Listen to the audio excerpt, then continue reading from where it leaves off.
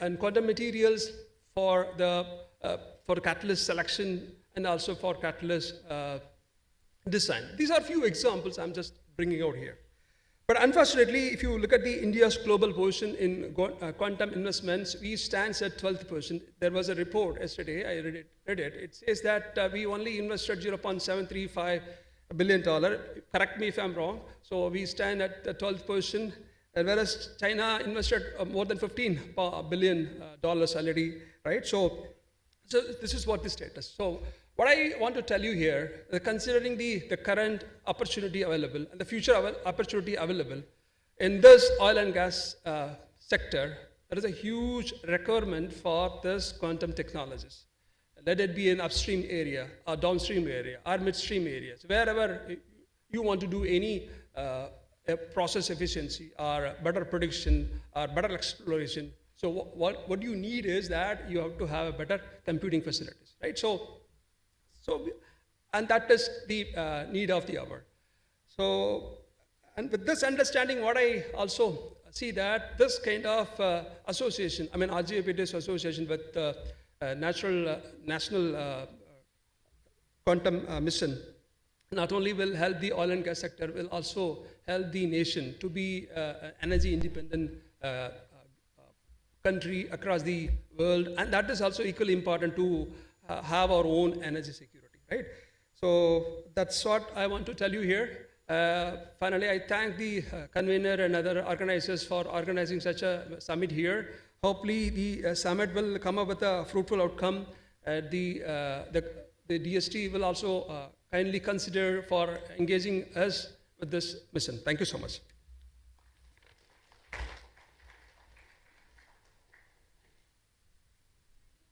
For encouraging words and leadership in research initiatives. It is now my honor to invite our respected director, Professor Alok Kumar Singh, to deliver his inaugural address. Please welcome sir with a warm round of applause.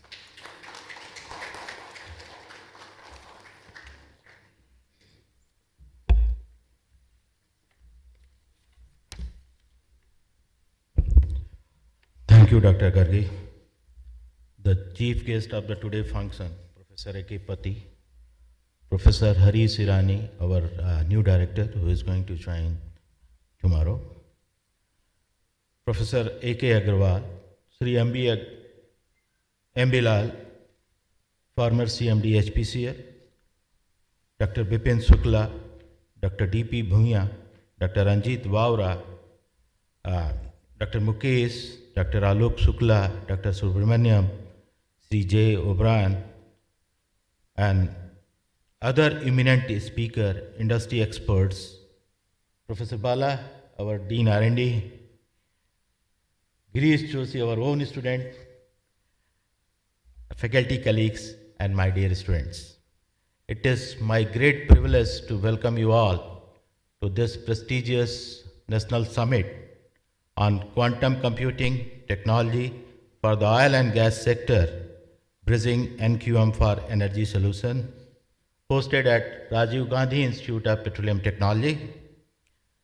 As we gather here, today we embark an exciting journey to explore the transformative potential of quantum computing, which is going to revolutionizing our India energy landscape. Quantum computing is often regarded as a frontier of computational solutions, and that is imposed to redefine how we can approach this complex problem, specifically the energy-related research, optimization, and sustainability. The quantum computing algorithms can be used in the energy system for the better optimization, sustainability, and drive the more efficiency and sustainability. As India having a very ambitious vision for the energy security and sustainability, we are at the critical juncture, where that technological advancement is needed.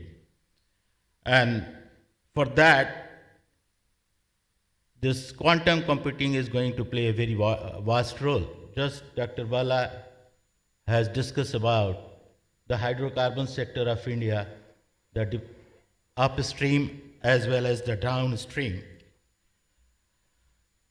Uh, in the upstream, this quantum computing can play a crucial role in seismic data processing and surface imaging, reservoir simulation and modeling, molecular modeling for enhanced oil recovery,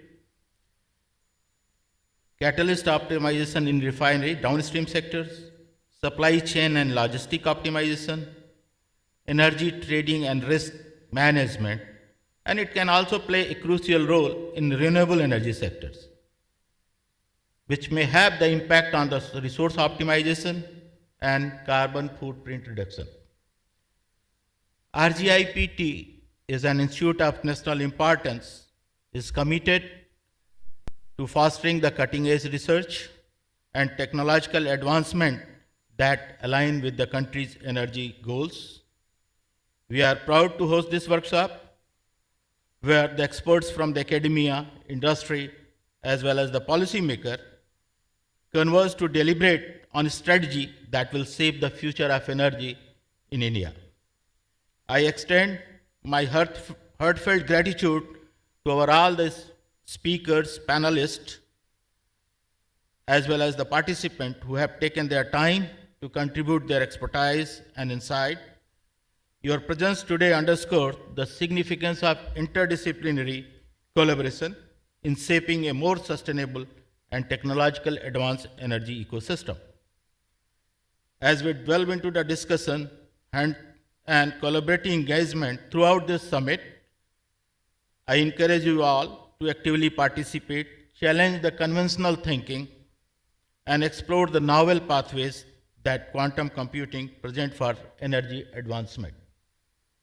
Once again, I welcome you all to this summit and look forward to a day of enlightening discussion, groundbreaking ideas, and fruitful collaboration. Thank you and wish you all an insightful and productive summit. I would also like to thank the organizing team for organizing this Insight Summit on quantum computing technology for oil and gas sector. It is a valuable platform for bridging the national quantum mission with energy solution. Thank you. Jai Hind.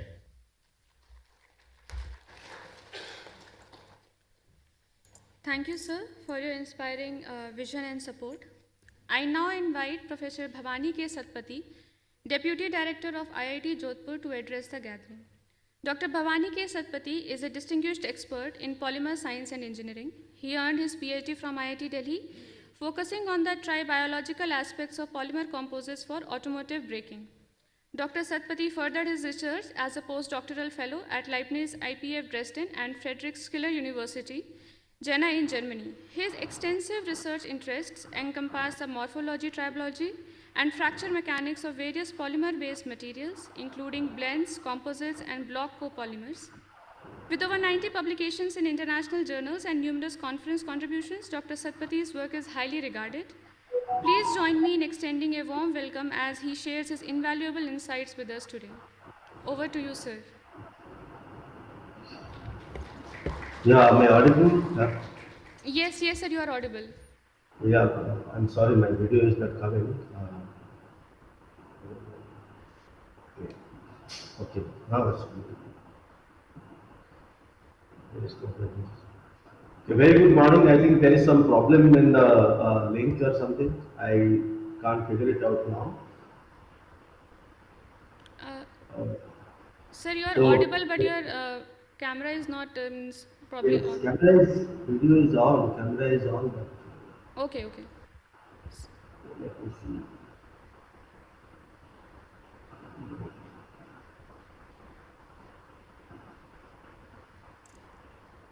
I don't know, there's some issue. I'm sorry, my apologies and very good morning, and I welcome all the participants and all the students and all the stakeholders of this meeting, which is going to happen at RGIT premises in the area of quantum and quantum communications, possibly. As we all know that this is the new generation technology, and and it's all about exploring the principles of quantum mechanics and while designing solutions by controlling events at the level of atoms and things like that.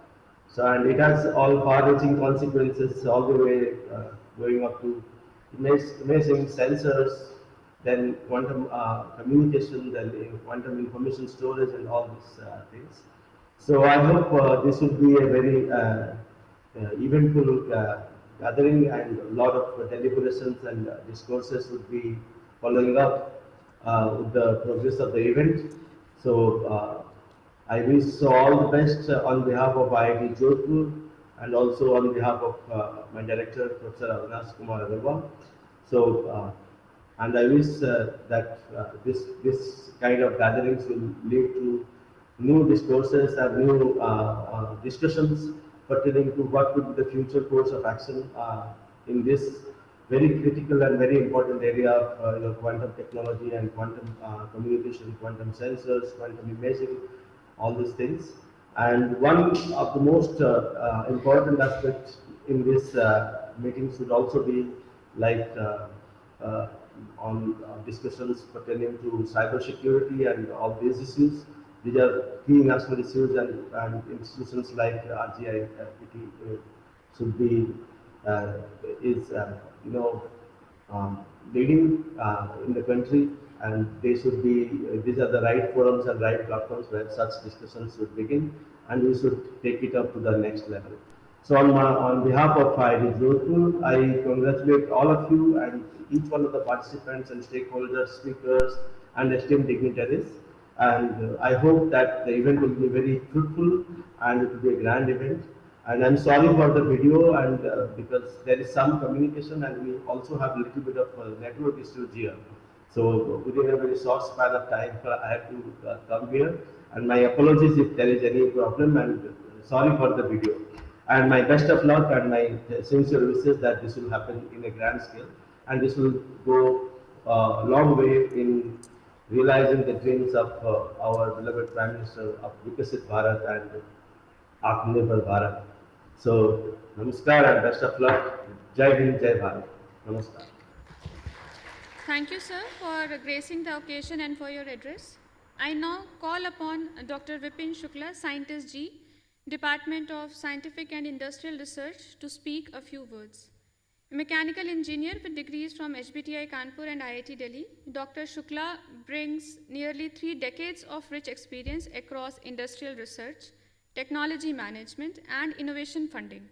His prior roles at Escorts, TIFAC, and the Central Institute of Road Transport, coupled with his involvement in key government and academic committees, showcases his extensive expertise.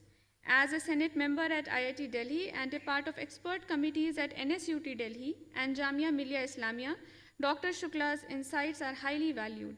Please join me in extending a warm welcome to Dr. Shukla. Thank you very much for this introduction. I hope I'm audible. Yes, sir, you're audible. Yeah, thank you. So very good morning to everyone, experts on the dais, of the dais, and expert joining this summit through online mode. First of all, let me wish you all a very happy World Quantum Day, though it was on 14th April yesterday, but I still feel that the quantum area is in nascent stage and it should not be celebrated on the day basis. It should be a continuous process so that the young brain should ignite their mind that how they can make new initiatives, innovative initiatives that will make the realization of our Honorable Prime Minister's vision, that is Viksit Bharat 2047. So it is my privilege to address this August gathering, including from experts to encouraging towards students. I know that this is a transformative field and quantum computing has really redefine the frontiers of science and technology. And that's why we all are here today. And all the stakeholders, be it from academia, R&D labs, or from industry, all are putting their efforts to making it a successful event. Now, one thing very important which I want to share with you, like that it's a new area, very innovative, very nascent stage area. So especially for students, I would say that they should start understanding quantum computing, quantum technology, because ultimately they should understand that how this is different from uh, the existing computational system, which is based on binary system. And they should also try to correlate that the quantum computation, how it is going to be applied on various fields, like everybody talked about oil sector, because RGIPT is in this sector, so energy sector, oil sector, and not only these sectors, but there are many more like pharmaceutical, you name any sector. And just like AI, quantum technologies are also capable to get involved in such type of fields. Now, the important thing which I want to mention, that the global momentum in quantum technology has already been taken, and it has attracted scientific community across the globe. And a lot of significant investment and strategic initiatives are also started by various industry across the globe. And I'm very sure that our industry experts who are here will talk about their initiative and how they are involved in this area. But the most important thing which Professor Hirani raised, that there should be an active building of quantum technology ecosystem, which should be ably powered by the government support, as well as academic research and private sector collaboration. This ecosystem will definitely encourage strategic alliance between all these partners, and it will also explore the vast range of application areas also. Though we know that at present, India has not reached up to the level where Israel or US, they have reached in R&D spending. We are just below 0.7% of the total GDP towards R&D spending. Though, whereas country like Israel, they have crossed 4%, US is also around 2.5%. So that is one thing which we all should look into. Another fact which is very important here is that we are still lagging in industry investment in R&D. Though our industries are doing fantastic job and they have now reached up to the pinnacle of their success, but still when it comes to the R&D contribution, we are lagging from many other countries, which we should look into. Professor Bala has talked about a lot of vision, and especially energy sector related vision up by 2030. He shared a lot of data.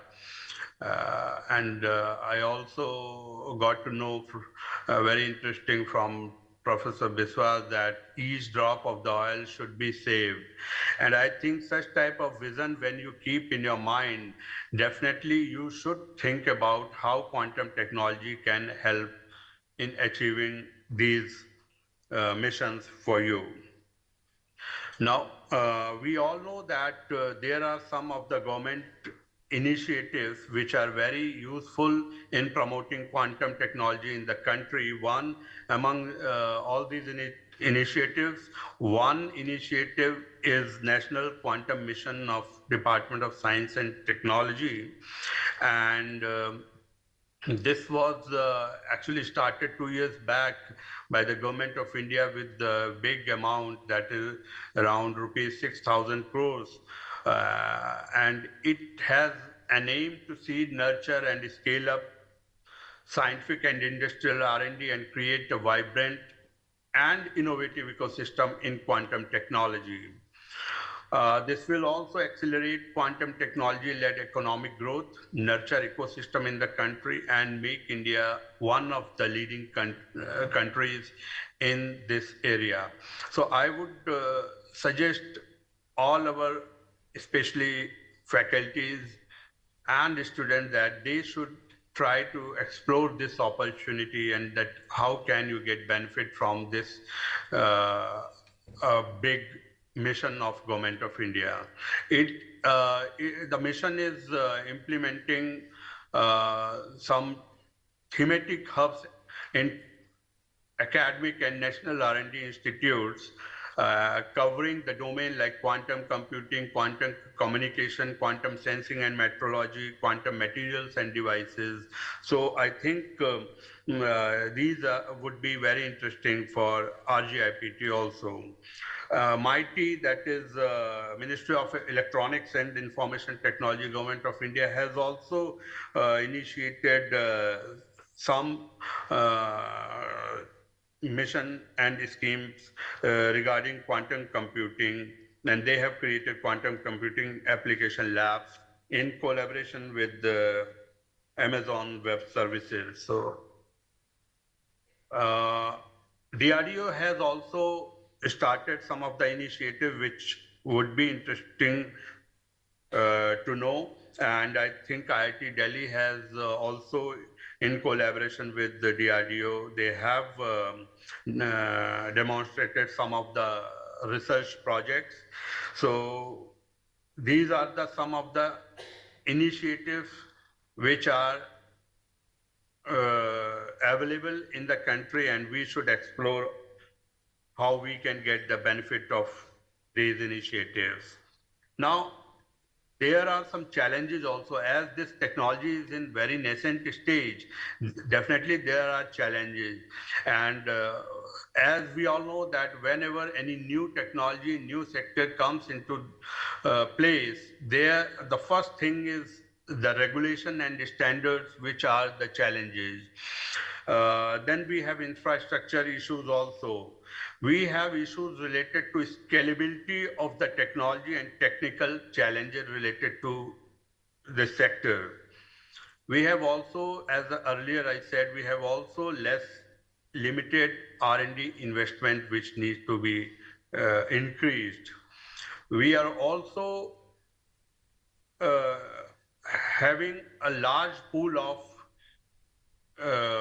human resources well trained for this sector.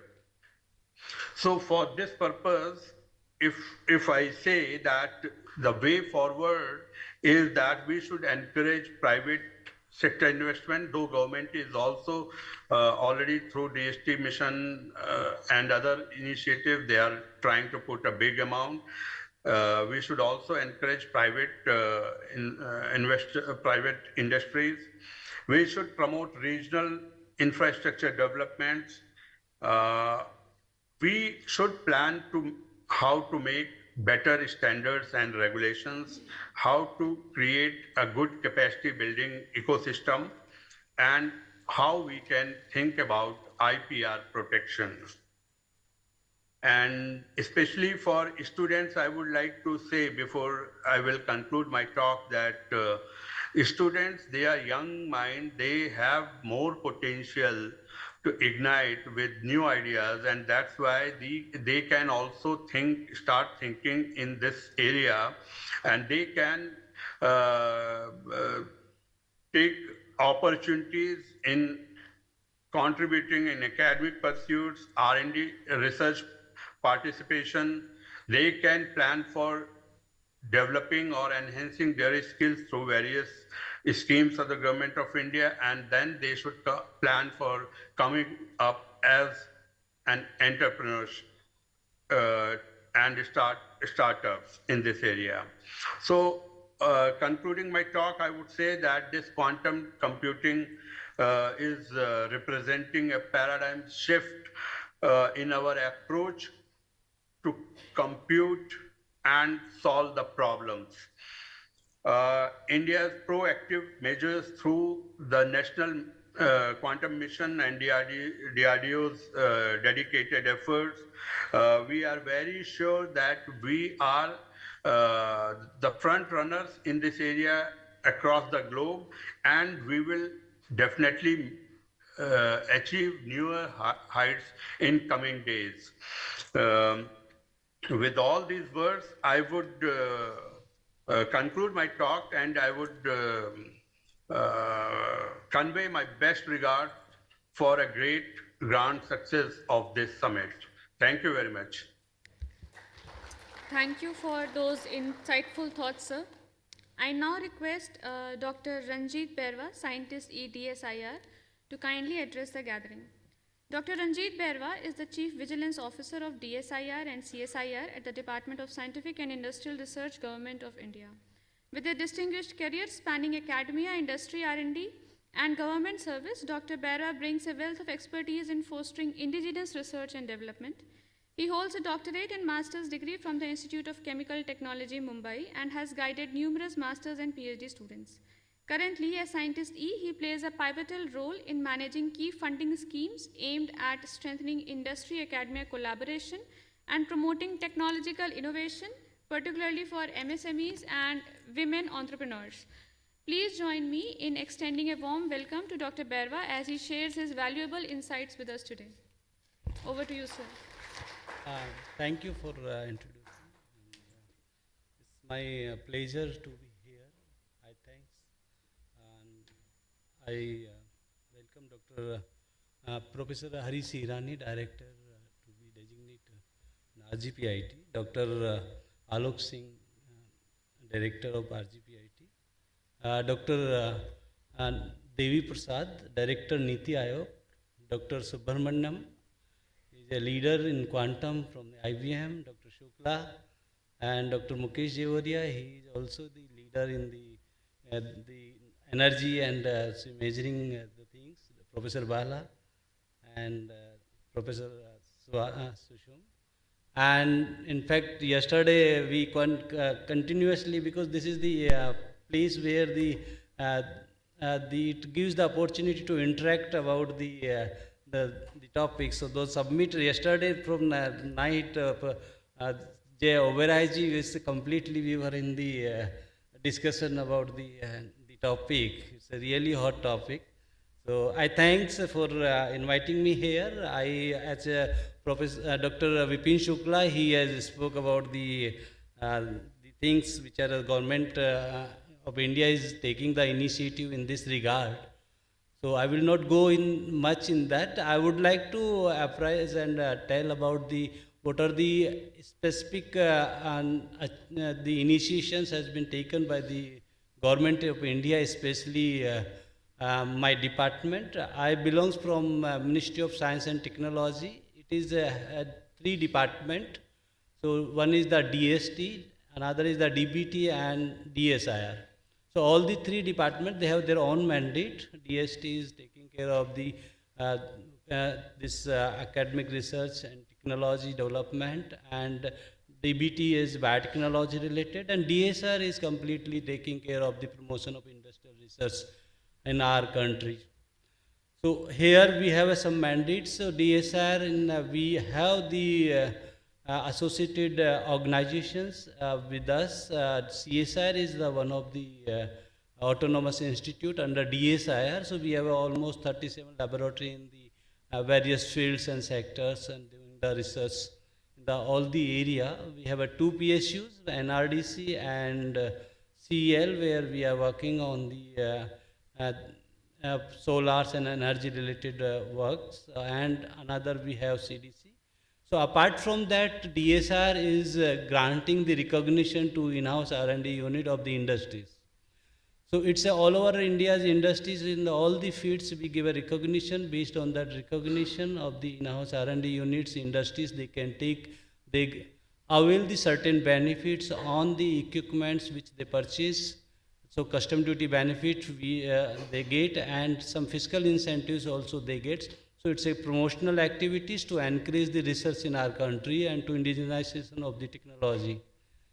Apart from that, industry is the one of the scheme. Another we have the public funded research institution recognitions, under which we give a recognition to in-house R&D or research for the institutes or undertakings, like your institutes also we have recognized under the PFRI schemes, all the IIT and IITs and all the institutes, central universities and all.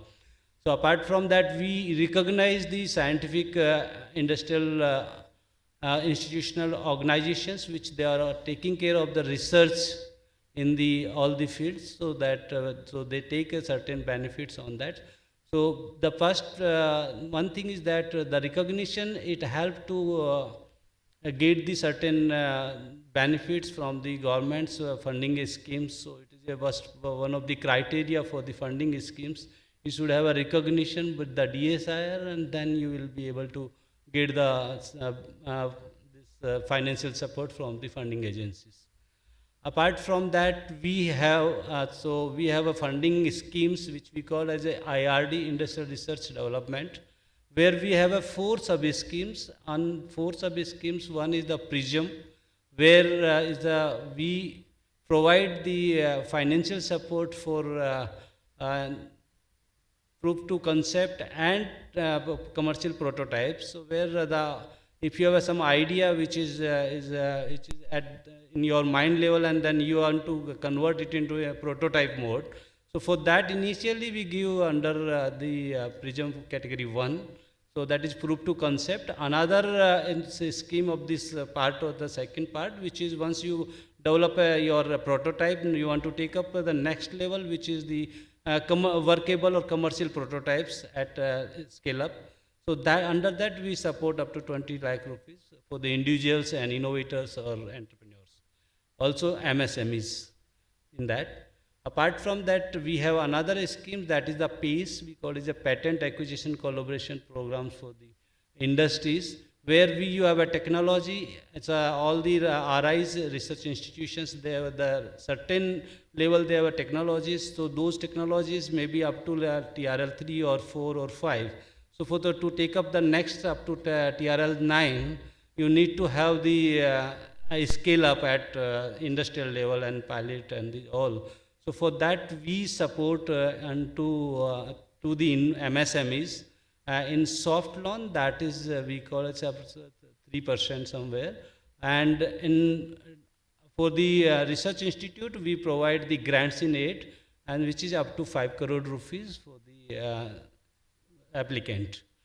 So basic idea of this scheme is to indigenization of the technologies, or the technologies which are the potential, which has been developed at the RIs level, so all the institutions, but they can take up the next level. So we try to promote these technologies which has been developed by the RIs.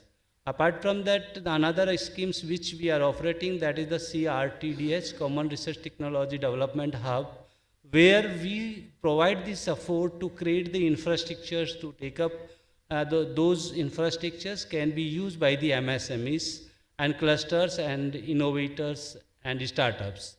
So basic objective of this scheme is because what we have identified, there is a gap. So there are the startups and the MSMEs, they cannot afford all the infrastructure which are very sophisticated and expensive.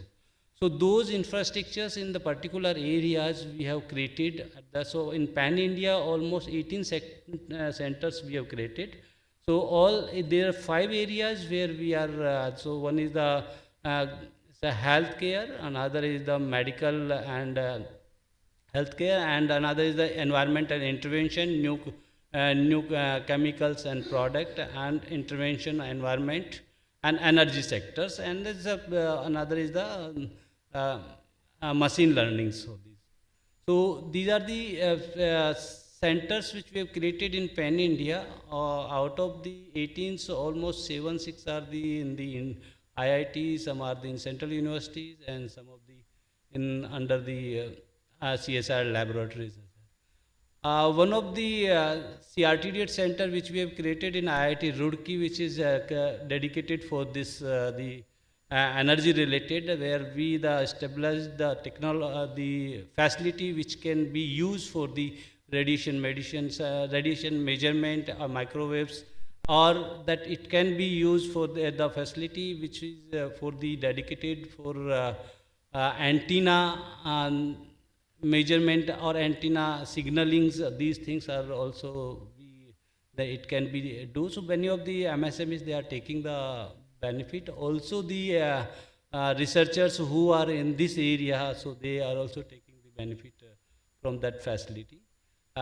Apart this another scheme which we have in our department, which is A2K plus access to knowledge, where we have a 3 component under this scheme. One is the TDUPW, Technology Development Utilization Program for the Women. This is the exclusive scheme for the Government of India to promote the women and for their technology intervention in their work, and so we want to make an entrepreneur into this. So we support for the training purpose. So if you have a technology, which technology can be disseminated, or women's they can be learn those technology, they can start their own enterprises or unit, and they can start to sell the products or process and whatever. So that is the technology development utilization program. So where the objective of this scheme is to promote and to strengthen and empowering of the women's in our country. So the financial support we give up to, it's a depend on the proposals, 50 or 60 or 70 lakh rupees. Under that we have a one skill satellite center where the institute can create the facility. We support for the equipments and other facilities, and where they can train the women and they can empower the women there. So the skill satellite center, one of the component of this E2K plus. Another in project mode we support. Another is the component of the access to knowledge is the studies, where we have a mandate, and of the scheme is that we conduct the study on certain topics, which is always provided by the Niti Aayog. So these are the requirement, these are the gap area where we need to focus. So study reports give us the idea where what need to do in the technology intervention is required, or the technology upgradation, or what other things is gaps are there, so need to be so which give recommendations. In fact, under this component, one of the we have the project we supported to RGIPT. It was a study report on the radiation interest of Indian refinery for adopting AI/ML technology for operations. And then Dr. Milan Kumar was the So he has done wonderful in that. He has given the lot of. So he basically analyzed all the parameters, and those parameters has mapped with the AI/MLs, and that based on that AI/MLs now they can predict what will be the possibilities in the next in the processing and all these things, especially in the refinery. So prediction can be done using of this ML. So it is a really wonderful work you have done. Thank you for, because we are very so many of the peoples and the researchers, we ask this work is really very good work. Thank you, Dr. Milan. Another workshop, the project we support is A2K plus event. So this is a third component of the access to knowledge, where we support for symposiums, we support the workshops, kind of 2 days workshop. Another we have the conferences, international conferences for this. Under that, that's objective is that we want to create a platform where all the researchers, the industrials, and the academicians, they can come on that platform and do the exchanges of interact. What are the gaps? What are the new technologies which has been need to be work on that? So under that, recently, Dr. Divedi and Dr. Deepak, we supported one of the workshop. I think this may be next month from the RGPIT. Dr. Divedi is there. Deepak. Dr. Deepak. So that project we have supported most probably in this coming last week or maybe somewhere, so that they have. It is a workshop on STC sort of course on the corrosion in petroleum refinery and petrochemical industries. So we felt this is the really good program, so it will help to the capacity the peoples, or they can be, it will be useful. So these are the schemes in which we are initiating, and government has a mandate by 2047. We need to be indigenization lot of the technologies, and we need to upgrade the things, and that is the. So I thank Professor Shosham Vishwas for inviting and arranging of this summit. It's really wonderful, and it will be helpful, and there's a lot of recommendations and outcome will come, and student definitely you will be learning a lot of the things. Thank you very much.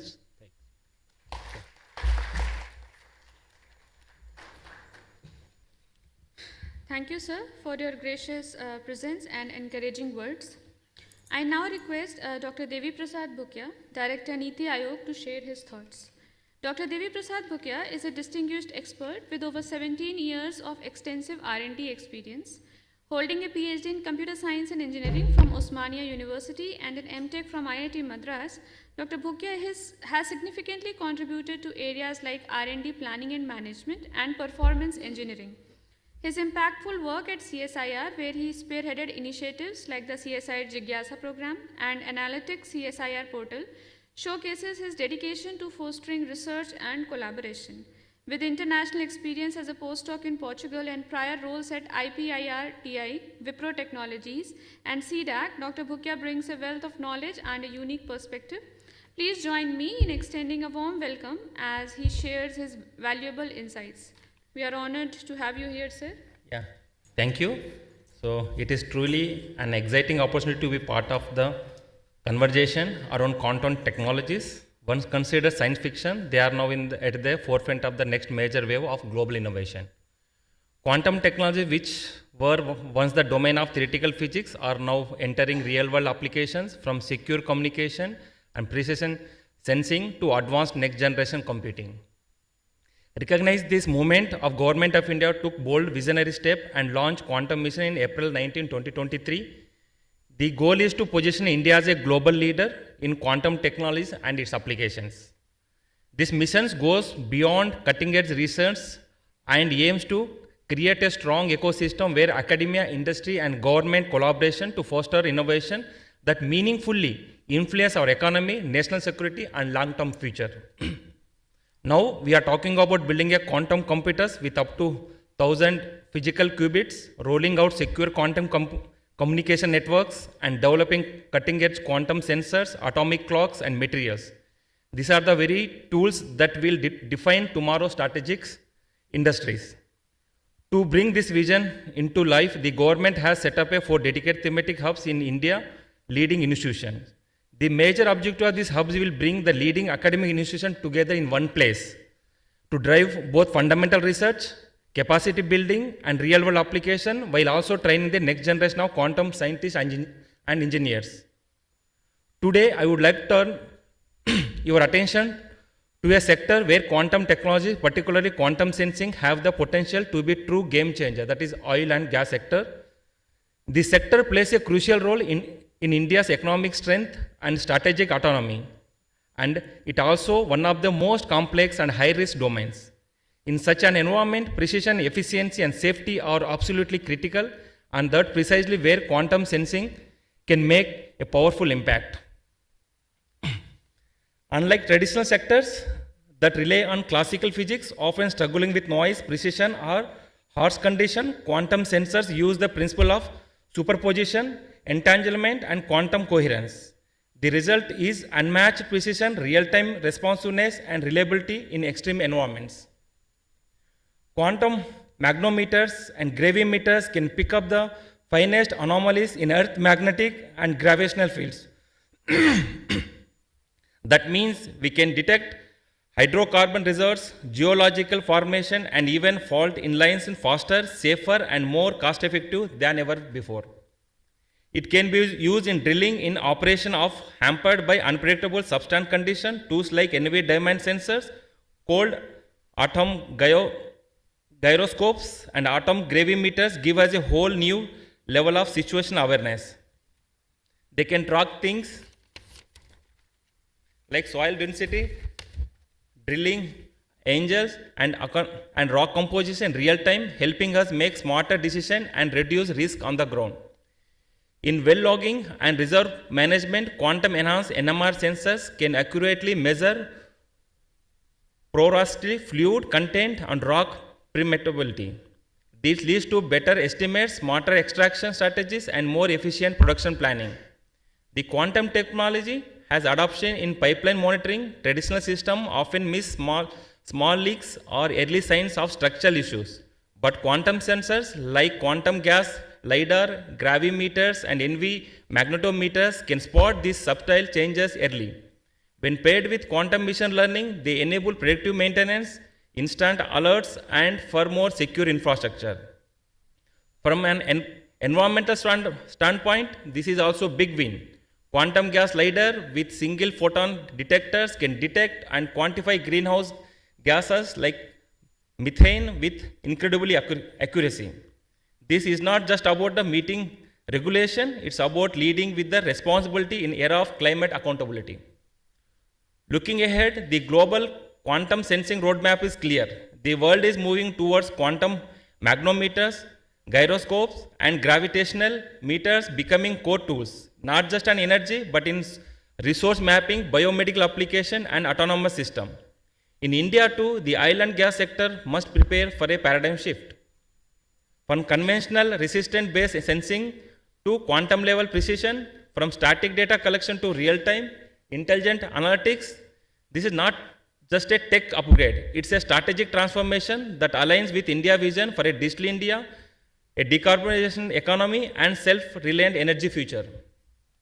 The National Quantum Mission provides us with a strong foundation, offering the structure, funding, and institutional support needed to move forward. However, its true success will be determined by our ability to collaborate effectively. It calls for a joint effort by policymakers, researchers, and industry leaders to turn this vision into practical outcomes. We need to recognize the critical role of capacity building program, translation research, establish test beds and pilot programs, and actively empower startups and private players to scale quantum technology for the oil and gas sector. The future of sensing, monitoring, and decision making in the sector will not be shaped by slow incremental change, but by a quantum leaps. A collaborative effort among different stakeholders is needed to place India at the forefront of this global technology. Today's one-day national summit acts as a catalyst, provides students with valuable insight, connections, and inspiration that can significantly shape their understanding and future path within the existing domain of quantum computing. Hearing from professionals and research in today's session can highlight the diverse career opportunity emerging in quantum sector and the skills needed. Yeah, thank you.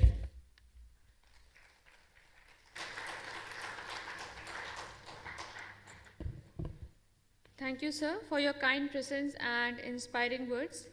And finally, I have the honor of inviting our chief guest, Professor RGIPT, Director R&D at Synergy Quantum India and a global thought leader in quantum science, to share his address. Dr. RGIPT is a true pioneer and the father of Indian quantum computing. As a director of the Quantum Ecosystem and Technology Council of India and director of R&D at Synergy Quantum India, he has been at the forefront of quantum research in India for an impressive 35 years. Dr. Pati is renowned for his groundbreaking discoveries of fundamental no-go theorems in quantum information, including no deletion, no partial erasure, no hiding, and no masking. With over 170 research papers, he is recognized as a #1 world's famous quantum information scientist and ranked among the top 2% globally by Stanford University. Please join me in extending a very warm welcome to this transformative figure in quantum science and technology. Good morning, everyone. Can you hear me?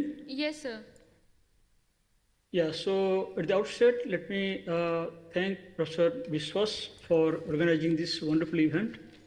And it is a great pleasure to speak in the gathering of several dignitaries, Director of RGIPT, Professor Singh, and incoming Director, Professor Hirani, and Dr. Devi Prasad Bhukia, Director Niti Ayog, and Synergy Quantum CEO Jay Oberoi and Dr. Venkatraman, and many other luminaries. So, quantum computing started, as all of you know, some 35 to 40 years back, and I am fortunate to be in this field when I started my career. And it is quite amusing that when I started my career at the time, people are thinking that why I'm working in this direction, So they were thinking that this is something like fancy, something to do with, crazy ideas. But then I realized that this is the field that is going to change the future, So that's how I tried to keep working in this direction. And as you see now, over the last 10 years or so, quantum computing and quantum technology is not just a theoretical idea, but it has been translated to commercial sectors and several industries, several companies, several government bodies that are trying to really invest heavily in this area. And I want to share a few of my thoughts. So let me start sharing a slide, and then I will continue with that.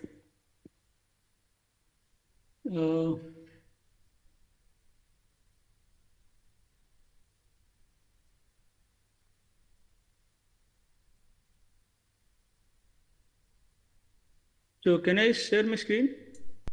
So you have to allow me, someone has to allow me. Hello? Sir, we are making the changes in the sharing permissions. So you can now share it.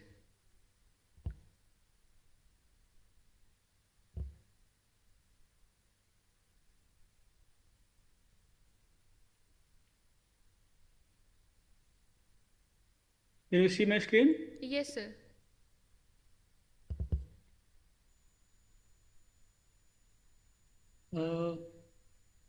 I don't see full screen option, but is it okay? Is it visible or? Yes, sir. It is visible. But I don't see the full screen option. I don't know why. So Sir, you can try pressing Control L once.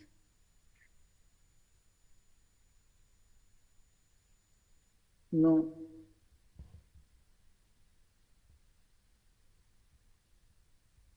Okay, I will continue with this. So what I'm going to tell today is some of my thoughts that how quantum computing might be influencing this oil and gas sector. So myself currently at Synergy Quantum, and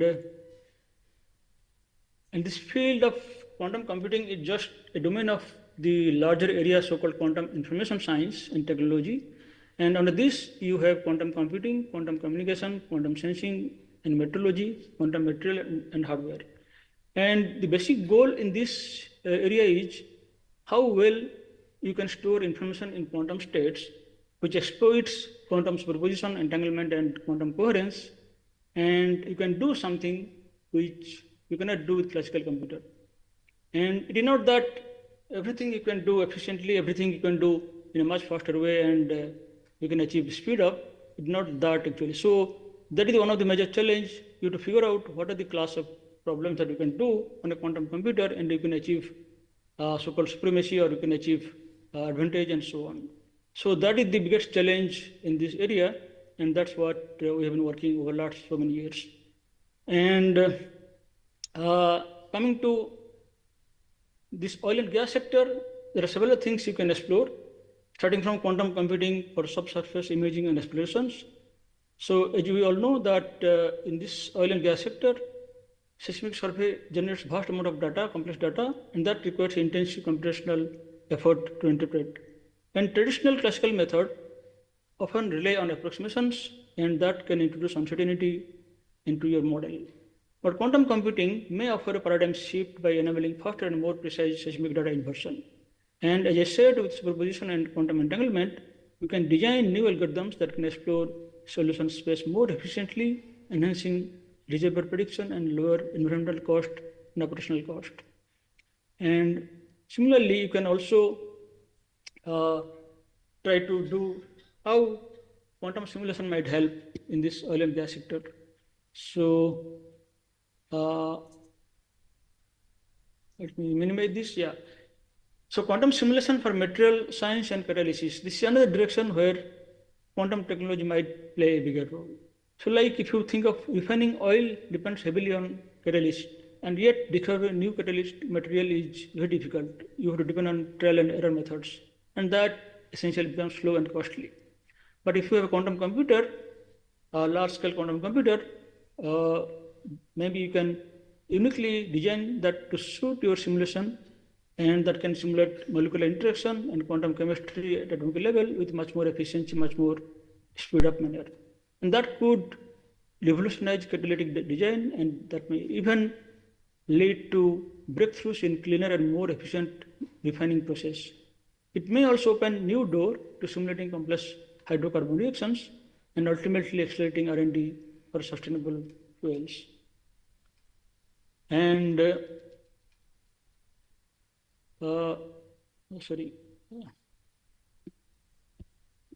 now, yeah, so there are a few more directions where this might play a major role, that is to do with optimization in supply chain and resource management. Now, from exploration to refining and distribution, the oil and gas supply chain is filled with complex logistic problems. So quantum optimization algorithm that already people know, already has been developed, is very useful tool, and you can also couple that with quantum annealing in hybrid quantum solver, and that can excel in solving combinatorial problems like pipeline routing. And if you could integrate these into supply chain management, that can lead to significant gains, and that can also lead to reduced cost and minimize downtime and optimize resource use, and maybe you can also enhance operational resilience. One more direction that I would like to add is to do with quantum machine learning for pattern detection and forecasting. That is, we all know that this oil and gas sector is full of huge data. Now from sensor to network and IoT devices, market feeds, and so on. Now extracting actionable insight from this data is one of the key that you need to focus. Now quantum machine learning leverages high dimensional data representation to uncover patterns classical system may try to miss. So in oil and gas sector, you can use this quantum machine learning for early fault detection and predictive maintenance, production forecasting, and even risk management, risk modeling, and that can really boost a big shift towards fully data-driven and productive operations. There are a few more points that I would like to add here, that is to do with how quantum computing and quantum technology might help in sustainability and energy transition.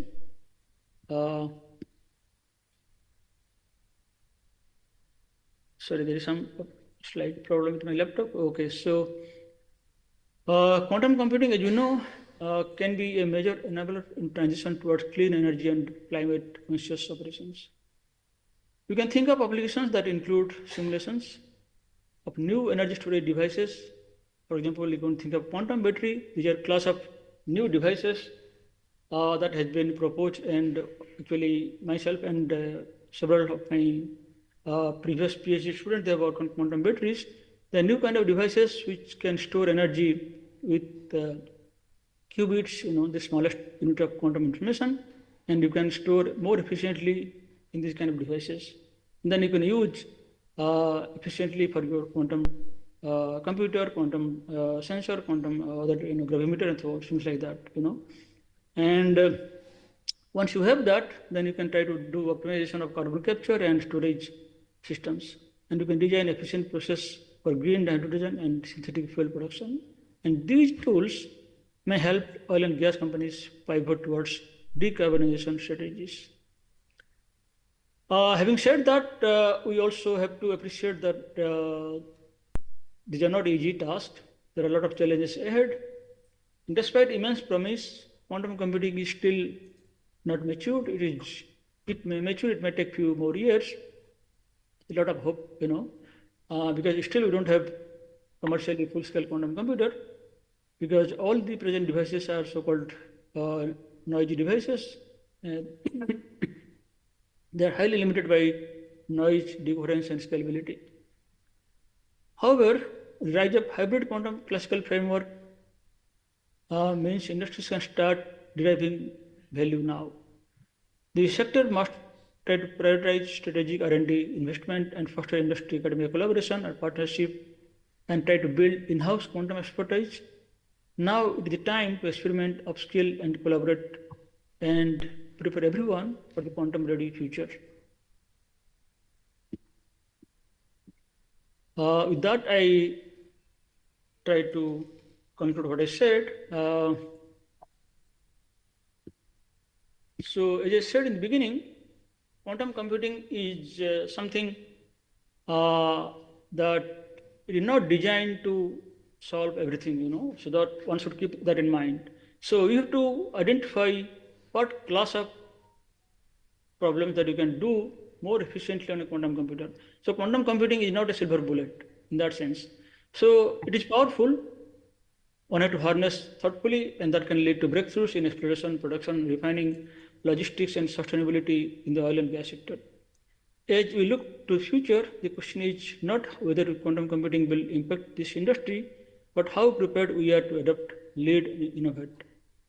So, you never know where you discover today where that might be applicable in future. So we have to be really prepared for that. So let us be visionary, let us be bold, and let us embrace the quantum future together. So with that, I thank you all.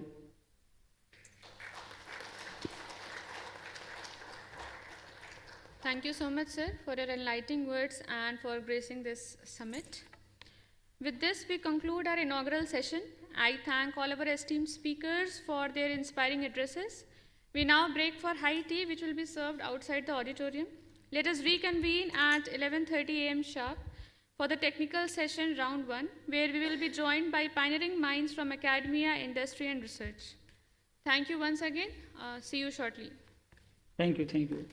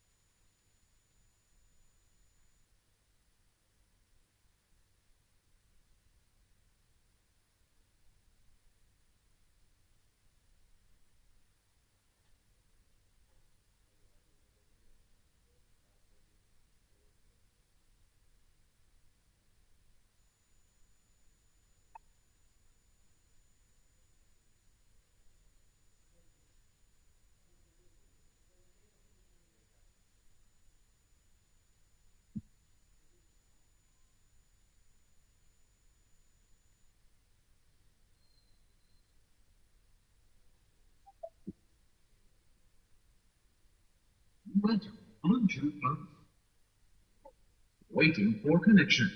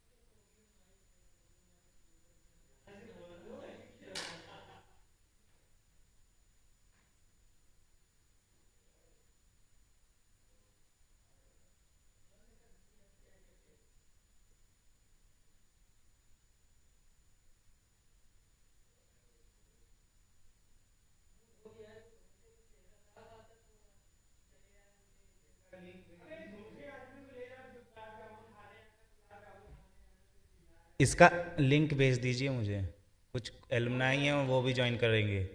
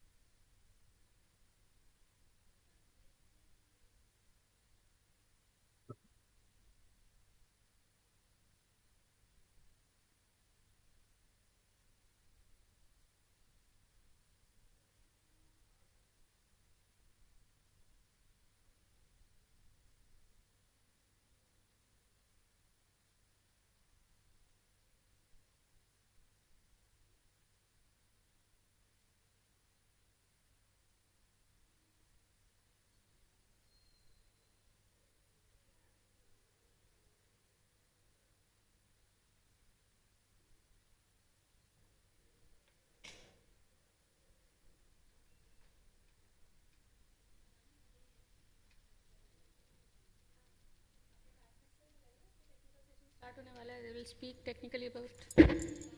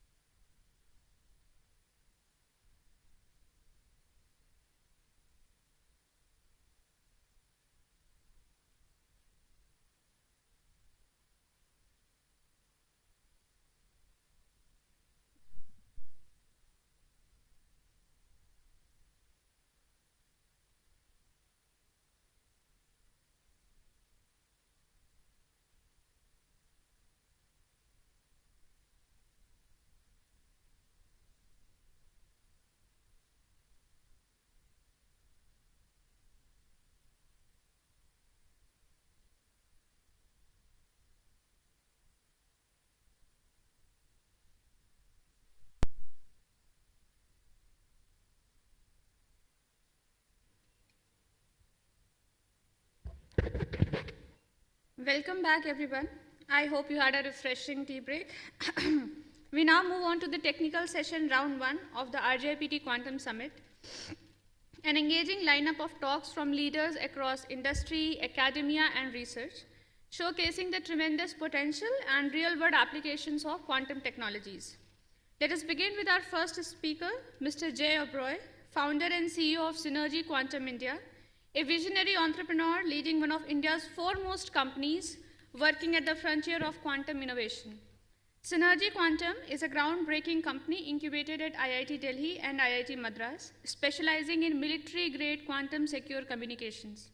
An alumnus of both Cambridge and Harvard universities, Mr. Oberoi brings unparalleled expertise to the forefront of quantum technology. His early and insightful investment in Cambridge Quantum Computing, now the $5 billion giant Continuum, speaks volumes about his foresight. Beyond his entrepreneurial success, Mr. Oberoi has been instrumental in shaping national quantum strategies, advising the UK's National Quantum Readiness Programme, and currently guiding the quantum missions of Saudi Arabia, the UAE, and Qatar.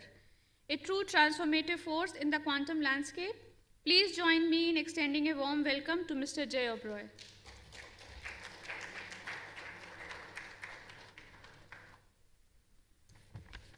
So you can use this one also.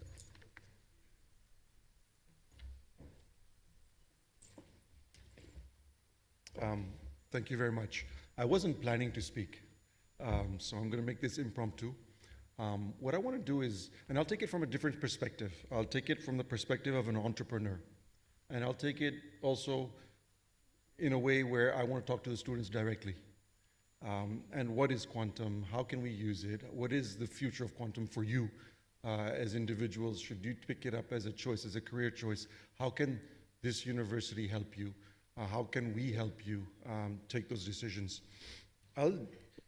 From the esteemed speakers that have spoken this morning, you can see that there's many aspects of quantum that can be used in the oil and gas industry. Many, right? We've seen all of those. The question is, how do we start? If the faculty here, if the university here wants to build a facility and make this a center of excellence for oil and gas, not just for India, I mean for the world. And I'm not exaggerating this. There is a process and a flow for everything in life. If you plan well, you structure things well, you will succeed. Case in point is Switzerland, which is a country with only 7 million people, yet they have the world's largest food manufacturer, Nestle, some of the world's largest pharmaceutical companies, Novartis, so the largest banks in the world. Why? Because it's structured, it's given, there's a methodology behind everything they do. So in a similar way, we must do something very similar here. When we look at all these technologies in quantum and which ones can be used for the oil and gas industry, what you'll see is there's some that are low-hanging fruit. And there are some that are medium-term and some are long-term strategies. And we must start focusing on the short-term, low-hanging fruit, some of the early technologies within quantum that can be used for the oil industry. And specifically, if I were to look at the 4 main sectors of quantum, the first one that I would talk about is quantum communications. Connection is okay. Sorry. So quantum communications, I think, is a low-hanging fruit. This is how we, as Synergy Quantum, got into quantum, because we said, let's first work on the low-hanging fruit, which is quantum communications. How can we use the laws of quantum and apply them to securely communicate? So a lot of these things can be used in the oil and gas industry immediately. We're talking about 6 to 12 months where you can start implementing at least security, data privacy, data security. All of these things are critical with the industry going forward too. And I think most of the corporations around the world that are in this industry are looking for solutions for securing their data, securing the communication channels, their platforms, their offshore sent platforms. So all of this can be done very quickly, and therefore creating a base of knowledge within the university, within the faculty of quantum, and then moving on to quantum sensors and everything else. So let's work on building that base here. Let's build a center where we work on quantum communications and then work on other technologies too, together going forward. As far as the students are concerned, so quantum, everybody says, is far away. It's still not done. There's an industry says they don't want to invest in it right now because it's still not there. So industry will come at some later stage after government comes in. The truth is that there's many quantum companies in the world that have done very well and are doing extremely well and have high, very, very high valuations. I myself invested in a quantum startup in Cambridge called Cambridge Quantum Computing, which then merged with Honeywell to become Quantinuum, which is the world's largest quantum company, which they raised $300 million last year, a valuation of $5 billion. So there is a massive pickup. If you look at, just for interest, for fun, if you look at the AI companies in the world, right? There's a big hype on AI, right? So you all know that, and there's a great future for us in AI, by the way. But the stock prices of these companies are up 500% to 1,000% over the last 1 to 2 years. What we've noticed recently over the last 6 months is that when the AI hype was happening, quantum companies were also going up. There's only a few listed quantum companies in the world, but their shares were going up in parallel, in sync, which basically means that quantum and AI are already being perceived as two technologies that must work together. And it's a fact. I mean, not because we're here in a quantum day that I'm going to say this. The truth is, there is going to be no AI in the future, mark my words, if there's no quantum. Because AI will become so powerful, it'll be so big, that it'll need massive computing power. And then you'll have to rely on quantum computers. At this moment, kya karna hai quantum computer dekh lenge, right? That's maybe the case for the next few years, but after this, we must have a quantum computer as a nation. If we are to move forward, we will. Number two, I want to say, is that there are so many technologies that you can build, but the reality is that India has always been an offshore center for take AI, right? It's already being developed for this. For chip manufacturing, we are the ones who are doing all the design of those chips. The actual manufacturing may not happen here, but the design is happening here, right? In so many industries, in pharmaceutical industry, right? A lot of the research and R&D is being given to India. In the same way, for quantum, in the future, a lot of this will be outsourced and given to India. So a pharma company wanting to do drug discovery in America using quantum will using quantum compute in India. So they'll be using people that are companies that will be set up here to do that technology. So there'll be a huge demand, simply not because of the demand locally within India, but the international demand for quantum compute. And the brain power that India has and is going to continue to have is going to be tremendous. So therefore, institutions like yourselves, it's critical to get in now. You're doing the right thing. This is the right moment to do it, is to install these labs. I also believe that when you install these labs in these IITs, it's happening already, as you know. What is critical is that to motivate the students is that there's not just education, not just teaching what quantum is, but there's practical examples of using it. And that they are given we roll up our sleeves and they get their hands dirty. So it's important to bring in startups, other companies, bring in industry that can work with them and create projects. There's so many fun things we're doing, for example, in quantum communications and satellites or on drones using entangled photons. These are very, very exciting projects. And I'm sure students, when you go to class, it might get monotonous, but when you get out and you have to go to these kind of projects and work on these hands-on, and you're working with industry partners in these, then your classes also become more enjoyable because you'll extract from them what you want to use practically. So practical applications are critical. This is happening in a lot of the universities around the world, and I think India is beginning to start doing this in a much better way, but we can start seeding these things already here and make this an example for our country. I think that's about it. I think I don't want to take more of your time. Thank you very much.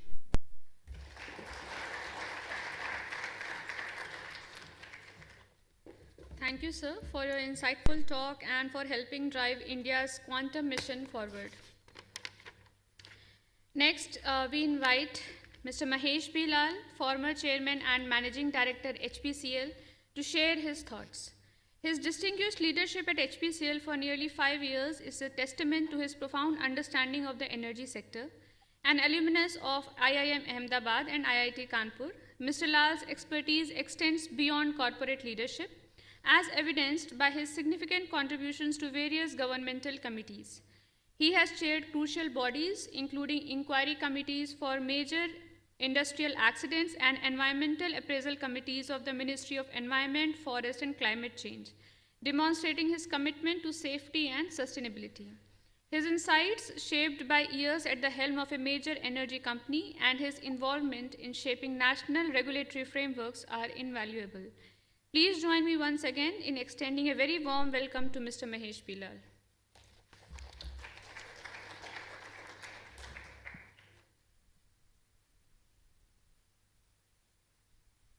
Good morning.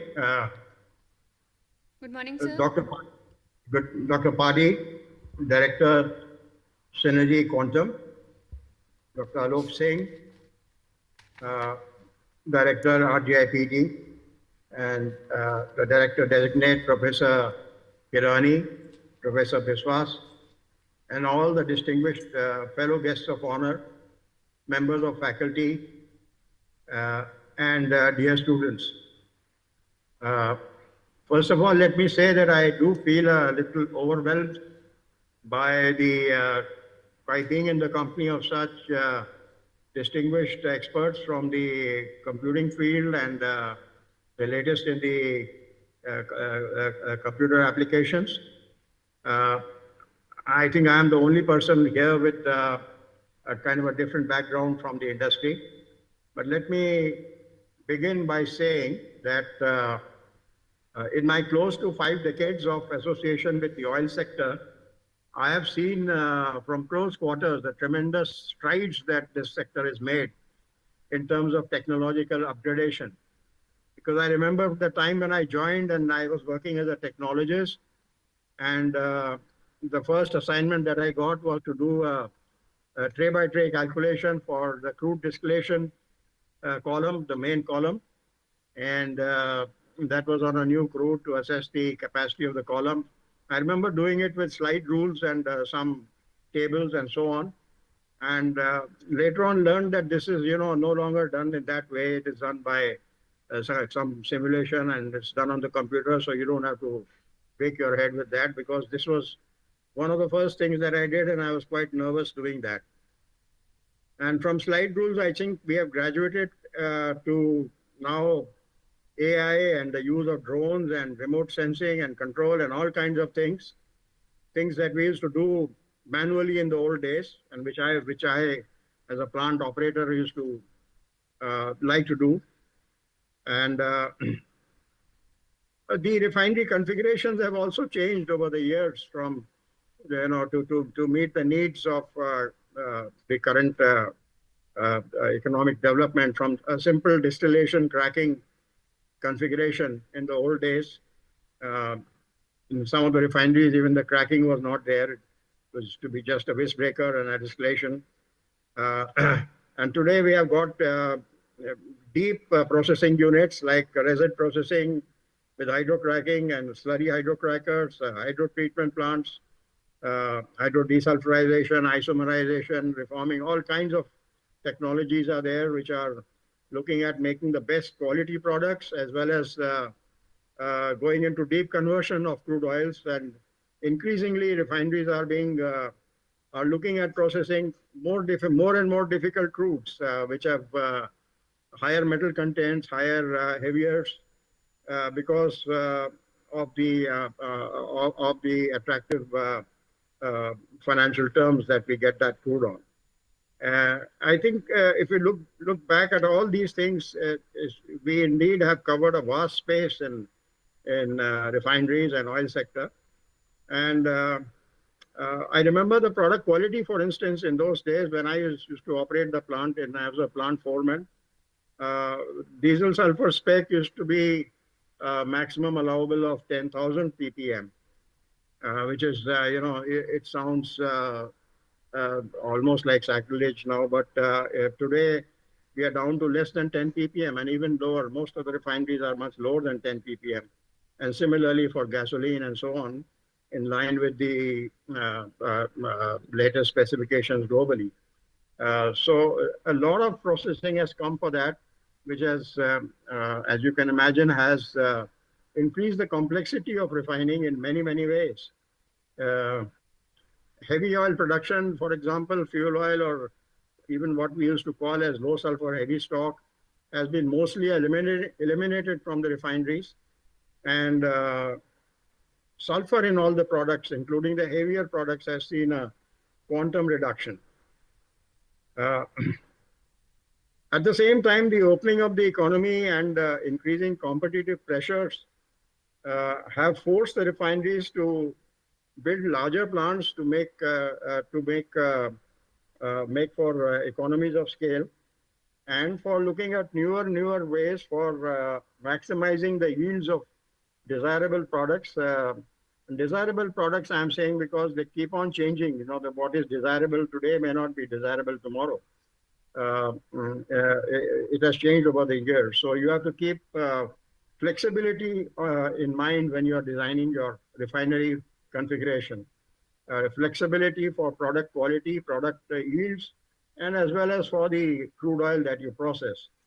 Because increasingly, as I said, we are looking for heavier crudes which are cheaper to get. Maximizing reliability and safety has been always a factor with the refineries right from the beginning, but now with more complexity in the refinery, this becomes even more something which requires more attention. Of course, it's always been there to minimize the energy costs, but in the good old days, the energy cost was not that high. So I'm talking about the pre-oil shock, and then we got this energy becoming important, and over the years now, over the several decades, a lot of attention has been paid to reducing energy and the energy consumption in the refinery, and it continues even today. Minimizing the crude oil cost requires that we do crude selection and even blending of crude oils in a way that we get the minimum in quotes raw material cost and get the maximum value out of that. So the crude basket, I think, is something that we need to optimize. At the same time, in the old days, we used to look at a few crudes from primarily the Gulf countries, the Middle East, as we say, Middle East crudes or the Persian Gulf crudes. But now with the the change in economy, our sourcing of crude has become from across the 7 continents, and anywhere in the world we look at whatever crude is available. That makes the basket of crude available much wider. We have a wider choice, and because we are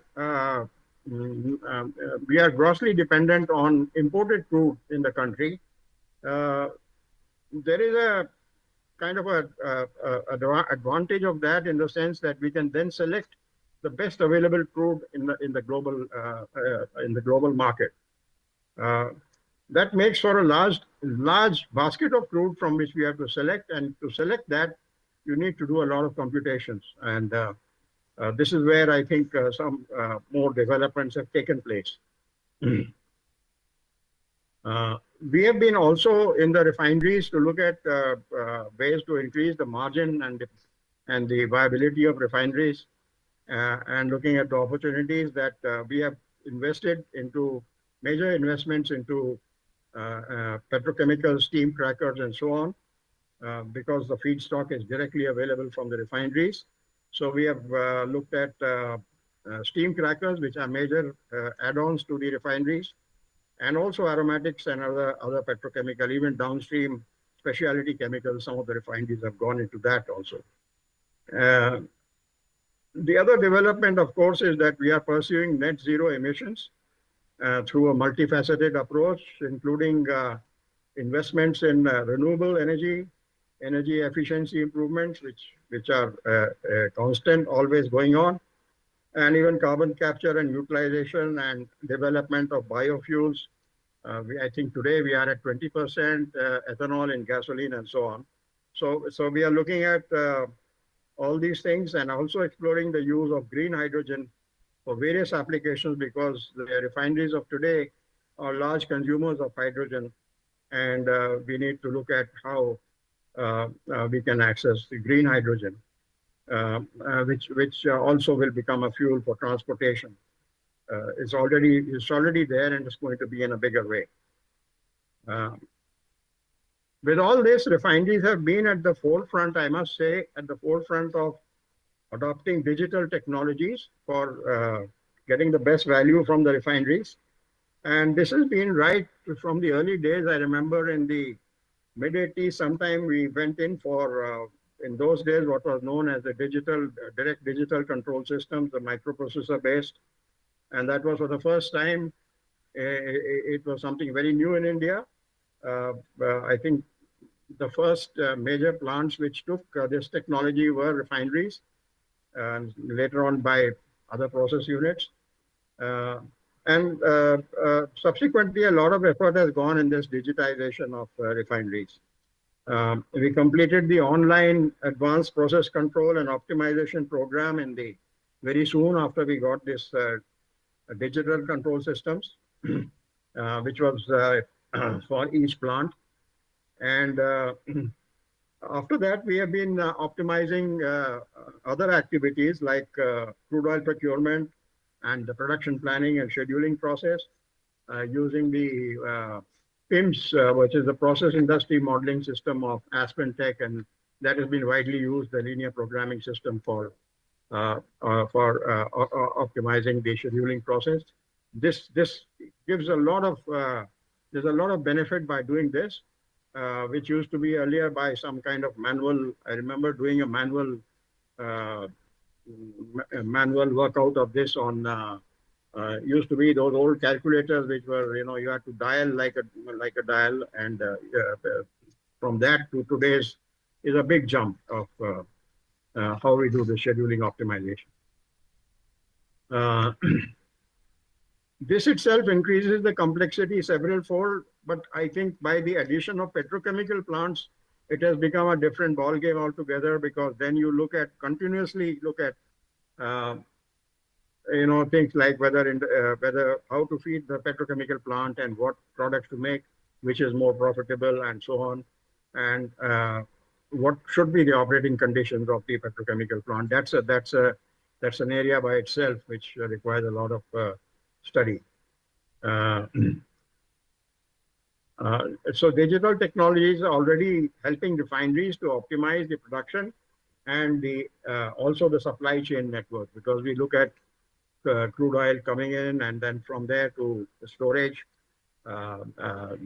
If it is on the shore, then the pipeline to bring it to the refineries, then again storage, and then processing, and then product storage and product distribution to the marketing facilities, and then through pipelines and various other modes we distribute and send it to the customers, including the retail outlets, which we have, I think, something like more than 70,000 in the country.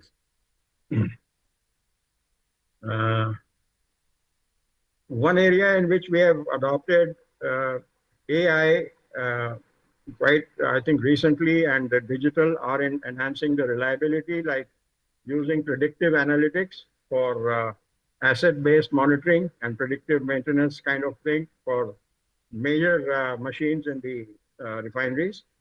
And we have also been using digital twins of both the entire plant as well as the assets, and using intelligent interactive 3D models of plants for simulation and so on. We have used machine learning models for quality, catalyst life, and equipment anomaly prediction and so on. And of course, there are things like using IIoT and other things for corrosion management and leak detection, hydrocarbon leak detection and so on, to enhance the safety. The challenge for today's refineries is first to design and build a configuration which is which takes care not only just of economies of scale and gives a high yield of products from crude mix, but we look at the least least costly crude which we can get and the best product yields from that. But at the same time, it should be flexible enough so that in the changing global economy, because this is a very volatile market and things change very fast. So how do we design this? And so you have to look at various combinations of different plants that you can design. And this is an exercise by itself. I think there a lot of optimization can be done. I'm not sure whether it's on quantum computing or with whatever, but it requires a lot of optimization to be done and a lot of thinking in that. We are also now in the country looking at increasing gas imports because gas consumption in the country is going up quite fast. So, and we are, I think, not being able to find that much gas at the same pace. So we have been looking at imports from various countries through liquefied natural gas. So for which we have put up a number of new terminals where the ships can dock and put it. But then we need a lot of trunk pipelines to transport the gas, and then transporting the gas and then monitoring these pipelines and designing these pipelines for the future. That to have a certain demand today, you need to have a demand which will be much higher in future. And then there is connectivity of the pipelines, the trunk pipelines and so on. It makes, when you look at the pipelines, you want to design a pipeline which consumes the least energy to transport the gas and so on. So that's an exercise by itself. The other major area in the refinery that I would say it's a recent phenomena is that oil companies have started looking at developing their own catalysts, which have been up till now something that the refineries relied on buying catalysts from the licensor and from overseas. But now the R&D facilities in the oil companies are quite, I would say, quite up to the mark, and they have advanced and they're looking at developing catalysts, and they have developed many of the new catalysts, which are even being marketed overseas globally. So catalyst development is something that has always been something which is important for refineries. And catalyst plays a very important part because especially when you are looking at getting the best value addition from the refinery, catalyst which goes into the processes. Every process other than distillation requires catalyst. For example, catalytic cracking is there, which requires catalyst. Hydrocracking, hydrotreatment, isomerization, catalytic reforming, you name it, and you need a catalyst for that. And choosing the right catalyst to get the best yields and the best product quality from that with the least hydrogen consumption or whatever, and having a stability of the catalyst over a long period is something that is very important for the refineries. That's one of the things that we are always looking at, and I think again we need to see how to get that that capability enhanced in our system. Refineries, of course, as I said, are constantly tuned to building safety and reliability and yield optimization, margin maximization, and cost efficiency in their operations. And the production always has to be in line with the market demand. And therefore, refineries have started looking at, again, a recent phenomena as how to integrate the supply chain, the marketing side, from right up to the crude oil procurement. So right from crude oil procurement to the distribution of products, right up to the retail outlet. Now we have started looking at how we can optimize this entire supply chain for the products and for the crude oil and the products. So this is another area I think in which I'm told that yes, quantum computing has certain things which, as the previous speaker had said, that as the systems become large and I mean, we have been using AI and other things for 5 or 6 or 20 machines in the refinery. But if we go into larger numbers, I think quantum computing will then become more useful for the refinery. So, so to summarize, what are the areas in which quantum computing we think can go into this, and which are the areas which refineries need to work on? One is, of course, as I said, catalyst development, in which if you have to go to the molecular level and see what kind of molecular reactions and what kind of catalyst structure and so on has to be there, especially if you're looking at, for example, heavier feedstock for the hydrocracker, so that you can take more of heavier molecules into the hydrocracker and crack them into distillate products like diesel, etc. You need to study the catalyst, let's say the catalyst pore size and so on, to understand how best the catalyst needs to be designed.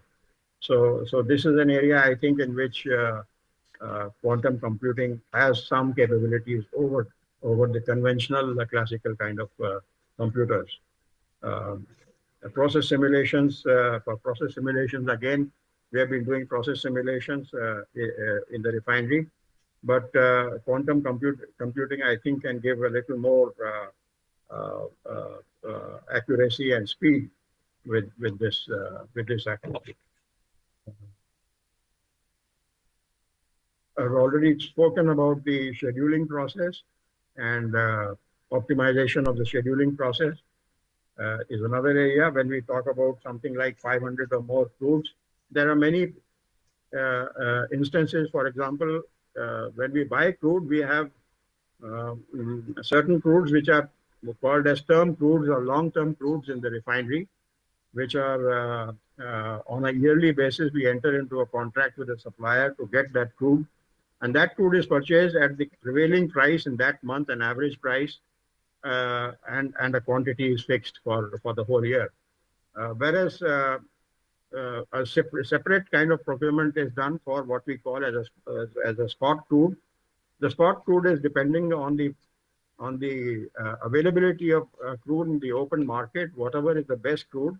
So typically refineries take 50% on a term crude and 50% on a spot crude. And the spot crude is something that we always look to maximize the margin, because you can buy at a cheaper crude perhaps in the market. You can get something which is an advantageous crude, and which can be much cheaper, which can give you better yields, and you look at a mix of crudes which you can blend together. So there is a lot of possibility in the spot crude, and refineries keep this so that they can maximize their margins. So today, the spot crude availability, you have to choose from more than 500 or 600 different types of crudes in the market, which requires, again,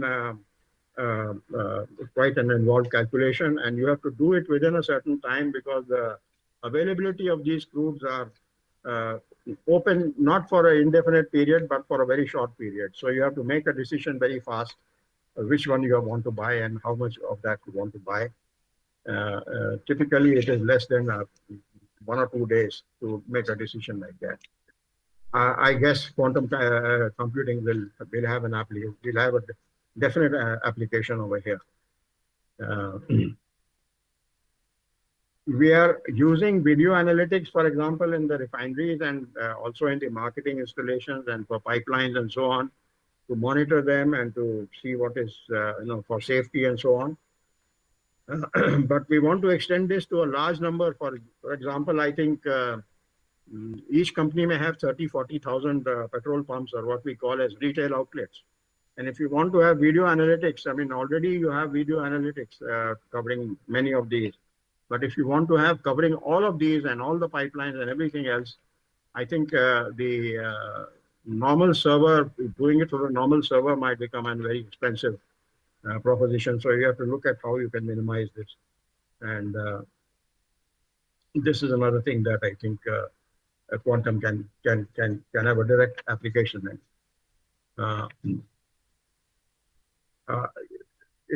Quantum has the potential to revolutionize the supply chain logistics and distribution management with the vast network of pipelines and storage facilities and distribution centers all over the country, many of them in remote centers, remote areas. This makes the oil companies to deal with a very dynamic and volatile system. So we have to look at how we can optimize this and also do demand forecasting and inventory management and the best routing for the products and so on, using the pipelines, using whatever other methods of transportation, and also ensure safety and reliability and in the market. So there are any number of applications that one can think of. Some of them may be feasible, some of them may be too ambitious to begin with. I think, as was rightly pointed out, we should look at the low-hanging fruit first and then go into this. I am told there are still certain challenges in the quantum computing area, like, and I'm not an expert, but I'm told like error correction and so on. But I think the pace of development is encouraging. And I'm happy to say that global energy leaders and tech companies and R&D institutions are investing heavily into this field in quantum research, and it is partnership between the academic, industry, and government, which is becoming a key to unlocking the full potential of quantum computing. So with these few words, let me conclude my talk. I don't know if I have exceeded the time, but I would like to take this opportunity to wish all of you and the summit and all the participants every success, and hope that RGIPT will bring out some concrete plans to further the research and make applications in this area possible, especially in my area, in the oil and gas field. So thank you and all the best.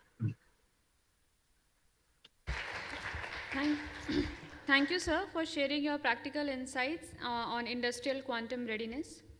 We now welcome Professor Rakesh Mishra, adjunct faculty at the University of New Brunswick, Canada, who is also collaborating with RGIPT under METAX on quantum computing-based multi-sensor forest fire management. Dr. Rakesh Mishra brings over 15 years of expertise in geodesy and geomatics engineering. Holding a PhD in remote sensing and photogrammetry from UNB, Dr. Mishra is a pioneer in the innovative convergence of AI, quantum computing, and satellite data analytics. His impactful research directly addresses pressing global issues such as climate change, resource management, and forestry. Highly adept at securing funding and fostering collaboration, Dr. Mishra's skill in AI modeling, machine learning, and geospatial analytics are invaluable. Please join me in extending a warm welcome as he shares his cutting-edge insights in these critical areas.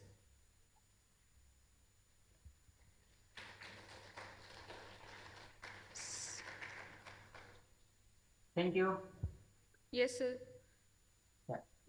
Good afternoon, everyone. It's early morning here in Canada. So I'm going to talk about how quantum computing based multi-sensor forest management can be useful for managing the forest.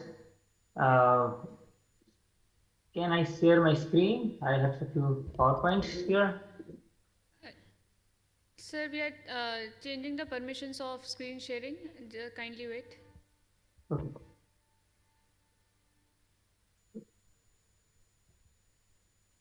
Okay, sir, you can share the screen now. Okay, I'll share my screen.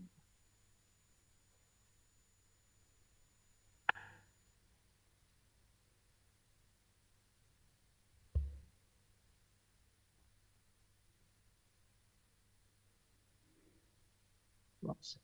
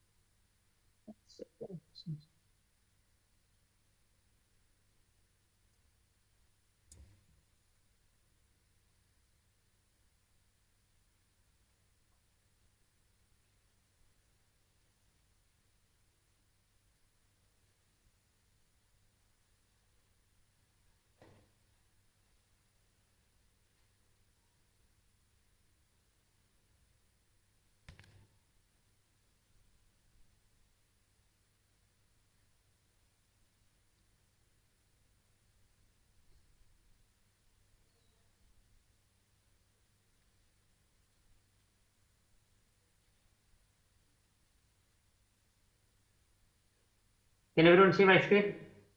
Yes, sir. Your screen is visible. Okay, thank you. Yeah.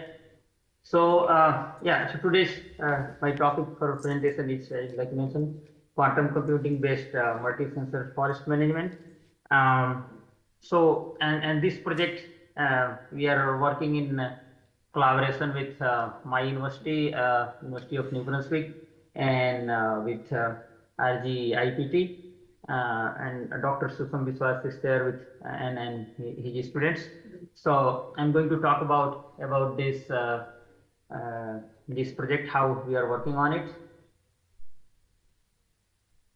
As we know, forest fires is critical, and because of the climate change, it's becoming more and more important to how we manage it. And as we know, recently in California, it was one of the worst fire in human history.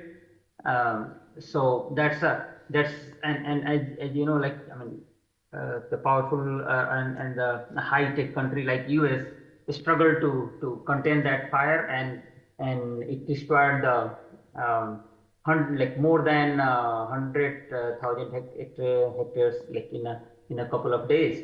So but like it needs, that means this problem needs very high level of solution and predictive model to manage these kind of fires, and not just to manage when the fire happens, like we need to be prepared even before fire. So just to guys give you a kind of background why it happened. So in last few years, like generally the California's or like particularly the LA weather used to be like pretty dry and not a lot of vegetations. But what happened in last like 2022, 2023, and even in 2024, they had a lot of snow and high rain, and that led to like huge vegetation growth in that area. Suddenly in 2024, it became dry, like it was drought, and then that means all the vegetation which was like 2022 23 grown very fast because of the water content, it become dry.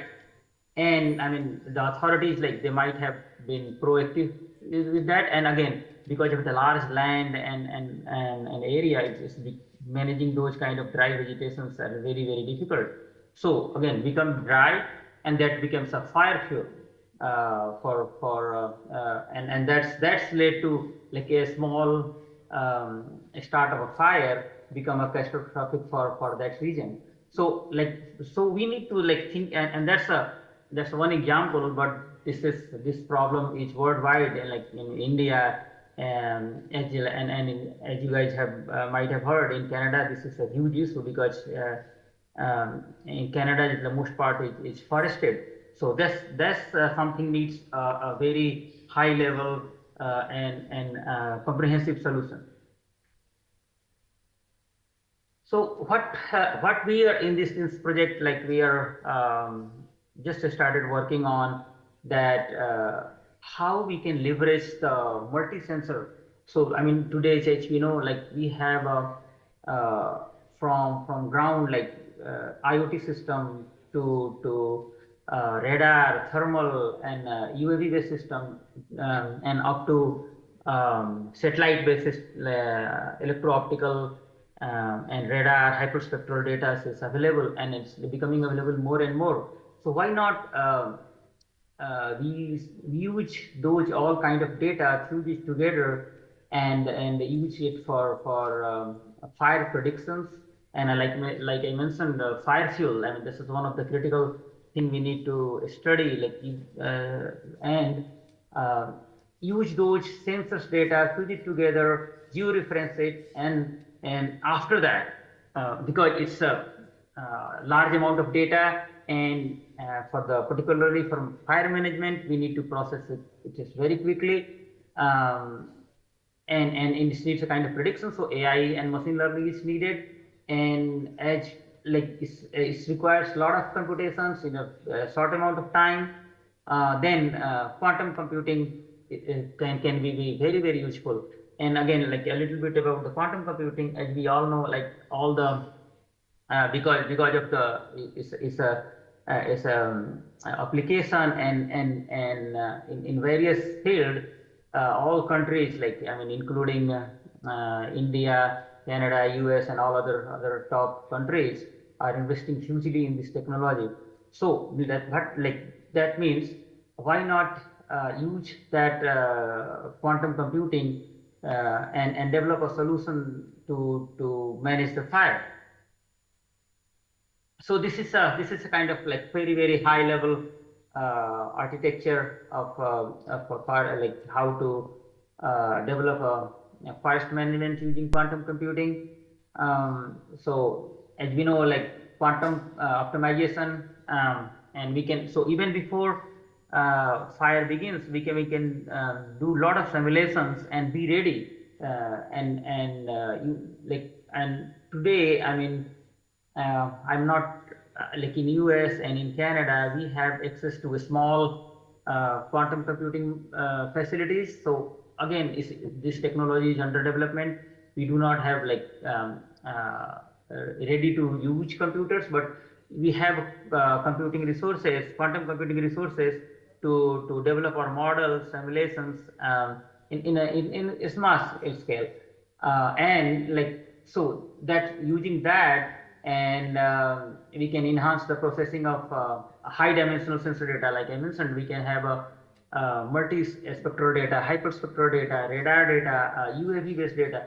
So what it means like that, it's like we call it tip and cue methodology. So what it means that, so for example, with satellites, which covers a larger area, and plus like it's a in the space and provide us data like without interruption. So what it means that we can monitor, for example, vegetations, like say particularly in a dry like summer months, when like there is a risk of fire all the time, and then kind of look for the, like say it's called like vegetation health, or vegetation, we can call it a forest fire fuel, like which creates the fire. So with satellite, like multispectral data, what I mean is like infrared and maybe short infrared data, we can easily find it out that okay, like this area has dried vegetations, or like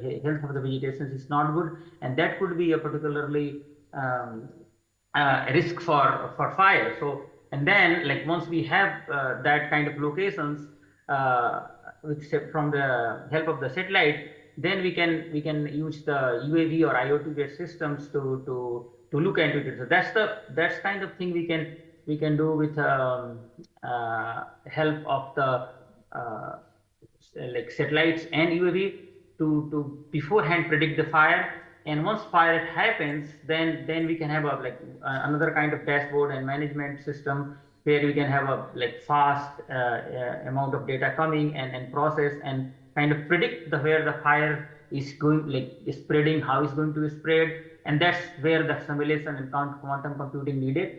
And that, like we need to kind of a comprehensive system where the fire managers, because it's an emergency, so the fire managers should have a dashboard which can give all kind of scenario, and so that they can allocate their resources faster.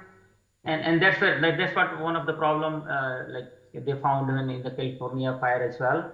how to like get those simulations quickly and allocate the resources. So again, like this is uh, I'm taking it as a California fire because it just recently happened. Um, though, so one of the, for example, the issue is that when the fire happens, like we can use the software infrared bands to kind of get some view, but mostly like it is a cloudy and all the things like satellites view is obstacles.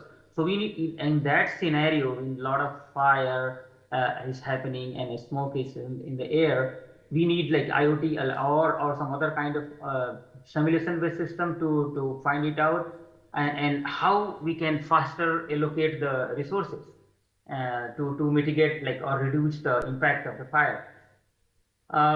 So this is the architecture like we have proposed and we are working on it. So we use like satellite-based sensors, UAV-based sensor, fire detection modules, fuse those data sets together, and possibly like I mean we'll start with the classical computer, which the high-end classical computers in the beginning, and then redesign, like re-code everything in the to use in the quantum computing. And what I mean is quantum computing is like quantum machine learning to kind of have a better accuracy and better simulation of the fire. And then like fire manage, like that's there at the end there would be a dashboard, and which will provide the like actionable insight to manage the fire. First, the benefits, as you know, I mean, it's a proactive detect. So the number one is goal for this project is to monitor the large scale of areas continuously, classify the forest in terms of the forest fuel, that like the area or the locations where there are more potential fire fuel potentials, and kind of monitor or mitigate that proactively before fire happens. And that will have a very big impact on economy and ecological damage. And then like once fire happens, then we have a dashboard where we can have a like near real time or near real time basically decision making process through, and we can that in this kind of application, again we are working here in Canada right now, but it can be applicable to any area because vegetation is just a different form of trees and all those things, and maybe atmospheric conditions. But once that model is there, then it can be useful for anywhere in the world. And again, I like I mentioned, we are working in collaboration with RGIPT, with Dr. Susam Biswas, head of the department in computer science there. We have currently 2 students like Ankit Sharma and Sanvi Shukla working on this project.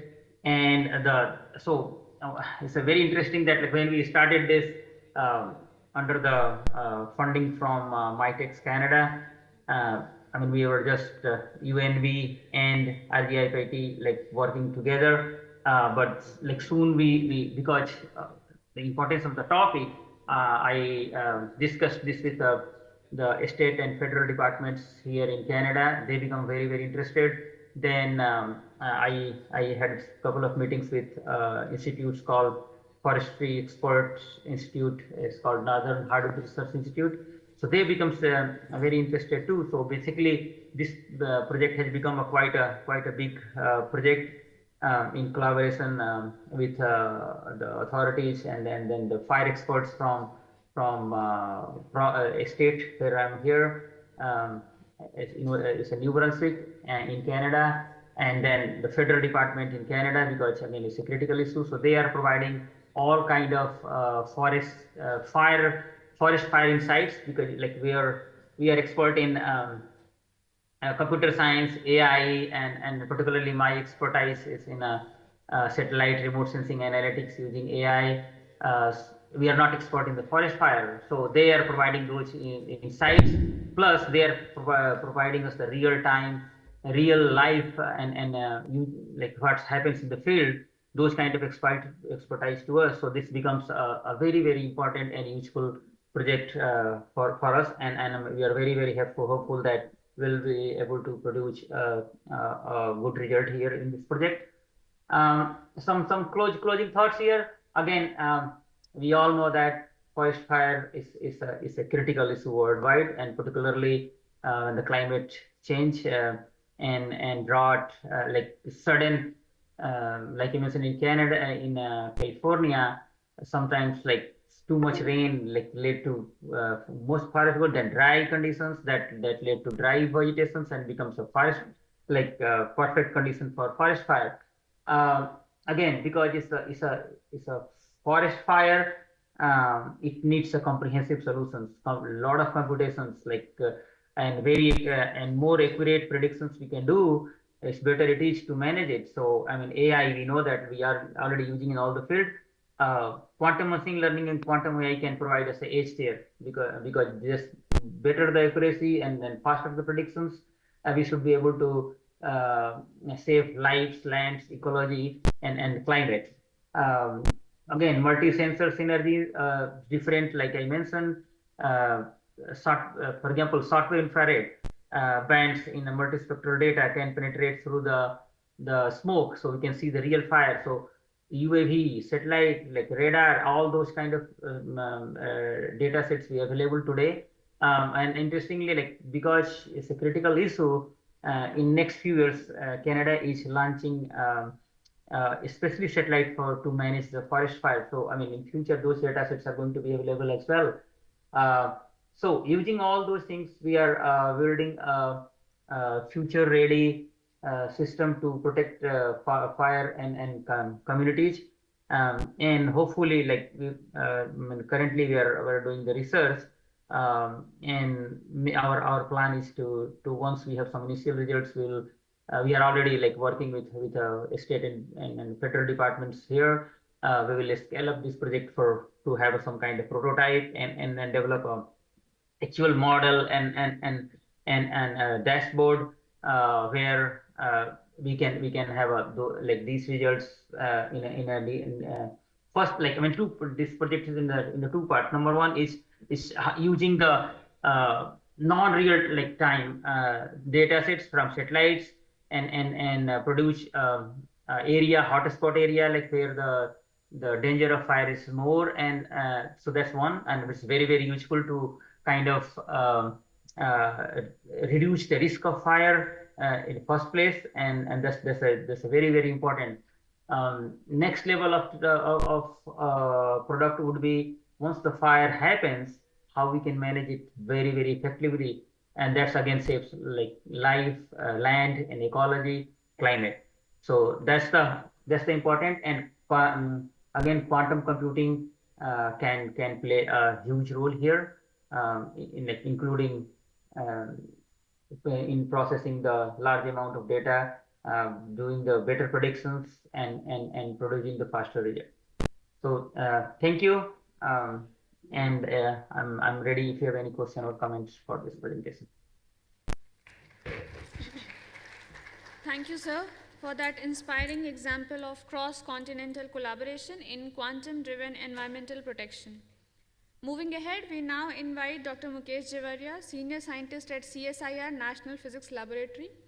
With a rich academic background, including a master's from IIT Roorkee, an MTech in Laser Technology, and a DSc in Physics from Kyoto University, Dr. Jevaria brings a wealth of expertise in the field of optics and metrology. His extensive international research experience spans institutions in Japan and South Korea, complemented by prestigious fellowships.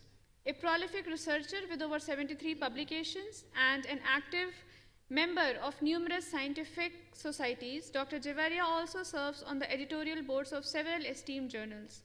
Currently, he is the mission coordinator for the Terahertz mission and the nodal officer for the Skill India program at CSIR NPL, driving advancements in terahertz technology and skill development. Please join me in extending a warm welcome to Dr. Jevaria.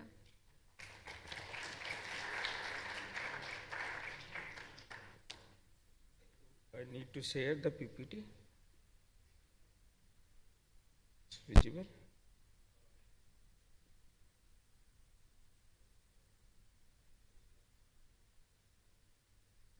Screen.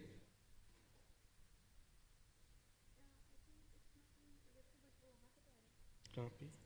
उधर आ रहा है ना? Yeah, yeah. Good.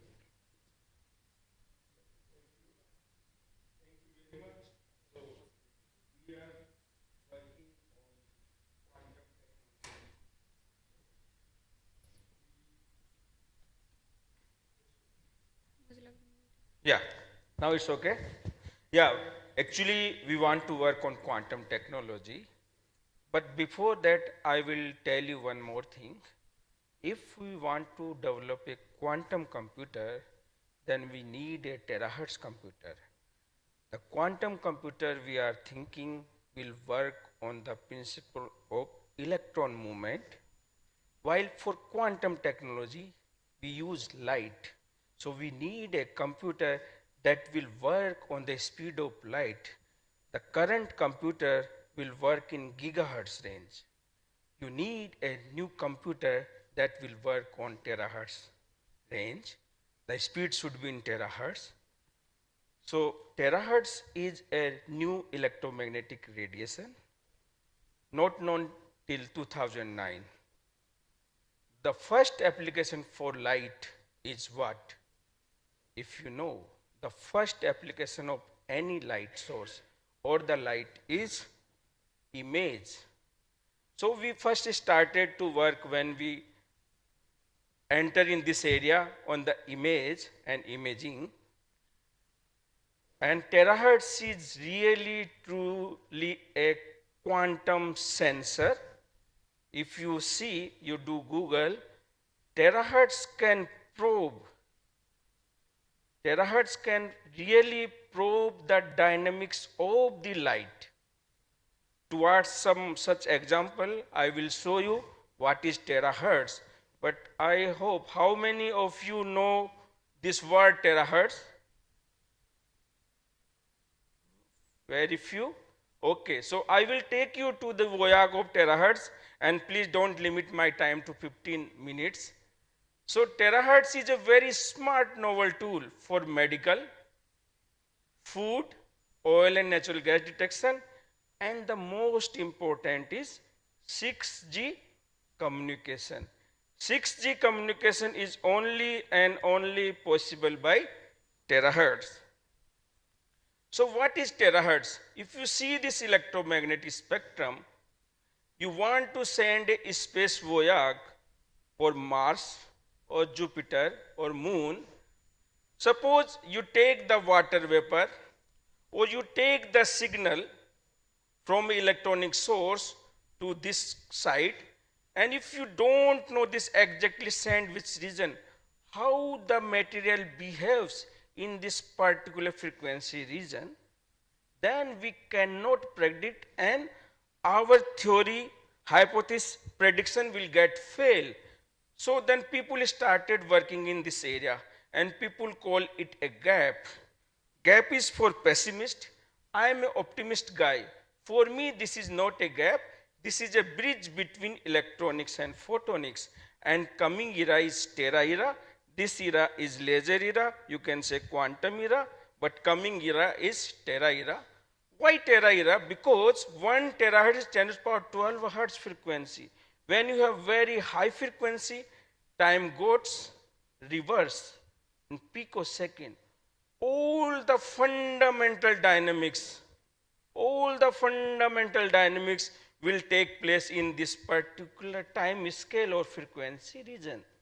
So you understand the better material properties because it will give you the rotational spectrum data, whereas other things will give you the vibrational spectrum data. So when you have a rotational spectrum data, you can probe, you can monitor, and you can understand the complex dynamics, what is happening inside a chemical reaction, what is happening inside a biological process, what is happening inside a semiconductor or material or condensed material.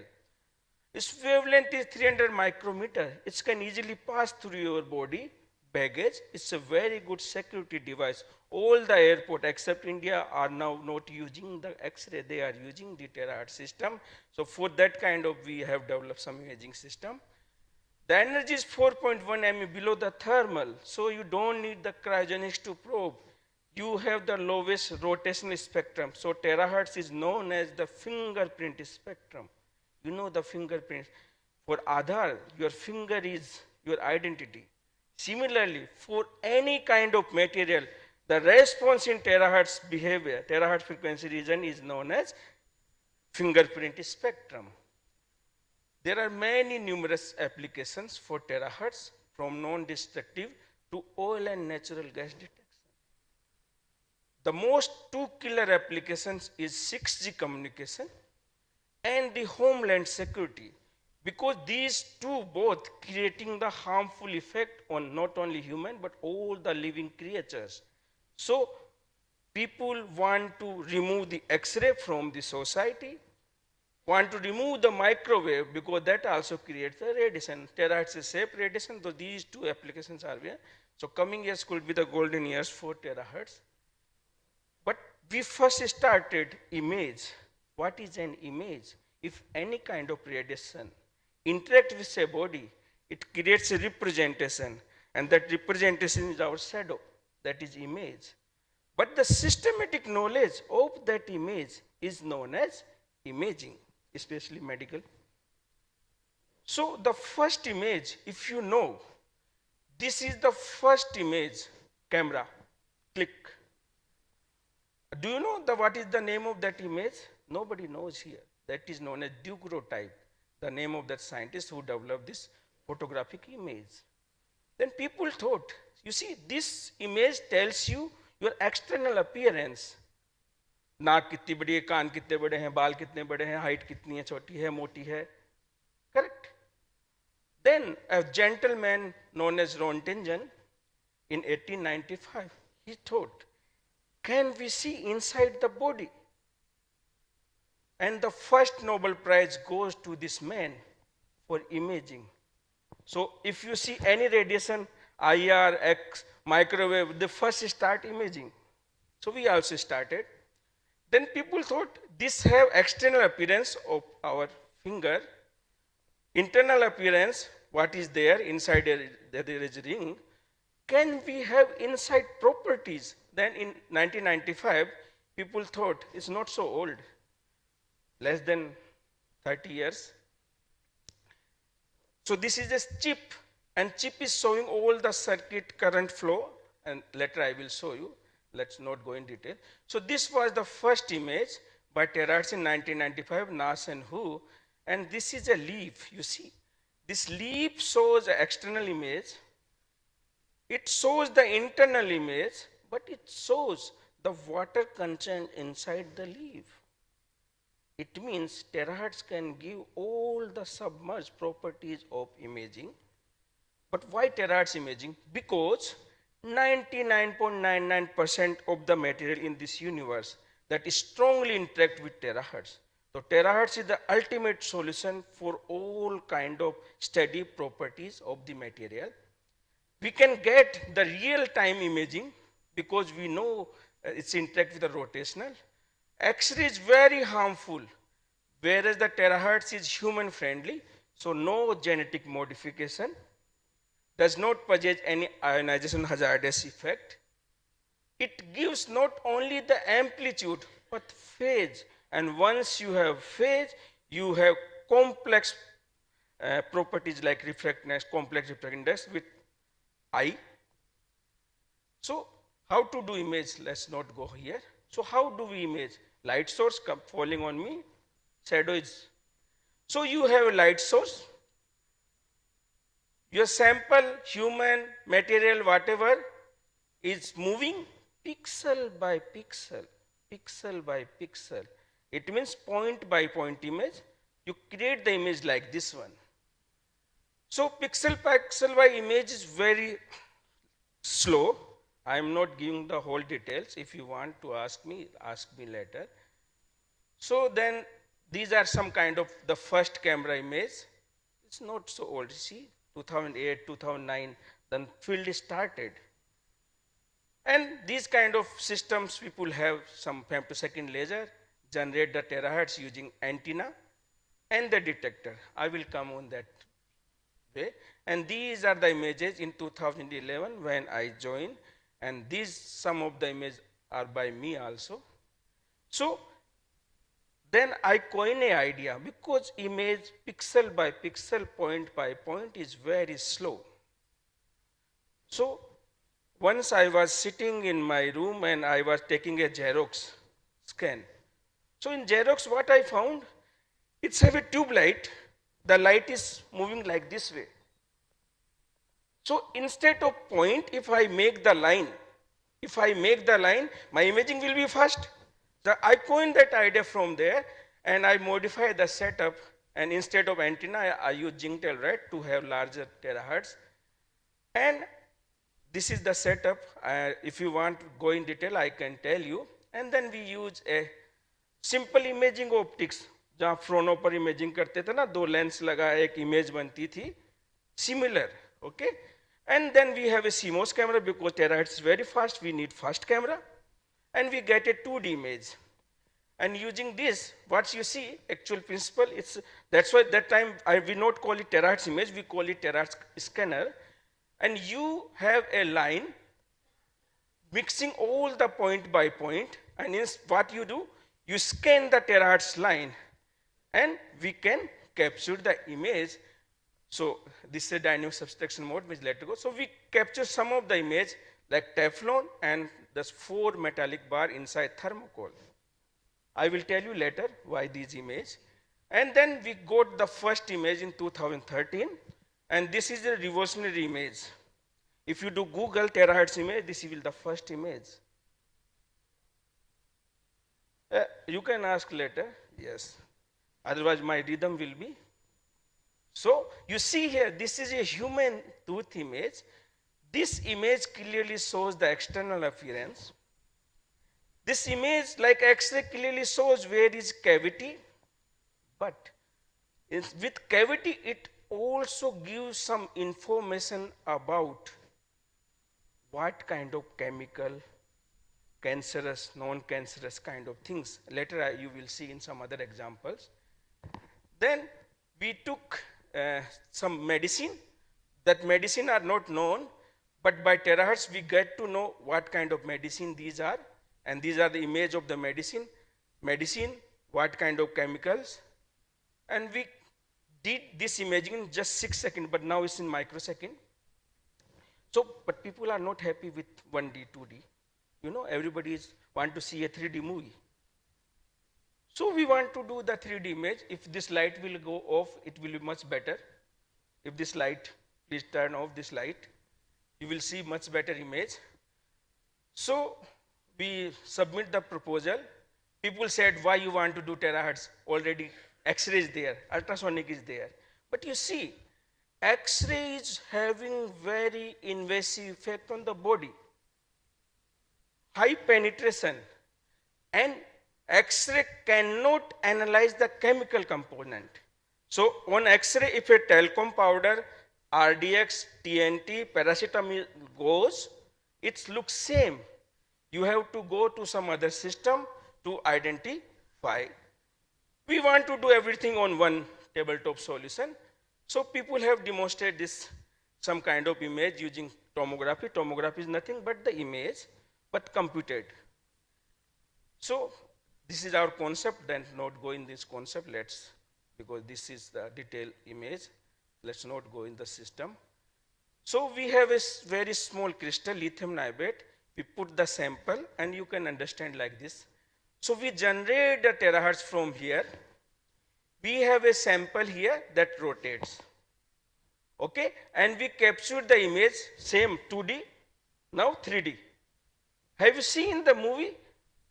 Theatre में पहले ऐसे movie होती थी, cassette movie बनती है, movie में कोई आवाज आदमी चलता हो जैसे वीडियो आजकल दिखाई देता है, थोड़ी था. You have a 2D reel. Okay, on light you give the movement and you see the moving object. Correct? ऐसे होता था ना. So same concept again we applied here. So you take ideas from your background. No God will come in the night and say कि ऐसा करने से ऐसे होएगा. So I took the simple idea like a color scanner, like now making the image. So we rotate the sample. First we get a 2D image, do the Fourier transform, then again do the inverse Fourier transform. Using this filter back projection, you guys better know because you are computer guy, radon transform, we reconstruct the image. So by this we get the 3D image. This is the same schematic I told you. So you have image, do the Fourier transform, filter out backward noise, again inverse Fourier transform, and you reconstruct the image. So this is the 4 metallic bar inside thermocol, जो कील ना दीवार में ठोकते हैं, because we don't have standard sample that time, and still some data is not published. So we have 4 metallic bar inside thermocol. This is the terahertz image, 2D image. 3 कील ऊपर है, 3 कील नीचे है. हिंदी सबको समझ में आ रही है? Okay. So we have this 4 metallic bar, 3 upside, 3 downside. But you see, have you gone through the X-ray machine at the airport? Just go and see that X-ray computer. It's jig-jag. He also don't understand. He always try to open your box. But see here, inside thermocol, this is thermocol. We packed, and this is the image of 4 metallic bar. And I bet you, this much nice image you cannot get by X-ray. So it means what we can do? We can see the concave object inside thermocol, plastic, paper, cardboard, your baggage, your body. This was our proof of concept. It's not so old, just 2016-17. Then people told us, no, एक से काम नहीं चलेगा. You have to show more. आपको sample तो होते नहीं है कि किसी का कर लें. आदमी पे कर नहीं सकते. Because human ethics, you cannot publish that data. So we just took a toothpick inside plastic. You cannot see here, okay? Most of the baggage at the airport, medical, hospitals are always in the plastic, cardboard, paper. Metal you cannot take. Terahertz cannot pass through the hard metals. So you see, ये movie थी, चली नहीं एक बार, मैं कोशिश कर लूं.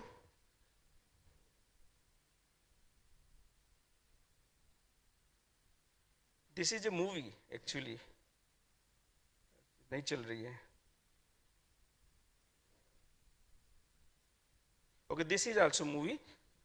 So I can show later if I have time. Sorry for disruption. So the toothpick you cannot see by your naked eye, but you can see by terahertz clearly. Then this is a medical capsule, and this is the cover page of Optics Express.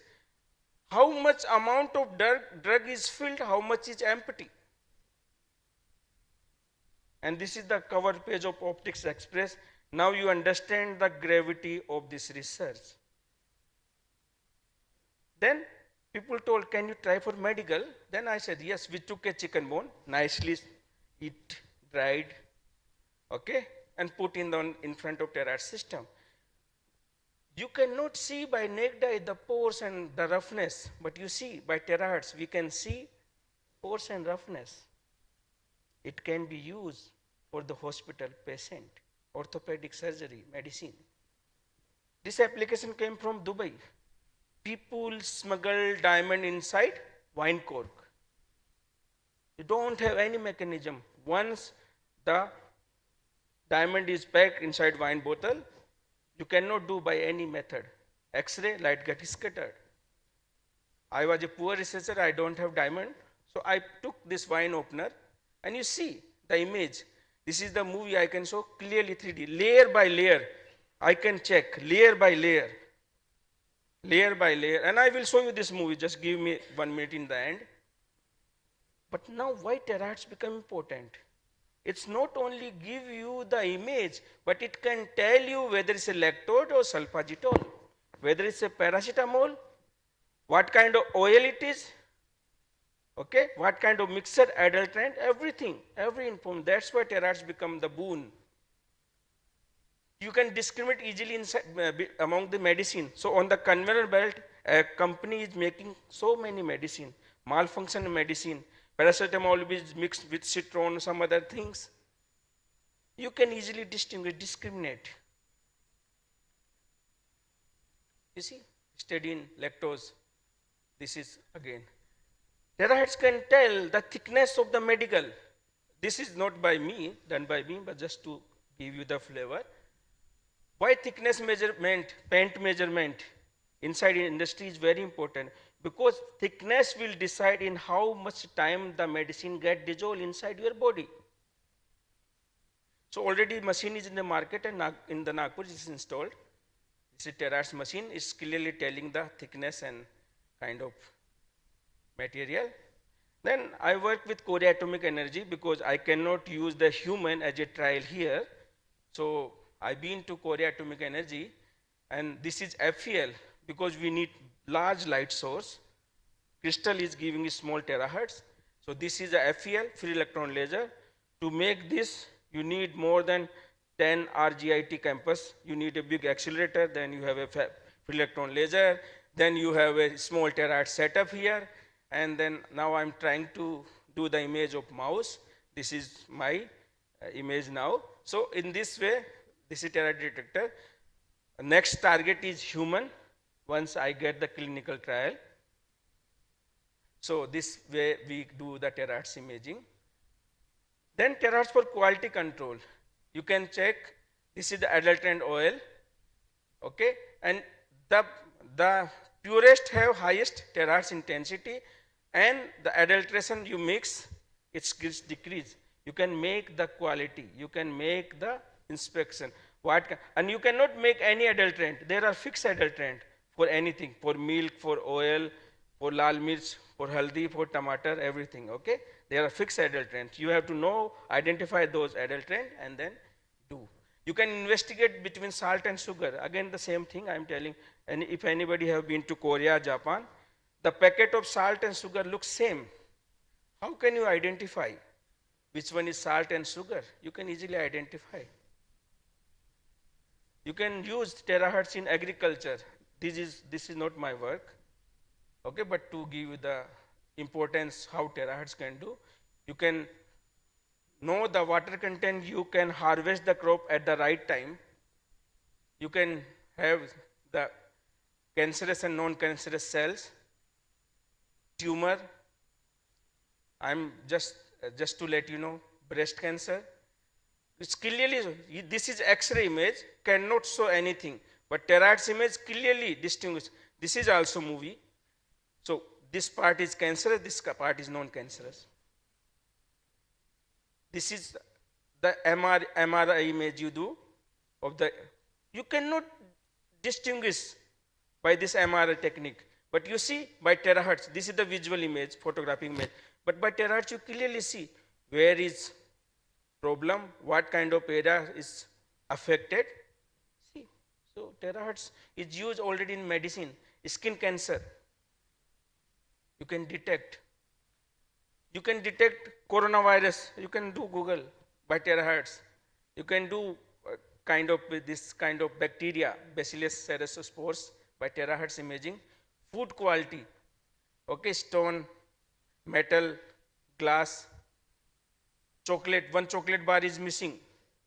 TeraView is already demonstrating. Yes. वो pizza लेके आता है ना, वो ऐसे काटता है, एक पिज्जा खा जाता है, फिर ऐसे कर गोल कर देता है उसे. The same thing. So for food quality, and I need money for this to do in India. Then bun. So once food is packed at airport, plane, or train, there is no mechanism. Even by opening you cannot do. But terahertz can detect. Okay, agriculture. Okay. Adulteration. Chinese अंडा market में आ गया है. Okay, so Chinese अंडे का, milk का, adulteration. This is most economic crop. If you harvest grape just 1 week before ripe, the wine taste is different. If you harvest after 1 week, wine taste is different, and the best quality wine cost more. So in the France, Bordeaux, already this system is installed to check the quality of wine. You see, these kind of, Japan ka ye, inside this pudding का अपनी खीर होती है ना, जो खीर में कुछ नहीं दिखता है, बट देखो टेराहर्ट्ज से you can easily see what is cockroach, झींगा, ये मछली है, साकाना, मेटल, सी इसके अंदर मसाला है, नारियल, इसलिए नारियल मना करते हैं ना, ले जाना नहीं है, कुछ भी भर के ले जा सकते हो आप. Now for your oil and natural gas, you can check the leakage of pipeline, you can do the real-time analysis, you can do the defect detection and the quality control for gas, oil, transportation. You can do the oil natural gas detection by gas sensing. I am also doing the terahertz gas sensing, but not for oil and gas because that was not my target. I never thought to come to RGIPT, otherwise I will bring that data. I do for acetone, CO kind of things.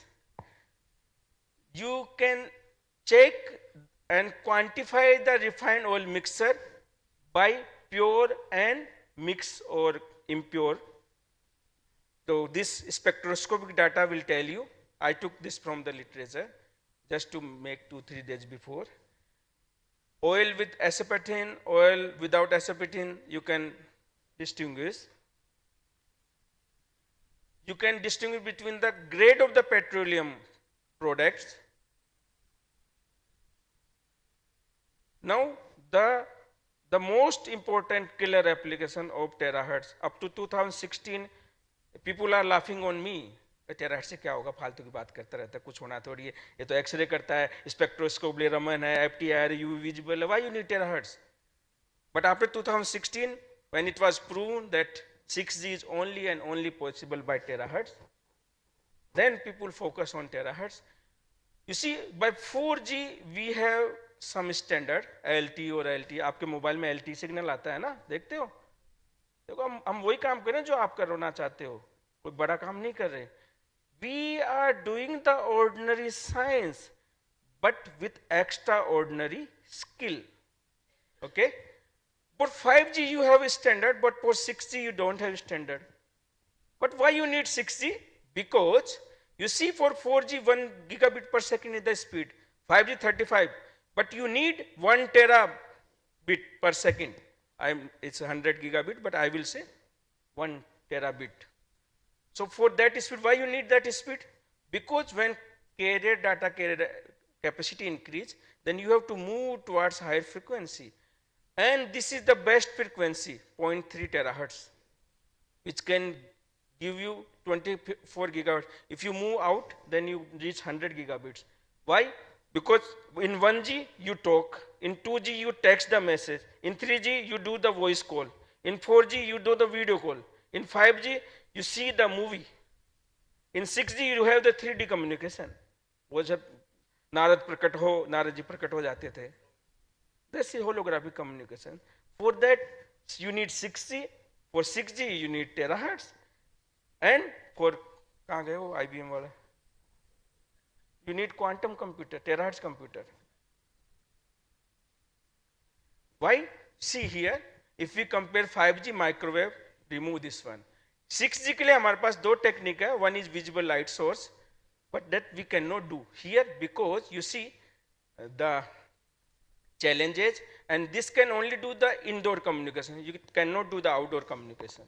For outdoor mobile, you need 6G terahertz. I got some data when I was in Osaka. So these are enabling technology now. So photonic based technology is the best. People use still electronic based, but you see mostly photonics technology reach at the level. So up to here, people, as when I was in Osaka, I was doing this thing.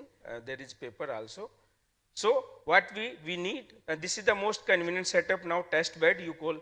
तो 6G का test bed है ना, नाम सुना होगा, 6G का test bed establish कर लिया समीर ने, उन्होंने, वो यही है. पैसा मिलने के ऊपर होता, कब किसको पैसा मिलता, कौन करता है. So we have a photodiode as a emitter. We have Schottky diode as a detector. You generate a terahertz beam. These are the cylindrical lenses, dielectric lenses, and you generate the terahertz and you do the carrier. So this is the actual setup which means I not use, but I help the student to make this system there when I was there. So from 400 to, you see, check here why you need the right frequency. See, 280 opening is very less, 300 is increase, 400 decrease. Okay? 340 again increase, but after 340, 360 is decreases. It means 360, you have large the wider opening, you have more the carrier data carrying capacity. Okay? You can modulate your data, you can sit, होता ना जहाज के ऊपर आदमी बैठ के चले गए. The same concept is here. Then we tried for 720 also, because we want to go to gigabits. Here you see 1 gigabits, but here we can go 1.6 gigabit. And above this, if you have 2-3 terahertz, you can go to 100 kilobits per second. Sir, So coming years will the golden years for terahertz. sir, it's Yeah, it's finished. So terahertz पता है क्या है? क्या है? Terahertz क्या है? अल्लाह दिन का चिराग, कुछ भी कर सकता है. इससे अल्लाह दिन का चिराग. With this, thank you. Yes? आप पूछिए सर. हाँ, आप पूछिए. हाँ. Yes, mostly transmission mode, but reflection we can do.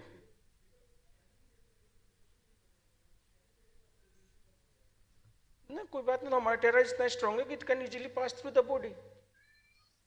Only जब मेटेलिक सरफेस है वहां आपको रिफ्लेक्शन चाहिए. Yes, it's okay. But still the image quality is better than any other imaging.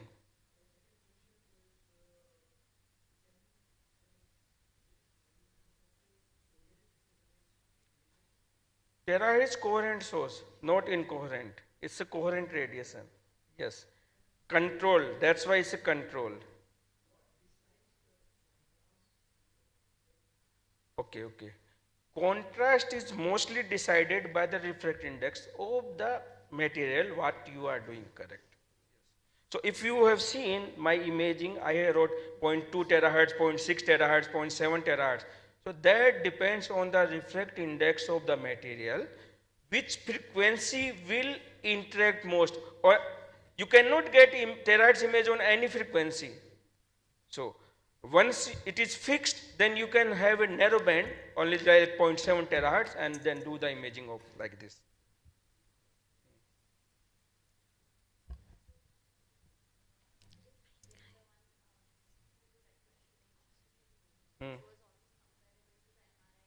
Correct.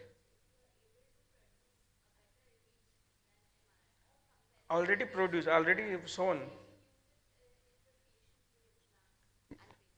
Already I show you my 2 papers, medical implants, we already work on this. All the 15 minutes में सब कुछ नहीं दिखाया जा सकता. But I have done that work also. Yeah. Yeah, that's research. So I am collaborating with 2 of the medical doctor and 1 dentist to doing this thing. But the problem in India is you cannot trial on the human directly without ethics, and we don't have ethics committee in my institute. So that's why I've been to Korea Atomic Energy Research Institute.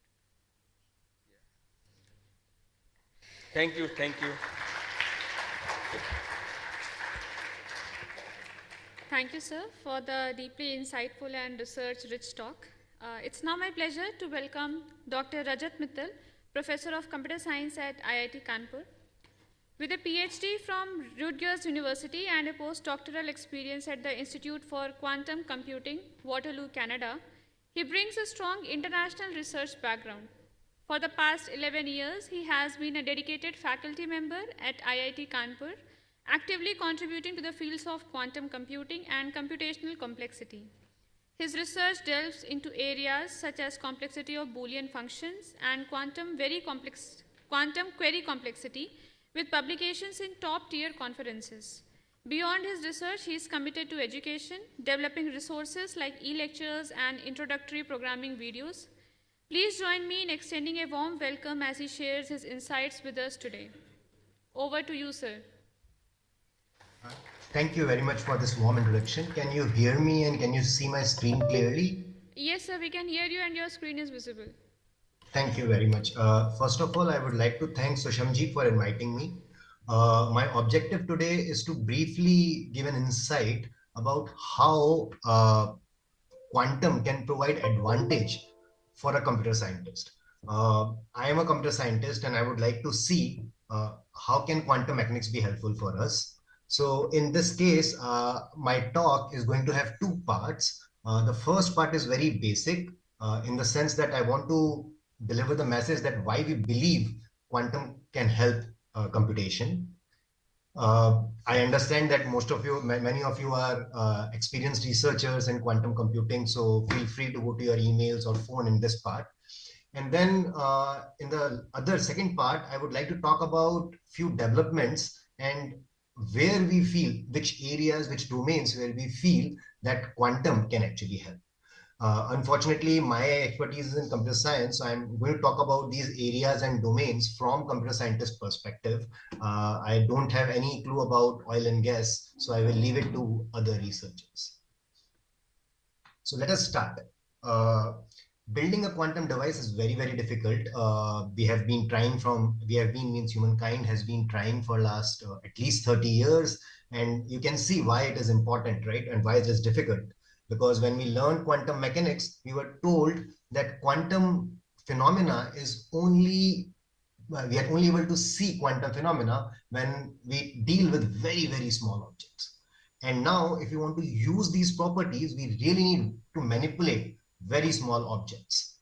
Only in these small objects, quantum effects are visible. And this has been difficult, but you would see that now we see some developments, and now there are mid-level quantum computers already with some research organizations. So yes, it is very difficult. Stability and scalability, it is very difficult to control your system. It is very difficult to make your system large. So there are a lot of problems for creating a quantum device.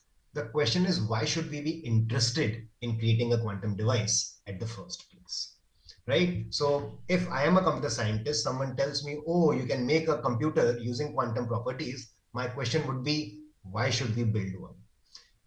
And actually, I'm a computer scientist. So my question would be, why should we think of places where I can build nice algorithms, or places where I can use this quantum computer? Physicists and electrical engineer people build this. So when I say, why should we build one? I mean, why should we look at it as a research topic, right? So let's see some small things by which I will try to convince you that quantum has some special properties, right? So it has, you probably already know, it has these magical properties, superposition and entanglement, which seem very counterintuitive. And let me give a brief preview of these properties. So think of a simple experiment. You have a photon gun moving, so that means it will fire photons one after another. This is called a beam splitter, which means that half the time the photon will move vertically, half the time it will pass through horizontally. Okay, so this is called a beam splitter. Now in this, I extend this experiment where I have beam splitter and a reflector. As you notice, reflector always reflects. So now once I shoot a photon, it has two paths to reach this beam splitter. It can go first horizontally, get reflected, or it can go vertically and then get reflected. And conventionally, what would you think? Oh, my photon goes 50% here, 50% here, then 25%, but then 50% here, 50% here, 25% here. So this way, I will get 25% of the photons. This way, I will get 25% of the photons. So this will light up 50% of the times. Similarly, even if I see detector 2, this path will take 50, 50%, then 25, 50, 50, 25, so total 50%. So by our conventional logic, we would believe that we will see 50% photon here, 50% photon here. But this experiment, when you run, and I can say it convincingly because we ran this experiment, not we, but my physics colleagues from physics department ran this experiment in IIT Kanpur, and it turns out that you never see a photon at detector 1. You only see a photon at detector 2. So somehow the photon coming from here and the photons coming from here cancel each other. Once again, if you remove this path, if you block this path, then both the detectors light up. But if you put extra light sources, somehow one detector stops showing photon. So this property of cancelling the waves, of cancelling the computational paths is very, very important. This does not happen in our classical computer or a randomized computer. So this is one, definitely, this is called a Mach-Zehnder interferometer, and this clearly shows something which people have very hard time believing in. And these are the properties because of which we feel that quantum computing could be really, really helpful, or we can use these quantum mechanical properties to capture as a computational device. So let me show a toy problem where we can use these properties and gain advantage in computation. So this is again a very, very simple toy problem, but I will be able to show quantum advantage in this. And this was done by Deutsch long time back. He said that suppose I have a black box which hides two values, f of 0 and f of 1. Okay, both of the values are either 0 or 1. So this black box hides two values, f of 0, f of 1. If I ask it 0, it will tell me f of 0. If I give it 1, it will give me f of 1. My task is to find out whether f0 is equal to f1 or not. That means the two values hidden inside this box are equal or not. Now, kind of you can convince yourself by common sense that if I want to do this classically, if I want to understand whether the two values are equal or not, I have to ask what is f0, what I have, and I have to ask what is f1, and then only I can find out whether f0 is equal to f1 or not. So this is what we have to ask this box two questions. Surprisingly, in quantum, you can do it just with one question. Using again this idea of constructive, computational paths colliding with each other, cancelling each other out, you can just do this by asking the box only one question. Okay, so let me give a highlight of how this algorithm will work. The idea is basically we know that things can cancel out in quantum. If they are out of phase, then there is a destructive interference. If they are in phase, there is constructive interference. And these two we can definitely differentiate. So when f0 is equal to f1, we want to be in this case. When f0 is not equal to f1, we want to be in this case. So then what we want to do is when we apply that box, we want to make sure that we create a phase difference here. When f0 is so the function value will create a phase. If the function value is equal, we will have a no phase difference. If function value is not equal, we will have a phase difference and we will have a destructive interference. But again, in all of this, how am I supposed to create the phase difference for both 0 as well as 1? And this is where quantum come in. As you know, the property of superposition, we can take a wave and create it in both 0 as well as 1. So the algorithm is you create question which is kind of in superposition of 0 and 1. Then this box creates a phase difference if the function value is not equal, and it remains in phase if the function value is equal, and you can distinguish between these two cases. I have made two diagrams, but they are for two cases, but I'm only using this box just once. So this is the magical part. This is the first example which shows that quantum computing can do something which classical computing can't.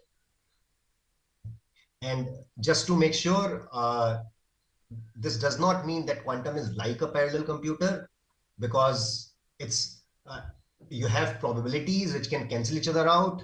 So it's not really a parallel computer. It's not like a randomized computer. It's something which is definitely new. And that's why we are excited about having a quantum computer. So now let me come to more recent advances in the sense that what areas we believe in where quantum can be helpful, at least from a computer science perspective. It has already shown a lot of promise, and I would take a more broader view in the sense of not just quantum computer, but there are a lot of quantum devices which have shown marked development already, which show advantage. So like metrology means measuring things, laser, quantum communication. And now we believe that even in quantum computing, we can get a lot of advantage by using these quantum properties. So these are few photos which say, so this one is a photo of ultra precise measurement using quantum device. This is a communication between satellite and Earth by secure communication using quantum protocols. And this you might know, this is the computer developed by Google. So there has been a lot of devices which have been made on quantum properties. Quantum computer, full-fledged quantum computer is still not there. So in terms of algorithms, there have been a lot of algorithms which seem that we can get advantage. Again, quantum computers is not like one thing to solve everything.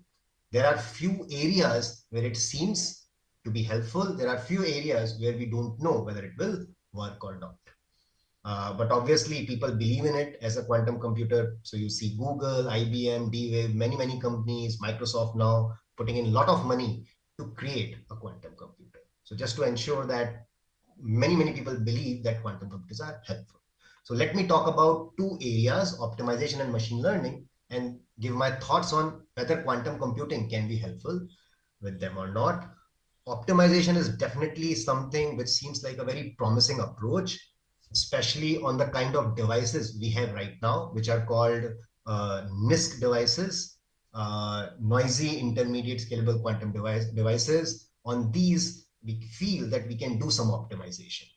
There are optimization problems which are hard classically, but there are heuristics, quantum annealing algorithms, which allow to find the ground state very fast. The idea is that you encode your solution in the ground state of some Hamiltonian, and you know the ground state of some base Hamiltonian. You move from base Hamiltonian to the final Hamiltonian slowly, and in that process, quantum tunneling allows you to reach the global minimum. Again, I'm not an expert in this, but this has proven, not proven, but this has given, we have evidence that this gives advantage in some situations, right? Like ground state of spin glass, again, a physics problem, traveling salesman problem, where quantum annealing could be helpful, but these are mostly heuristics, and depending on time spent in this process, we might get good solutions or bad solutions. Even on these ideas, people have developed circuit-based quantum computing algorithms too, and we have quantum semi-definite programs, quantum approximate optimization algorithms, which work in this domain. So yes, optimization seems like a promising avenue where there are many problems which could potentially be solved even by the kind of computers we have right now. Quantum machine learning, if you want to talk about it broadly, then there are 4 possible ways depending upon the type of algorithm and type of data. What we are interested mostly when we talk about quantum machine learning is this part where we have classical data, usual machine learning problems, and we want to see if quantum algorithm can help. These are known as machine learning algorithms enhanced with quantum computer. There is the biggest problem with these kind of most of these algorithms is that they require universal quantum computers, and we don't have them. Even after so much research, there has been definitely development in terms of more qubits, more entanglement, but the equivalent of a classical computer, the universal quantum computer, we still don't have it, and this might require much more time. So when someone says that we have a quantum machine learning algorithm, the drawback might be that we might not have a machine to execute that algorithm. So these algorithms require base algorithms like Grover search and HHL algorithms. And using those search algorithm or solving linear equations, they can get some advantage from the quantumness. And in machine learning, there are sampling problems where the old annealing techniques could be helpful. And you can even prove in many cases that there is no advantage or there is advantage using a theoretical branch called quantum learning theory. So yeah, just to almost finish my talk, I would say, remember, machine learning, there people have shown some advantages, though it will require full-scale quantum computers. Most of them use Grover's algorithm or HHL algorithm, so it's a good idea if you want to go into machine learning, probably learn the basics. Unfortunately, most of the exponential speedups shown could be replicated in classical setting. So the advantage in machine learning, which seemed to be there 5-10 years back, people doubted for many of those settings. And foremost thing which I want to say is that not all machine algorithms can be made fast. Quantum algorithms, quantum computers are not one solution for everything. There are few precise domains, few precise problems for which they can be helpful. So to conclude, there's a good reason to believe in quantum advantage. It's a new kind of computing. It's not a parallel computer. It's not a randomized computer. We have already have some use cases of devices which can help us. So there is a good reason why we should invest in quantum computing, but we should not give in to the hype in some sense. We need to be careful because many problems still require full-scale universal quantum computer, which we don't have. And there are particular areas where quantum can help. It's not like you can apply quantum computing to every problem and find speedups. In particular, I think the future seems to be a hybrid model where most of the problems will be solved by a classical computer, but when required, the classical computer can take advantage of a quantum machine added to it. So whenever a particular kind of question comes in, they can ask the quantum computer and quantum computer can solve that particular question fast. So this is my understanding of where quantum computing or quantum algorithms are from a computer science perspective. Thank you.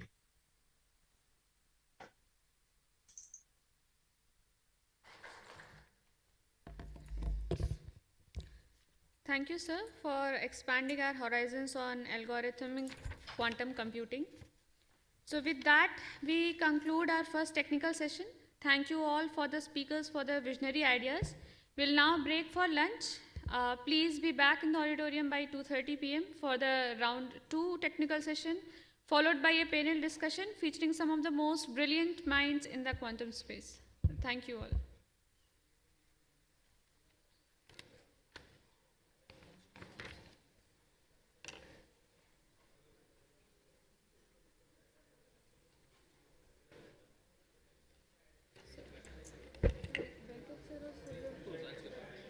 तो बोल रहे 2:20 का session है और कृष्ण यादव से तो join कर लिए थे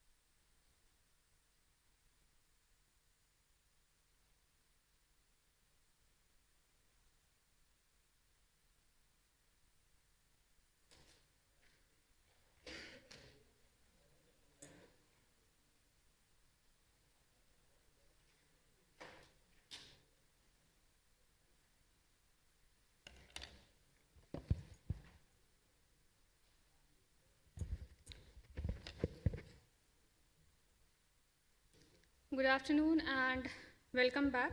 We now begin technical session 2. So in this, I invite Dr. Krishna Raghav Chaturvedi, Outreach Manager at the American Chemical Society, to speak on how global collaborations can further quantum initiatives.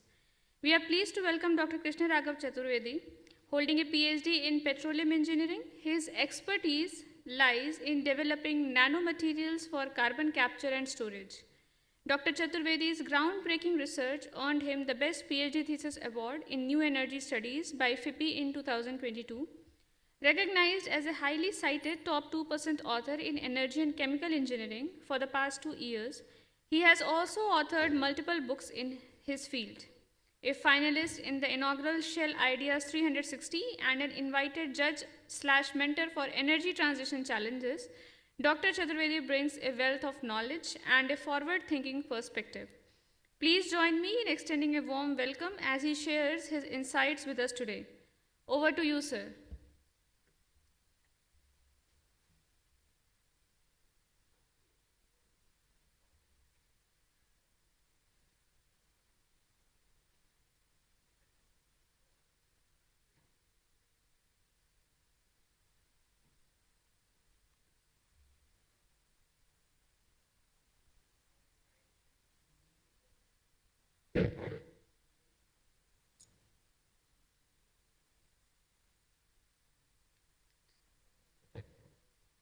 Sir, are we audible to you?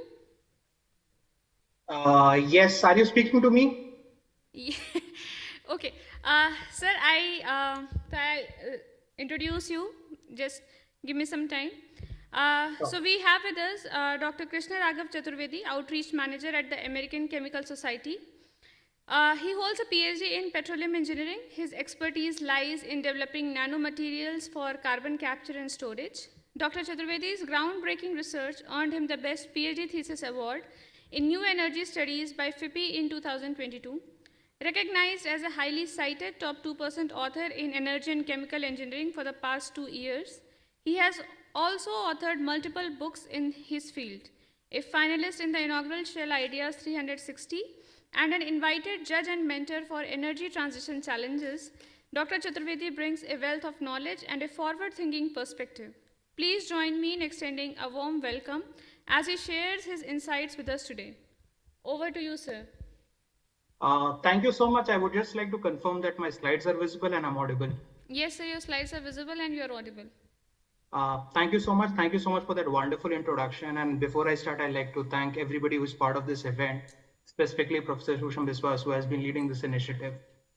This is quite timely because, the world around us is changing and there are a lot of things happening around us that there are a lot of challenges around us that need solutions. And then again, it's important that we explore all possible solutions, including quantum computing. And with that, I'm really glad to be back at RGIPT, my alma mater. Before I go ahead, I'd just like to provide a very brief outlook about what the American Chemical Society is, and then again share that what our vision is, and then I'll transition progressively into what are the efforts in quantum computing. So the American Chemical Society is quite old. It was founded in 1876. We are approximately 150 years old now.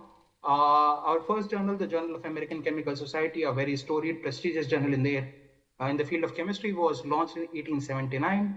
ACS was signed into the National Charter by the then American President Franklin Roosevelt in 1937. And then again, we established a headquarters in Washington, D.C. We started going global in 1993.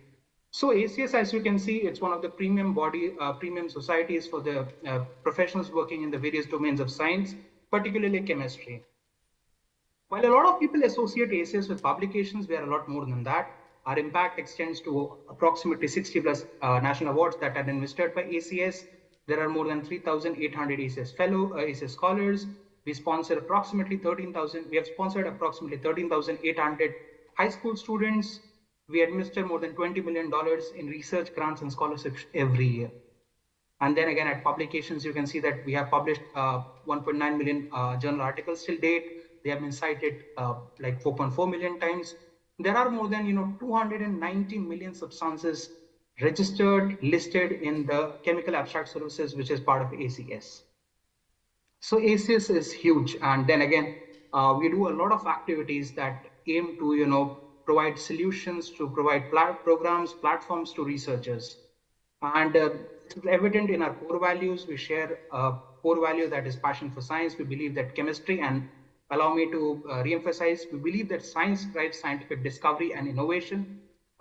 We also promote, lifelong learning. We promote equitable access to science education, resources, and career pathways that can be accessed by people all over the world. We believe in creating an ecosystem, an environment of inclusion and belonging, because we understand that when people from diverse backgrounds, cultures, and perspectives come together and share their experiences, they thrive and better solutions are obtained. And then again, we also share, a core value of sustainability, which we believe embodies safe, ethical, and responsible practices for everybody. As I said, there are a lot of challenges around us, but with this, there's also an opportunity that how do we solve those challenges? And we recognize that chemistry and sciences are crucial to achieving many of the UN Sustainable Development Goals. And ACS strives to lead the change by, communicating progress towards the goal and motivating the community, by fostering innovation, collaboration, and translation of research, by advocating for aligned policy changes, and then again expanding global principles, partnerships. So a lot of our activities are focused across multiple SDGs, and I'm going to share a couple of activities that we have done in the quantum space, and we can identify opportunities for potential collaboration, for potential engagement through that.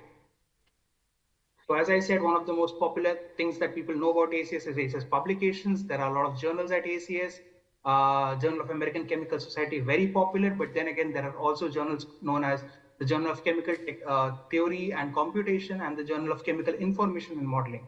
So if you want to read a lot of good quality material published in the field of quantum computing, quantum chemistry, these are the journals that you would really find really good articles published. And then again, we also understand that we need to train the upcoming generation, the upcoming workforce in these critical skills. And a wonderful journal, Journal of Chemical Education, has a lot of exercises, a lot of course materials that can be used for all these applications. As I said, ACS has published really top quality work in the area of quantum computing for chemistry, quantum computing for a lot of architectural applications, quantum computing for material design applications. These are published through our various journals. If you want, you can check them out. So there was a wonderful virtual special issue published in the field of quantum computing for chemistry at JCTC. There were a lot of really good quality papers. And along with that, there are also a lot of perspectives and editorials published. So if a student or if a faculty member is interested to know that how maybe they can leverage quantum computing for materials design, or maybe for any applications in the carbon capture space, how they can leverage the additional quantum applications towards oil and in the fields of oil and gas sensing, there are a lot of perspectives and viewpoints published at ACS. For example, there was a wonderful perspective published on how do you use quantum computing for drug discovery applications. So imagine you don't have to run 100 different experiments. You perform 10, 20 experiments, and then again, you upscale the data. It will save a lot of time. It's a sustainable approach. And then again, you don't waste a lot of materials doing those experiments. It's going to speed up the process significantly. Beyond publications, ACS also works towards enhancing community engagement. I'm really glad to share that this year at the ACS Spring Conference that took place in San Diego, we did a wonderful panel discussion on the future of chemistry with quantum computing. And this panelist, the host of panelists included somebody from Microsoft, Dr. Nathan Baker. We also had Professor Gagliardi from University of Chicago. And then again, we also had Dr. Jamie Garcia from IBM Research. And there was a lot of good quality discussion. There was a lot of interaction happening in this space. So what ACS does is that we aim to provide a platform to bring together scientists, researchers, and stakeholders together to showcase their research, to exchange thoughts, exchange ideas, and a lot more. Beyond that, at the spring meeting, we had a huge delegation from Microsoft, from IBM. There are a really good quality exchanges happening in the space of quantum computing. So if you are interested, there is a lot of work being done in this space, and I will be happy to share additional links to the people who are interested.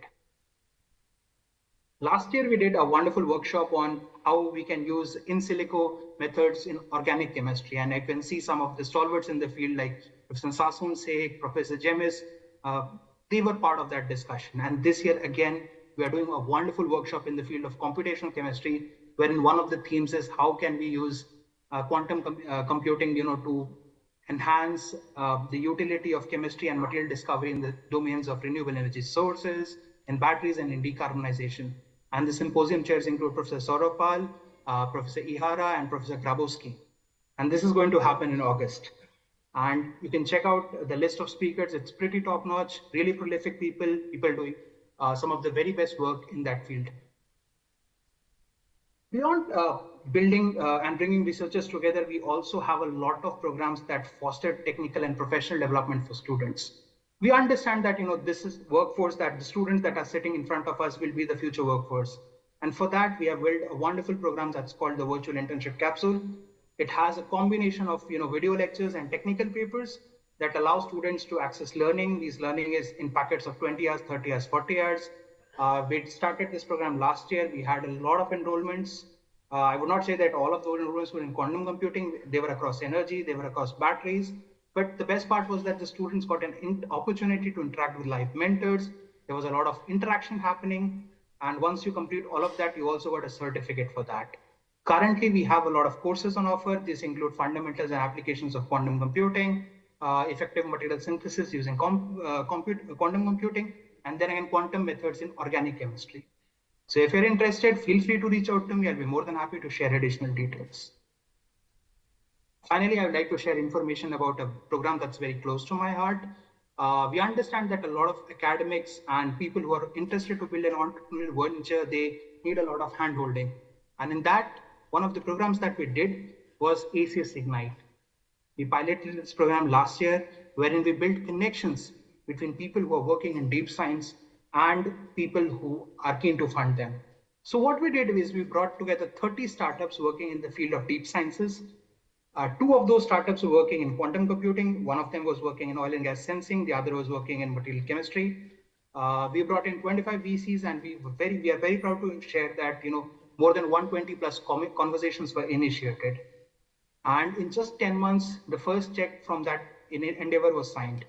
Additionally, we also had 2 masterclasses on how do you build a deep science venture. And these masterclasses were delivered by Professor Rishikesh Krishnan, who is the director of IIM Bangalore. And then again, we also had a workshop being done by Dr. Premnath, who is from the Venture Center, Pune.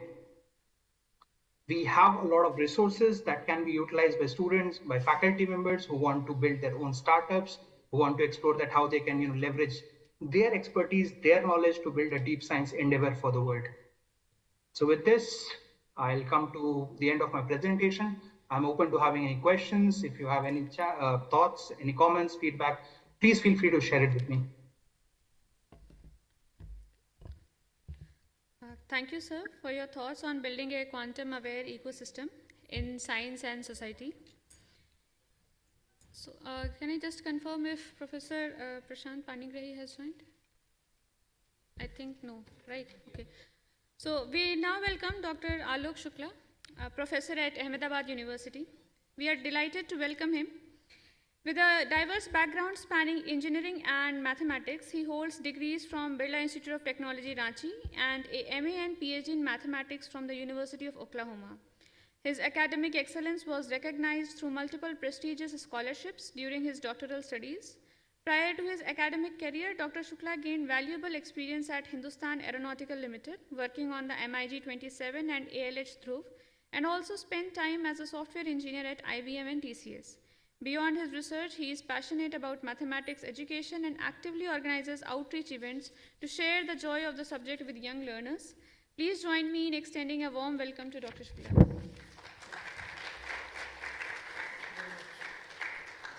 Laptop set up. Laptop set up.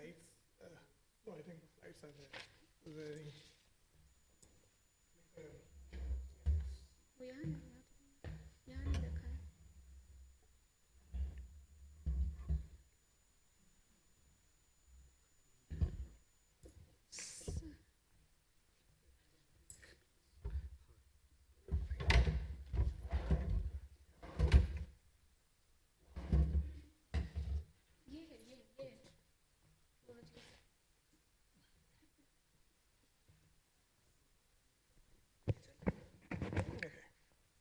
Thank you.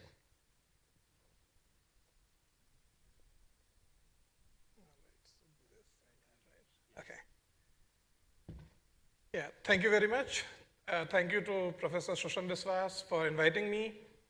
Thank you for being here in the post-lunch session, everyone there. Are you awake or sleeping? So post-lunch session is always a challenge, right? Or you could be in a superposition of sleepy and awake state, right? Yeah, so this is quantum, right? You can be in a two state, right? Probably you have heard Schrodinger's cat is dead and alive at the same time. So you have watched several talks, since the morning and several more to follow. So my objective here is to give you an insight about what quantum computing can do, it cannot do, and in that regard, it is kind of related to what Professor Mittal shared, and he gave you a computer scientist's perspective. Here you'll find a mathematician's perspective, and more of also quantum algorithm perspective. And I hope you'll gain something from it. And I'm directly addressing to, mostly students, so experts, please excuse me. First half of the talk would be very elementary, probably you all are aware. And having said that, let's start. First, let me create that hype. And it's not me that's creating that hype. You see already if you open, YouTube channels or media, you find, I have not even included some of the recent news. So first, Google's Willow chip, this is October or November 2024, they claim that they could do certain benchmark computation using a quantum computer, right, in 5 minutes, under 5 minutes, which should take world's fastest supercomputer 10 septillion. I don't know how big that number is. As you can see, 10 to the power 25. It's the number, it's beyond the scale of physics, right? It's beyond the age of the universe. But again, it's a benchmark computation. It's something related to random numbers, blah, blah, blah. Don't worry about it. Just accept what Google is telling you. There were other claims, and again, recently, if you have followed news, Microsoft, they came up with their own quantum computing, framework, Majorana, device, and there was again a lot of media buzz. Global 50 billion dollar investment, so dollar is missing there. But this is also slightly old, so maybe the current figure is maybe more. So countries like USA, China, EU, Japan, all big nations, they are investing heavily in this technology, including us, India. We had National Quantum Mission. Over 6,000 crores was allocated for this. And again, we have heard talks, and particularly of interest to this audience is application of quantum computing in petroleum, engineering, and others, drug design. You just saw the speaker before. There's application in finance, optimization, logistics, a lot of applications, right? This is the hype. Now, yeah, this is IBM, Google, quantum computer. So there are various hardware technologies, right? Like there's a superconducting quantum computer, there's Antrap, there are different, like topological quantum computing I mentioned. And I won't care about them at all because I'm not an experimentalist. And I'll just directly go to, give me a quantum computer, and what can I do with it, right? So that's the question I'm trying to answer. And I cannot wait for the quantum computer to be actually present. I start now, right? So that once the computer is ready, I can also, be prepared with my algorithms, right? So that's the goal, in fact, here that we are together. So I'm going to explain to you very basics. We'll start with 0, right? That's where we start the counting. 0, invented in India, right? So we start with 0. But we also have 1, 0 and 1. And this is, you all know, classical computing, you have bits, right? So we have bits, and there are certain logical gates at the hardware level, AND gate, NOT gate. You implement them using transistor, using various chips, VLSI, semiconductor. So ultimately, you have zeros and ones, which represent two different states, 0 volt, 5 volt, switch on, switch off, black, white. You can just take anything, as long as you have two different states and you process, right, binary. And that's how classical computing works. Now, in the quantum world, the fundamental equivalent of a bit would be a quantum bit or a qubit. And this can be in a linear combination or in a superposition of these two states.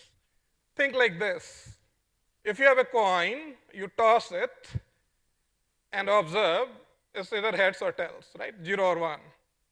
But when it is in the air, you don't know which state it is. It's spinning, right? It could be 0, it could be 1. So you assume that's kind of a superposition, right? It's a analogy, so don't take it too seriously, but it kind of gives you an idea of what a superposition is. And once you observe it, once it lands, then it is either 0 or 1. It is either heads or tail. And this is a fundamental part here. So in quantum computing, observation is very important.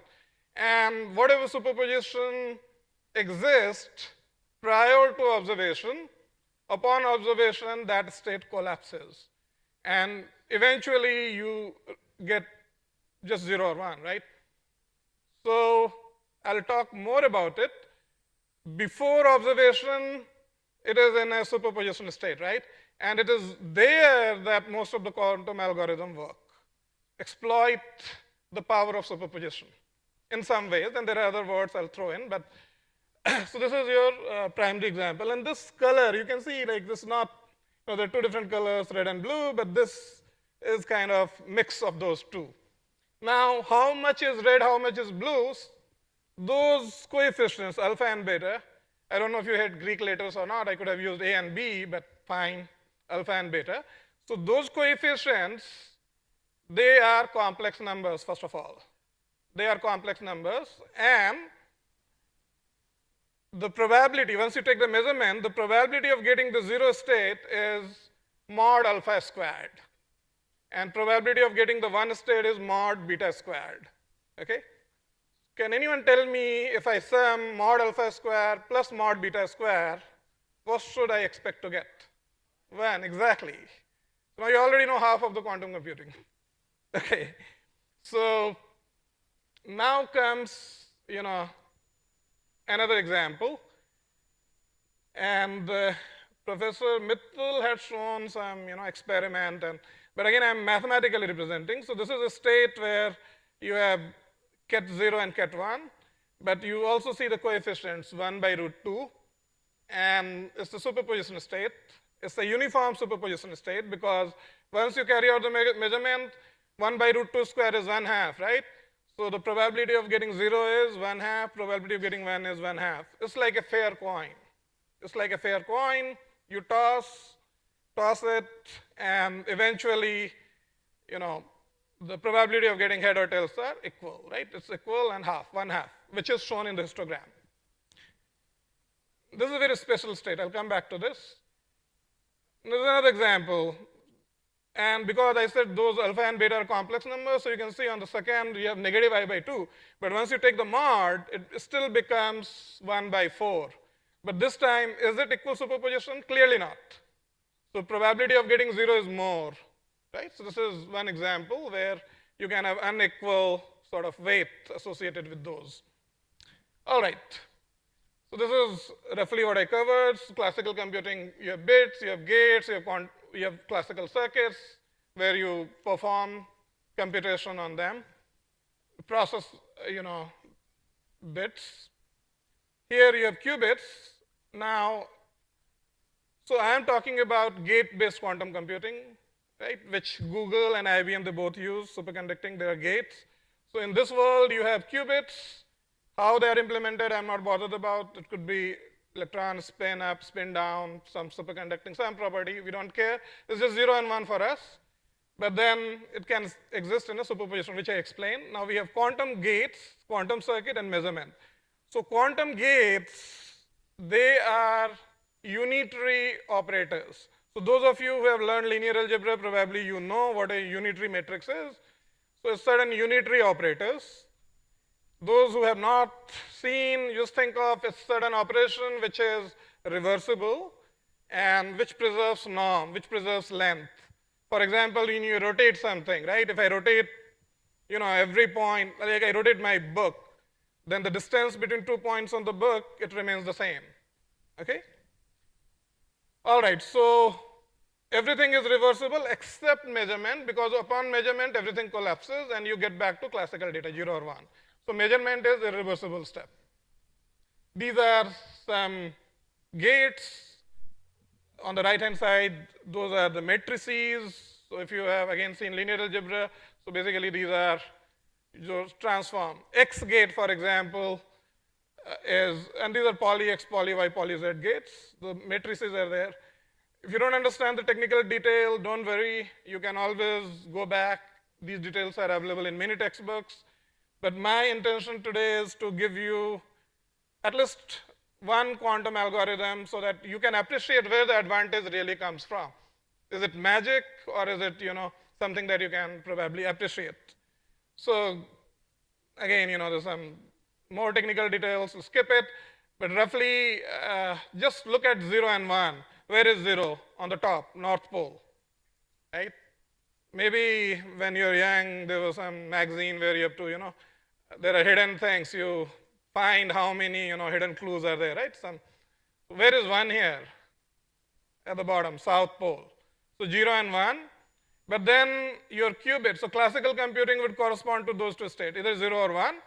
A quantum qubit, a qubit can be anywhere on the surface of the sphere if it's a pure state, and otherwise could even be inside it if it is a mixed state. Don't worry about it, but just think about it like when it is in a superposition state, it's somewhere else on the sphere.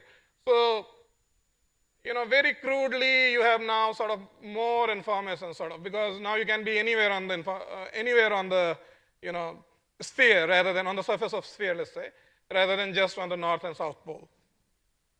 All right, so this is one example of X gate. What it does, basically, just when it acts on 0, it changes that to 1. So you see on the left, 0, North Pole, the arrow points to North Pole. X gate, it will change it to the South Pole, 0 to 1, and 1 to 0. So you see, this is this, 0 to 1, 1 to 0, right? So this is what X gate does. Similarly, there are other gates, they do something. So basically, I can show that if initial position is somewhere, it will rotate it, it will flip it, reflect it, it will do something, right? And that's your basic computing power, right? That's the basic unitary operations that you can perform. All right, so now this is MAT gate. So this gate was also referred to by Professor Mittal. And here you have the mathematical description, and it creates that equal superposition state, like 0, 1. You saw where the histogram, like a fair coin, right? All right, so now maybe I should move a bit faster. But before that, let me just tell you that basically I'm giving you one qubit system, but in practice, you have multiple qubit systems. And you have those gates. You have some initial state. These gates transform those initial state to some final state, right? And these operations are reversible until you carry out measurement. So in a nutshell, the moral of the story here is that from initial to final, you are applying certain unit, and that's all advantage comes from. And that is my next goal. I'll try to very quickly explain that. And at the end, I'll go and talk about my own research a bit. There are more gates. We don't worry about them, because in this short time, I cannot potentially complete them. This is an important gate, C0 gate. It's an important gate because there is a theorem where it says that using C0 gate and single qubit gates, you can create any multiple qubit gates as well. So these are like your fundamental building blocks. Yeah, so this is an entanglement. The last state is a Bell state. So this is like there are 2 coins now, 0, 0, 1, 1. And now they are entangled. So if you watch the first coin and you see that it is 0, you don't have to watch the second coin. You know for sure it's also going to be 0. So this is used in quantum teleportation. Again, I don't have time to get into that. There are more stuff. Deutsch algorithm, which was explained earlier, there is a way to explain, but again, I won't do that. But you have superposition, quantum parallelism, interference, entanglement. These are some of the properties which lead to quantum advantage. And the way to think about it is, Okay, well, let me give you an example rather than saying it in. So there's some algorithms: Deutsch, Joseph, Wursten, Vazirani, Grover search algorithm, quantum Fourier transform, phase estimation, HHL, that is quantum linear system solver, and source factoring algorithm. So the last one is the one which is very famous. It can break RSA algorithm used in cryptography.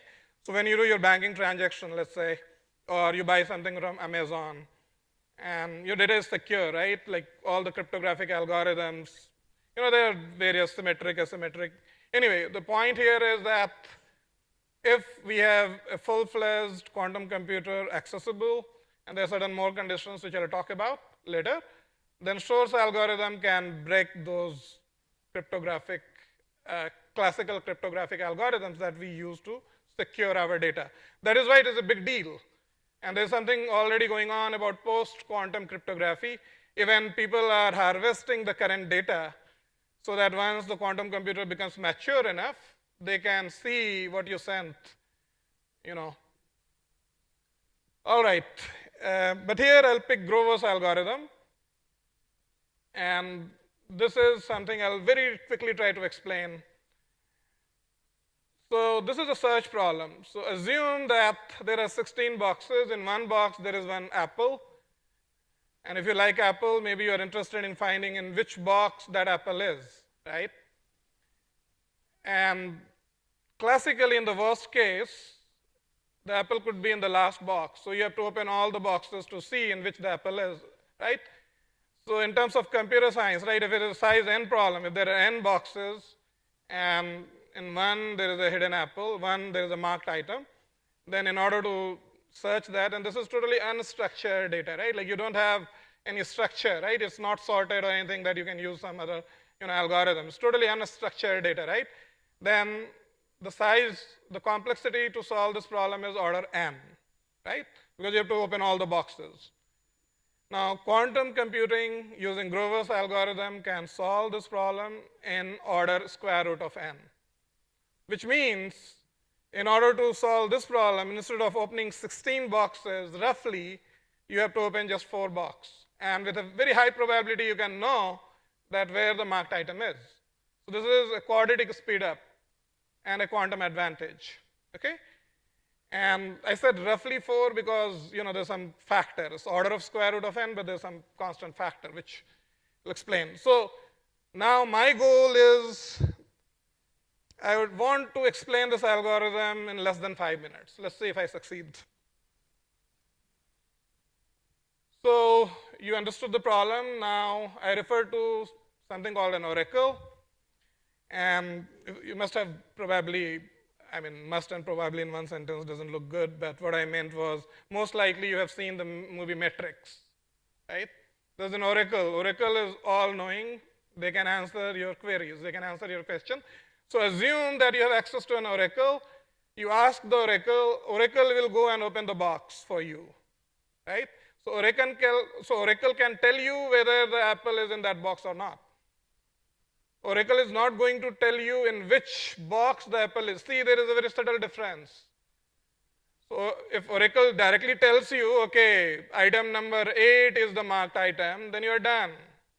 But Oracle won't tell you. Oracle will just tell you whether apple is there on the 8th box or not if you ask it.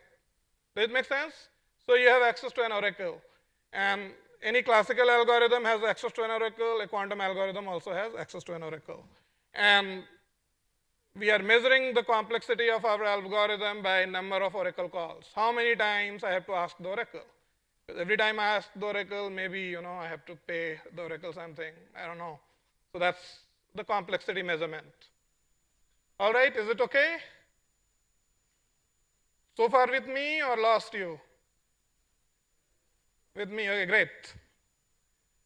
All right, so basically oracle, and this is a mathematical description, oracle will tell you if it's a marked item, then it will tell you something, fx is 1, otherwise fx is 0. All right.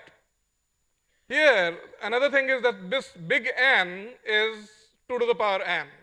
This is 2 to the power n. That's, just assume that. So it's 2, 4, 8, 16, some number like that.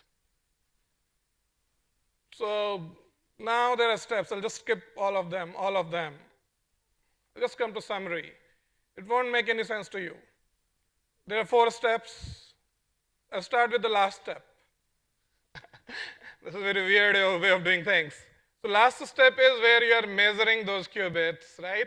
Once you measure the qubits, it collapses, you are getting the classical data, right? Last step. What is the first step? You initialize everything to 0, right? You start with 0. 0 is your initial state. All the qubits are in state 0. I mentioned ket 0, ket 1, right? So all the qubits are in ket 0 state. So in this algorithm, there are 4 steps. You already know first and last. First is 0, and last is where you get the item number, where your apple is. Okay? Now comes 2 more steps. So the second step is applying Hadamard gates on each of these qubits.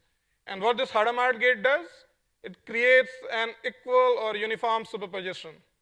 So basically, after the second state, if you have, let's say, 8 states to begin with, then it will create an equal superposition of those states, like 2 to the power 8 states. If you're using 8 qubits, then it will create an equal superposition of 2 to the power 8 states. Okay? What it means, equal superposition? It means now, in terms of those boxes, let's say 2 to the power 8. How much is 2 to the power 8? 256, right? So there are 256 boxes, let's say, and now it is saying that each of the box is equally likely to contain the apple. So second step is making the probability uniform. It's creating an uniform superposition state. Okay? And then the third step, actually it contains some more stuff which is not shown. There's certain Grover operator which you are applying certain times to get it to there. So I'll explain this third step, and actually I'll explain everything with this diagram. This is the key. And this will give you a flavor how things work. So once I create that equal superposition state, you can see that 1 by square root of n, those arrows, they represent, this is just like the probability histogram. But now, remember, probability of getting 0 was what? Mod alpha squared, right? So here all those coefficients are 1 by square root of n. So probability of getting any one such state is 1 by square root of n squared, right? Which is 1 by n. This is what I said, right? So it is equally likely that any of those n boxes contains your marked item. Now, the next step is the oracle. So you pass this, you call oracle only once, but you are giving all those steps to the oracle, and oracle flips the marked item. So that's where the k is the marked item. So it got flipped, right? Are you done here? So if you compute, so if you measure after the second state, what is the probability that you get the marked item? Anyone? 1 upon n, very good, because when if it is flipped, it is just minus of 1 by square root of n. But once you take mod of that square, it's still 1 by n. So you're not done, even though it is flipped. But then you do something else, and that is the step where it is amplified. So there is a unitary operator which can reflect it about the mean, which means any amplitude, let's say alpha k, it does minus alpha k plus 2 times the mean. And that step is basically, such that it doesn't affect all the unmarked items roughly, but it kind of flips this and amplifies this, amplitude. And you do it certain number of times, keep doing. So now what is happening is that if you measure it just after this, the probability of getting the marked item is now 3 by square root of n squared, right? Which is 9 by n. Does it make sense? So it is 9 times now more likely than others that you will discover. But you keep on doing this several times until the probability is high enough. So I hope I have given you some intuition. So basically this paradigm is entirely different. Quantum computing, the paradigm is entirely different. A new way of thinking is needed. That how can you process those states so that eventually you can extract useful classical information with high probability. Right? Many algorithms strive to do that. All right, so now I'll quickly go to my own research. There are more stuff, but I don't have time. So maybe a few more minutes. So I talked about hype, good things, there are challenges. And so first of all, algorithms, there are these areas that I work on, at least my research touches upon. One of them is solving ODEs and PDEs using hybrid classical computing, quantum algorithms, then optimization, which earlier speakers talked about, and there is a scope where optimization can help. And then there's quantum cryptography, state preparation, and error correction, the central thing. I'll talk about them. So one of the challenges in quantum computing is state preparation and measurement. Any quantum algorithm, eventually you need it to solve your real-world problem, classical problems, right? So first step is that you load your classical data to the quantum computer. And after doing all the quantum processing, you finally extract the useful classical data. So if the first and the last step are not good enough, not efficient enough, then all the quantum advantage that quantum algorithm might give you just vanishes. There's no use, right? So those are extremely important steps, and those are still major challenges. And the other part is error correction, where qubit should preserve its state, right? A quantum computer, but then it interacts with environment, and it's sort of measurement. It's like environment is measuring that state very roughly, very crudely. So it collapses, and it keeps happening. So maybe some bits are flipping. Error correction, like in classical computing, you have seen those CD drives or DVD drives, there are scratches, right? And still, if scratches are not too bad, then your CD player or DVD player might run it, because there's some inherent software where they do some coding theory, some error correction. But error correction becomes even more crucial for quantum computing to achieve any possible quantum advantage over classical computing. So these are the challenges, and let me just talk about my own research a little bit, because there's a little less time. I'll talk about one or two important things. So this step, just recall, this is a uniform superposition state, right? This is the first step in Grover's algorithm. And I already remarked that n should be a power of 2. So for example, if you want a 4-sided die, like you want to create a die so that probability of getting 1, 2, 3, 4 is equal, it's easy to do. 8, easy to do. 16, easy to do. But if you want to create a 6-sided die, right? Ludo khelte hai na, like we play Ludo with those, right? 1, 2, 3, 4, 5, 6. That is hard. Anything that is not a power of 2 is extremely difficult. And it turns out that because of importance of creating that state, it's first step in many important quantum algorithms, including quantum phase estimation. There also the first step is that you create uniform superposition state.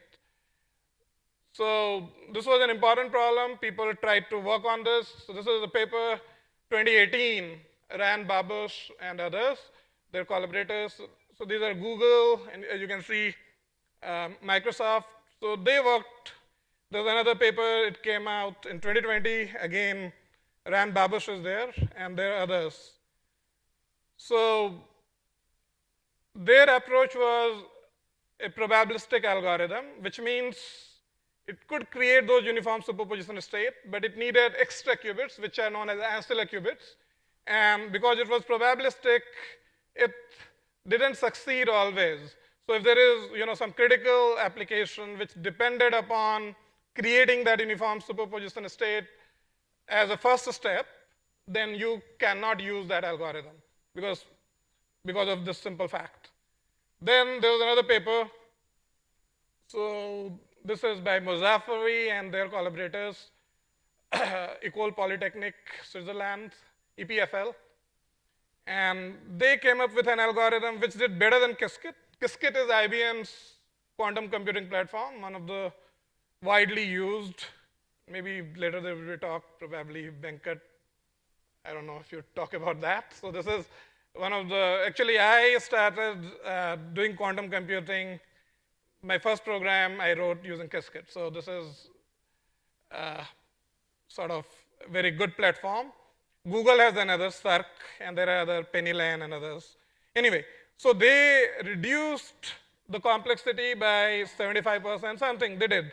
But the order is almost the same, right? It's order M, which means if you want to create an equal superposition of 1023 states, you need 1023 gates.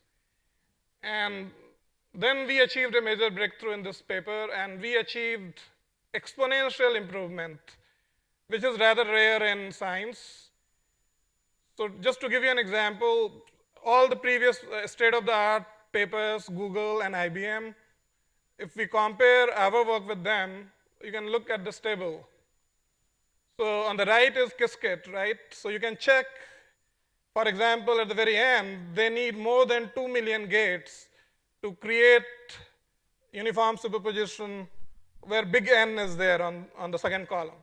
And we could do that just with 20 gates. So what, IBM were using 2 million gates, the same thing we could do with 20 gates. And the pattern is that they would need over 4 million gates, and we could do just that with 21 gates. So it's like we'll increase by 1 and they will double, right? So this is kind of, the exponential function, it very rapidly rising. So soon it would be out of question for the other algorithm to create uniform superposition state. And this is a very important algorithm, as I already mentioned. This is first step in many, many important quantum algorithms. So already there are many other works which use this. And in fact, both Google and IBM in Qiskit as well as Google Circ, they have integrated this. They have created a new gate. Gate, as you know, is very fundamental, right, even in classical computing. So now one can use just this gate. So the entire operation, whatever that algorithm is doing, that is sort of just a gate where you can call and create that algorithm. So this is an example circuit for 127. We can use this circuit. There are certain unitary, certain rotation gates. H you can recognize as Hadamard gates. Anyway, this is another example. Other than this, I have worked on hybrid classical quantum algorithms. So this is an example where you have banding noise, and these were removed. So on the right-hand side, you don't see. And some signal processing based application where there's an ECG and there's some baseline wander, which appears due to various reasons, including the probe might shake a little or the contact is not good enough. So this corrects it. There are some stiff nonlinear ODE that we solved using hybrid classical quantum algorithms. In optimal control, we worked optimization, VQA, even for non-Hermitian matrices, we have done some work there, and all those are published work. In trajectory optimization, we came up with one algorithm, and all these were published work, and some of it, recent work, is actually not even included. So for example, so for students here again, there are so many open problems, interesting problems. Suppose you want to integrate a function, right? Integration, right? Can you come up with a great or a better quantum algorithm versus classical one? You want to differentiate some function. You want to, so all the numerical analysis, optimization, of course, is a big area. There's so many algorithms. So we have been working on those fundamental problems, and in many of them, we achieved, quantum advantage, which is, much better order of, factor better than classical algorithms. So I'll just end saying now the challenges once more. So the biggest challenge is, of course, scalable quantum computers where, error correction, as I mentioned already, right? It has to sustain. Then state preparation remains one of the major challenges because you want to, so anybody who claims that, okay, my algorithms like HHL or others, gave you, okay, it's the exponential speed up. For example, QFT, quantum Fourier transform. It gives you, such a great improvement over classical algorithm. But in practice, that is not realizable because the data that you want to load, the classical data that you want to load to quantum computer, that step itself would be very inefficient. So that is a major area. And as I've shown you, like even creating the uniform superposition state is non-trivial, right? And just recently, like this last year, that paper came.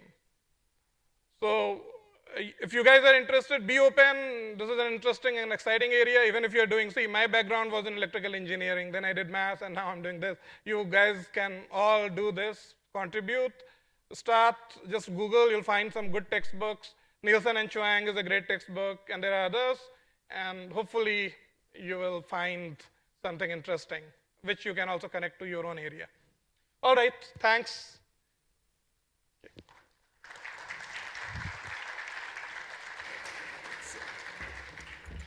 Thank you, sir, for your powerful insights on quantum simulations. Now we have with us Dr. L. Venkat Subramaniam from IBM Quantum India. Mr. Venkat Subramaniam is the IBM Quantum India leader, holding a PhD in electronics from IIT Delhi and an MS from Washington University. He has dedicated his 26-year tech career to pioneering advancements. As an IBM master inventor, Mr. Venkat has contributed significantly to the field with 34 patents and 150 research papers. His current focus is on establishing India as a leading hub for quantum computing research. Deeply committed to education, he also mentors students at IIT Delhi and serves on the board of studies of DAIICT Gandhinagar. Please join me in extending a warm welcome to Mr. Venkat as he shares his vision for quantum computing in India. Hello, good afternoon. So in the next 10 minutes, we're going to learn about where is quantum headed and how can you contribute to it. So we all know this, this is how you write your programs, C, C++, Java, Python, all of that. Then what happens? A compiler compiles it into machine code, zeros and ones, right? On a quantum computer, what's different? Yeah, so you heard all the speakers. For you, nothing is different. You are still using the same higher level language, Python, Java. Those are your languages with which you compile. You write your program, but what happens? The compiler or the transpiler converts it into superposition, entanglement, all of that to use the special properties of the qubits, right, which you heard about. Now, this used to be the most powerful supercomputer, but it's now number 10 or so. Why? Moore's law. What does Moore's law say? Every 18 months, compute power doubles, okay? So that's why your mobile phone, every 2 years you go ask your parents, can I buy a new mobile? Why? Better camera, better apps, better everything on it, right? Why? Because of Moore's law, doubling every 2 years.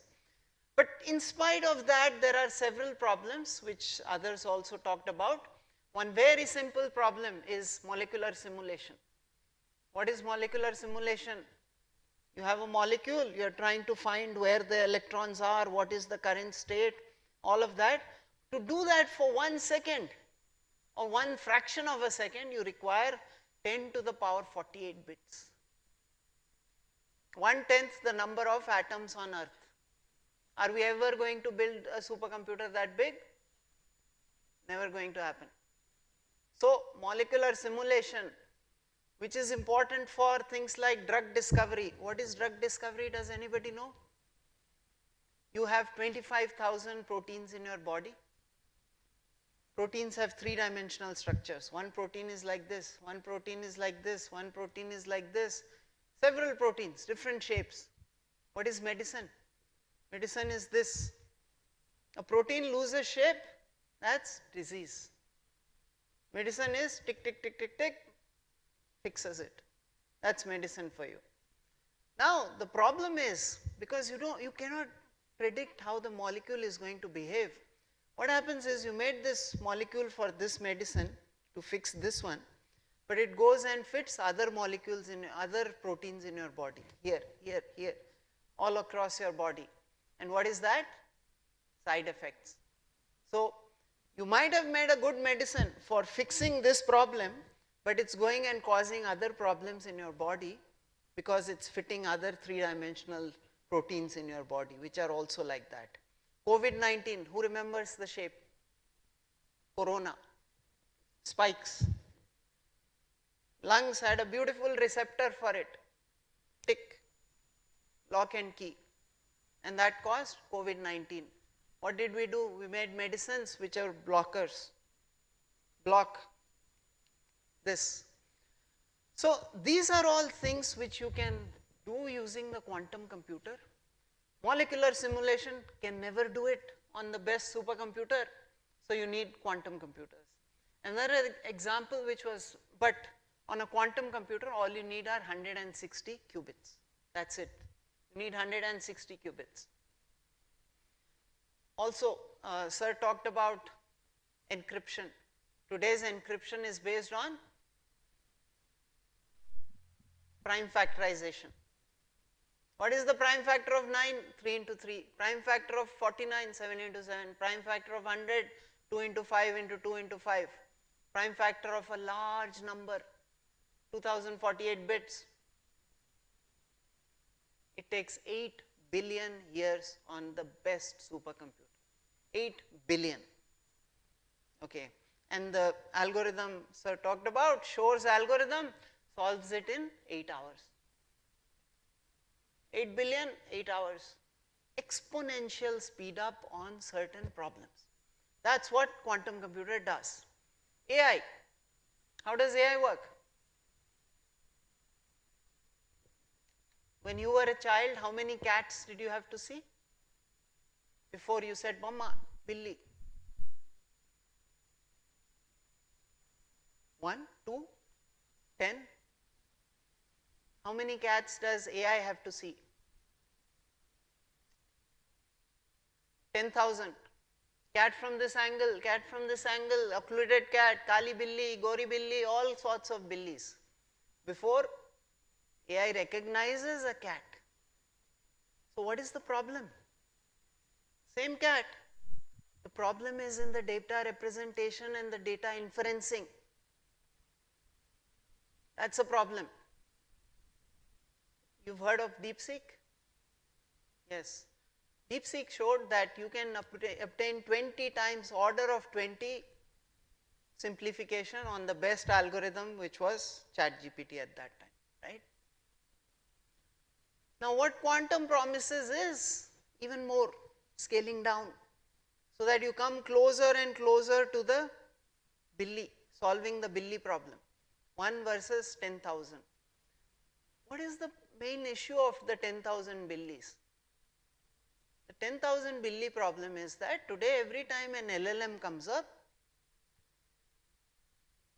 a power station comes. And that's why all the tech companies today are buying nuclear power stations, because of the Billi problem. And these are the problems which quantum says that it's going to solve.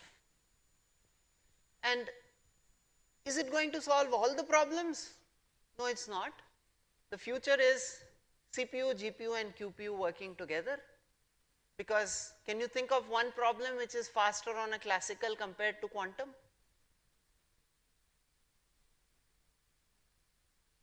Multiplication. Do multiplication, it's hundreds of times faster on a classical computer compared to a quantum computer. So hence, the future is CPU, GPU and QPU working together. Already CPU and GPU, you all do it. On your laptop you have CPUs, GPUs are on the cloud. Very soon GPUs are also on the cloud in quantum, and you are going to be working using all the three together. Now, Moore's law, you saw Moore's law for classical. For quantum too, there is a similar law. 2016, 5 qubits. 2024, 156. 2033, 1 lakh. So the scaling is huge. Exponential, again, there is a Moore's law in play here. Now, people talked about this, quantum advantage. What is quantum advantage? Using today's quantum computer, is there something I can do which is much, much faster or much, much cheaper to do on a quantum computer compared to a classical computer. That's quantum advantage. Now, who's going to get quantum advantage? Guess. Who is going to do it?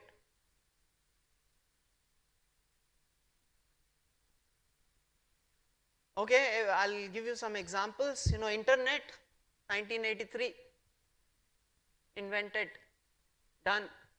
But when did people start using internet? Yeah, because nobody cared for it.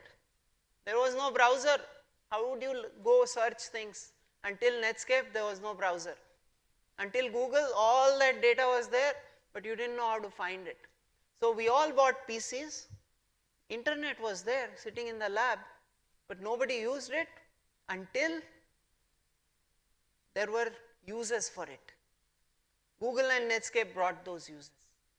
AI, 1980s, all done, discovered, everything done. But when did we start using it? After ChatGPT, right? NVIDIA, which was a tech company, before ChatGPT, what was it? A normal tech company. After ChatGPT, what was it? The most valuable company in the world, 900% increase in its value. Same processor, nothing changed. All that changed was somebody came out with an application which showed that it's useful. Quantum is in that era now. The hardware has reached a point where the algorithms people can come and start doing their stuff now. This is the time. IBM says quantum advantage by 2026. Which year are we in now? In 25. Next year, quantum advantage, done, dusted. Where is, many people say, until error correction, nothing is going to happen. I hope you remember 1950 was when error correction was discovered. Okay, 1950. Computers got error correction after 1950.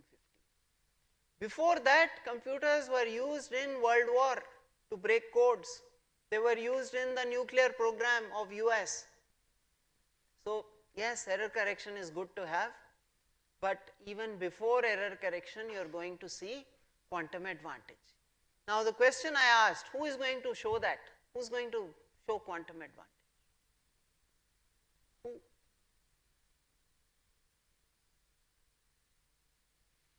Okay, so I'll not go here. This is a map of talent, quantum talent in the world today. We have IBM systems where you can all use 10 minutes free. Right now, you can go create an account and start using a quantum computer. So this World Quantum Day, please use a quantum computer. And today the talent is all here in India, US, India, that's where it is. We started a program on NPTEL 2 years ago. 15,000 registrations.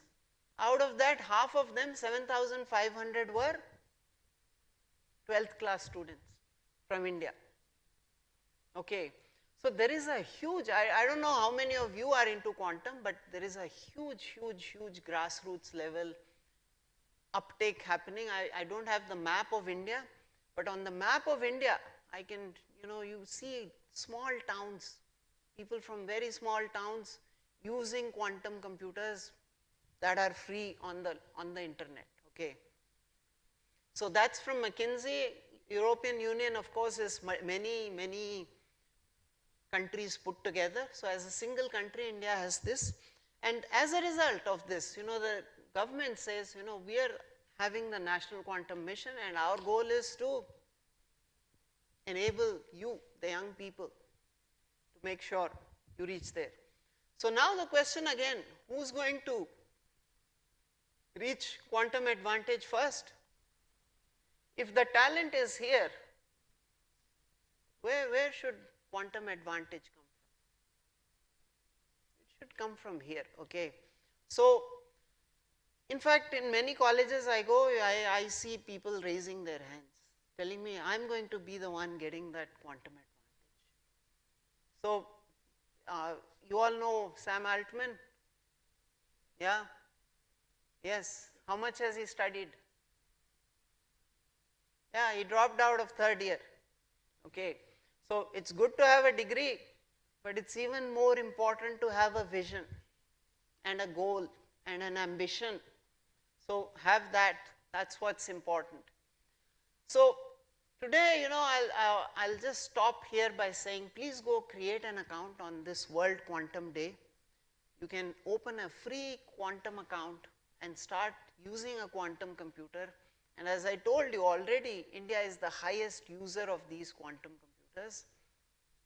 So, you can pick any problem you have already which you are doing, whether it's in AI, data science, whatever it is, optimization, just try to run a quantum equivalent of that. That's the way we all learned, okay, that's how I learned mine, and that's the way, an easy way for you to learn, and just compare. You know, you are doing something in AI already, some classification task, try to do it on a quantum computer, try to see how much better or how much, you know, and what we observe is that people who try that also do very well on the classical part, because you're able to see it, see the data from multiple dimensions now, and that results in you getting better results on the pure classical side also. So with that, I'll stop. Thank you so much.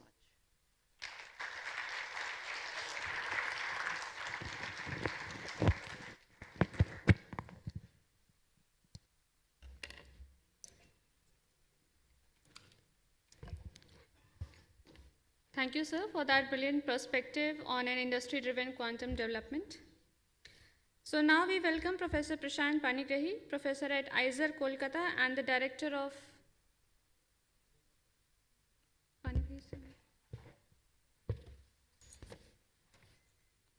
Okay, so there is a change in the speaker that we're calling next. So I invite Professor Anirban Pathak, Professor and Head at JP Institute of Information Technology, a distinguished name in quantum optics and quantum communication. Professor Anirban Pathak is a distinguished theoretical physicist and a fellow of the National Academy of Sciences, India. He earned his PhD from Vishwabharati and pursued postdoctoral research at Freie University, Berlin, before joining JIIT Noida. A leading expert in quantum optics and quantum information, particularly quantum cryptography and photonic quantum computing, Professor Pathak's contributions to the field are significant. As an editor for prestigious journals like Quantum Information Processing, he actively shapes the discourse in this cutting-edge area.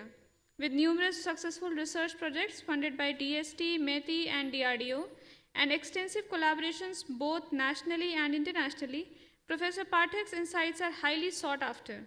Please join me in extending a warm welcome to the recipient of the 2017 Shri O.P. Bhasin Award, Professor Anirban Pathak. Can you hear me? Can you hear me? Yes, sir, you are audible. And just confirm that the slide change is happening. Is the slide changing? Yeah, yes, sir. So the slides are visible and they are changing also. Okay. So, thank you, and thank you for arranging an exciting meeting, which was challenging also. So most of the time, the meetings, we know what to speak because it's about the problems which we do. But this meeting was a bit challenging because it asked us to connect it to oil and gas energy solutions, which is not something which is of our expertise. So I'll talk about a bit about quantum algorithm, what are the possibilities, what are the challenges, and at the end, I will try to connect it to oil and gas energy solutions also. But the experts are there, and what we will speak will be kind of hints. And the experts present in the RGIPT, they are the better people to connect. Means you have to, we will give the hint that these are the weapons I have, and then you have to catch how to use that weapon in your problem. So in top, whatever we are showing, these are different hardwares, and already people have discussed that quantum computing can be done using different hardwares. But what is a quantum computer is not exactly what we see here. So most of the things which you see is a structure which is used for cooling. So actual computer is like a chip which is inside, but this is called dilution refrigerator, and outside what we see is a dilution refrigerator. So different, suppose you are working with NMR, then the computer looks different. We are interested in photonic quantum computing, and in National Quantum Mission, we are in collaboration with SATES, IISc, and CDAC, we want to develop a photonic quantum computer. So the advantage of photonic quantum computer is that it can work in room temperature. Disadvantage is that it's relatively difficult to make it programmable. So in case of NMR, it is a nucleus which is used to do computing, and there are people have serious doubt about whether NMR-based things can be Sir, scalable. Are you changing your slides? No. I am showing the computers in the screen. Okay. And then in the right, you can see a ion-based quantum computer. So ionic quantum computer has a specific advantage that they can be, the architecture or topology is such that they usually form a complete graph. So if you want to apply a CNOT gate or something, means 2-qubit gate, any 2-qubit can be connected directly. So coming back to a quick introduction to where I work, we work in Noida. So we and RGIPT are located both in UP. So this is very close to, and somewhere here I have a quantum cryptography lab, but which is essentially a photonic lab, and where we play with the optics or photons specifically. So sometime for communication, sometime for computation. Now, how to compare two algorithms and what can be done with quantum computer? So this is very specific thing, and I want your attention. So firstly, I want to note that algorithm has nothing to do with computer. Algorithms predates computer, and there are algorithms which are introduced even before Christ and is still used. And probably the first algorithm which was taught to me or you or anybody was by our mother when they taught us doing addition. So how you do addition? Suppose you have to add 12 and 34. So you write the 12 below 34, unit place below unit 4, add 2 plus 4, write 6, add 1 plus 3, write 4. So 2 digit, 2 plus 2 digit is 2-step problem. 3 digit plus 3 digit is a 3-step problem. 4 digit plus 3 digit is a 4-step problem. So if you have a n digit plus m digit is a n-step problem. So if the problem size increases, with the size it increases proportionality. So it's if the problem size is n, it requires n step. But now you do multiplication. Suppose you are multiplying 1, 2 into 3, 4. So when you multiply 2 into 4, it is 8. 1 into 4, it is 4. Then you multiply with 3 2 times, and then you do 3 additions. So it involves 7 steps. So naturally, multiplication of 12 and 34 involves 7 steps, whereas addition involves only 2 steps. So multiplication is a more complicated problem. Now, any problem, if the problem size is n, and you can solve it in the number of steps in polynomial of n square, n cube, or less than that, say root over n, n log n, then it is called, all such problems belong to a complexity class called P. So now, even in that, suppose there is if you can solve it in polynomial steps, we say that it can be solved efficiently. So even if that, if you wrote an algorithm and you can solve it in n steps, and I write an algorithm which can solve it in root n steps, then my algorithm is better.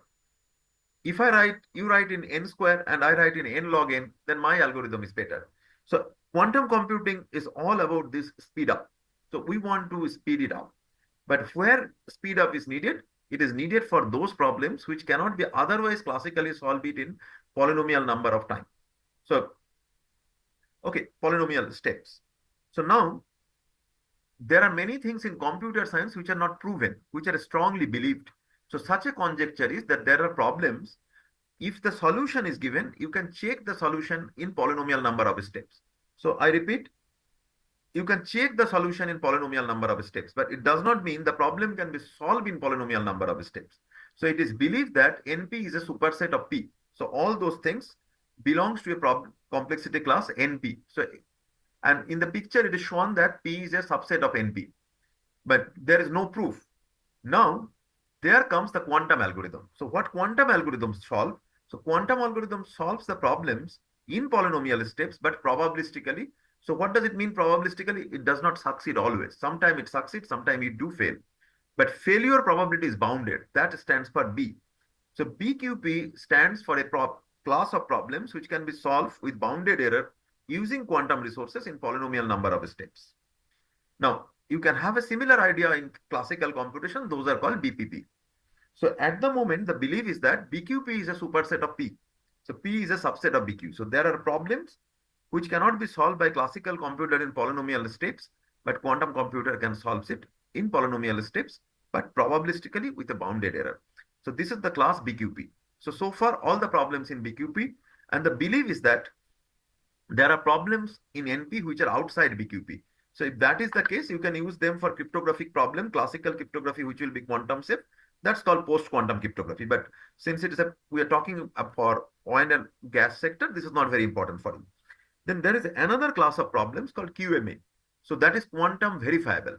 So these are, so this keep this in background. So what kind of problems we can solve? So if you have a BPP problem, probably most likely you can solve in BQP. Try to solve problem outside P and map it to BQP. And that mapping is very important. Often we map things to another problem. So I'll come to that. So now, while we are doing an algorithm, we have to be calculating complexity. We always calculate in the worst case possibility.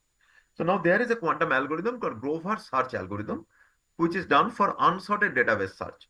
And usually the way it is presented, that you have a telephone directory where names are in sequence, but numbers are not.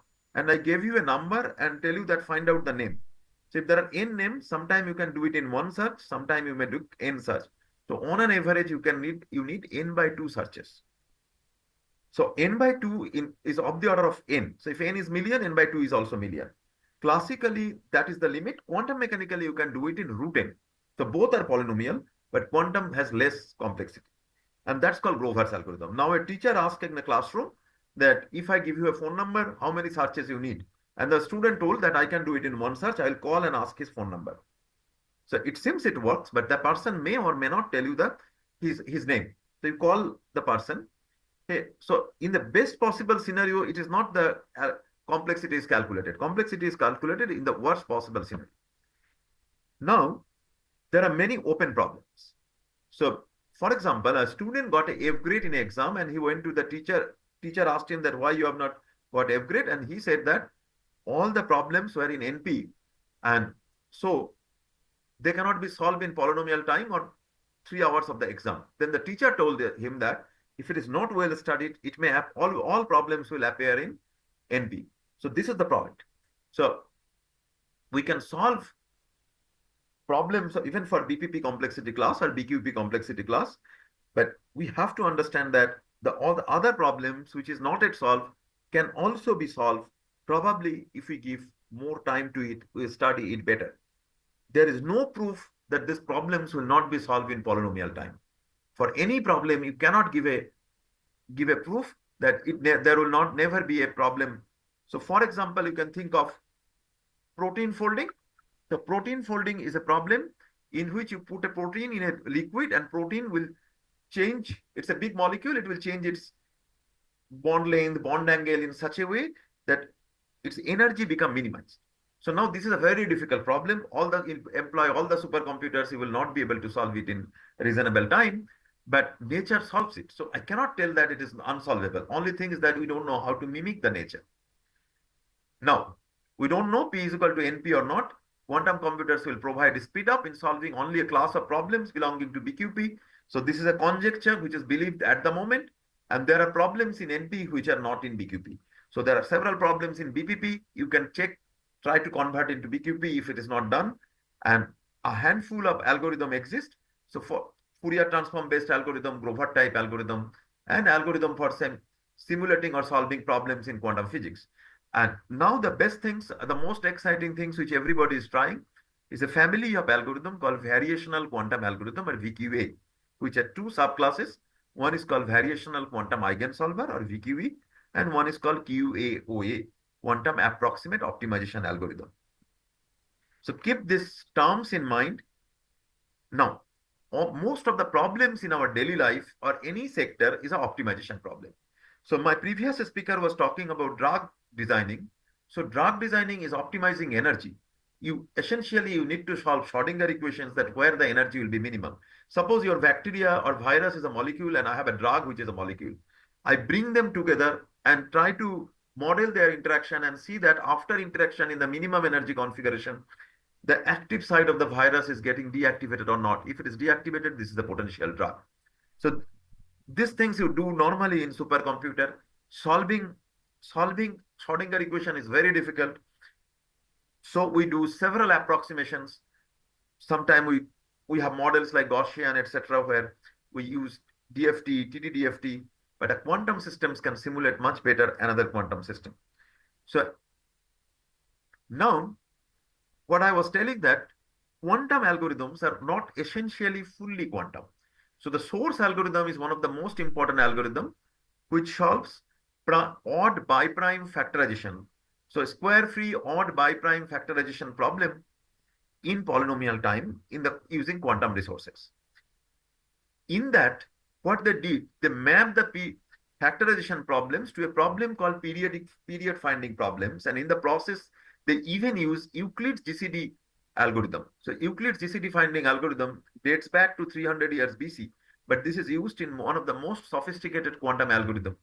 So when you try to design something for your industry, something for wind, oil and gas, keep it in mind, the problems may not be solved directly as it is.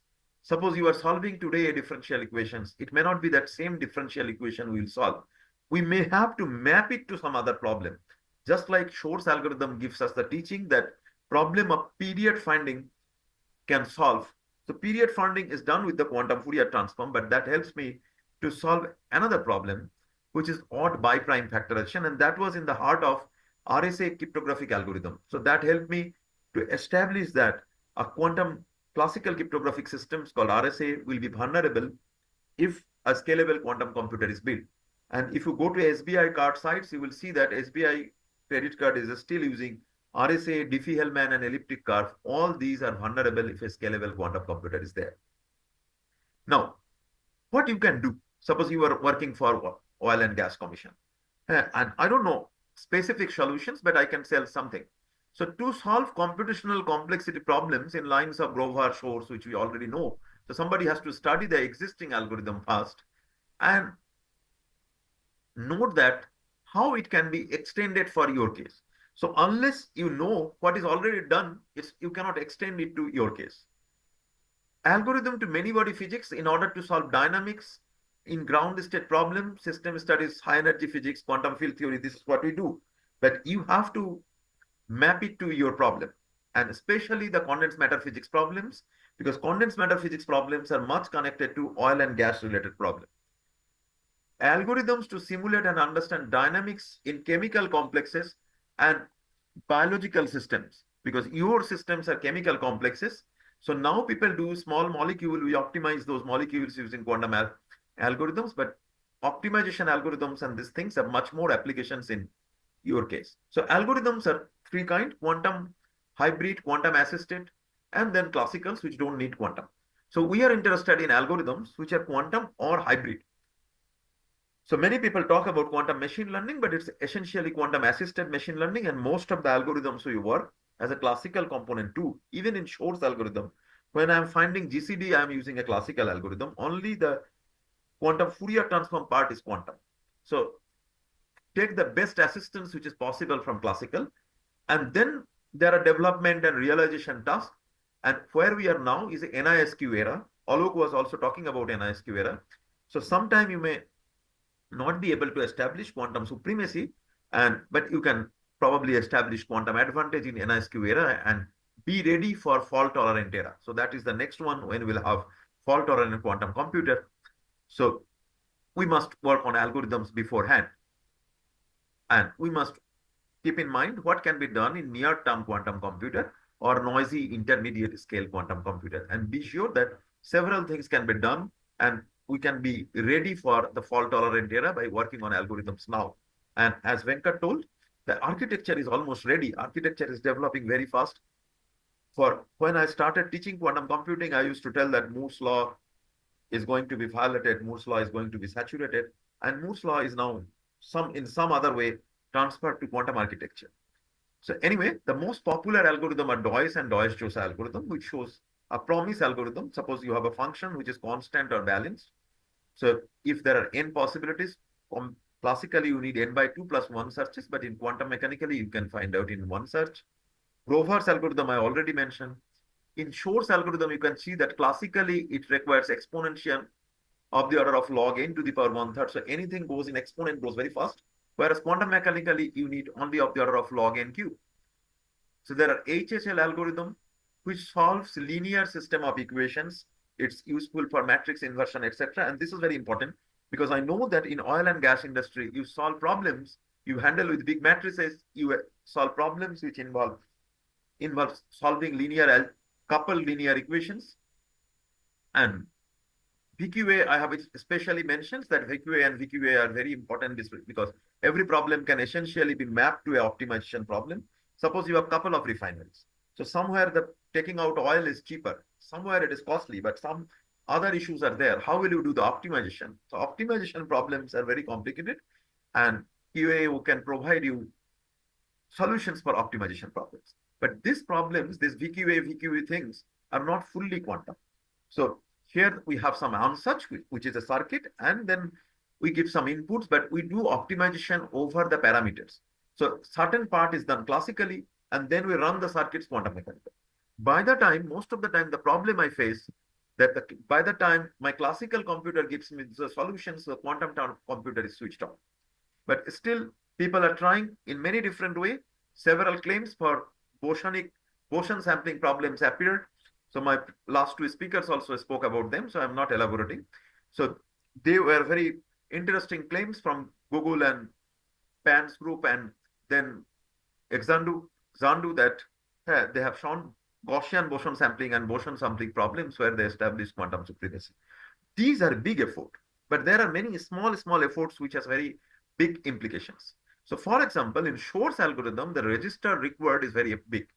And that's the reason still RSA 120 bit is not broken.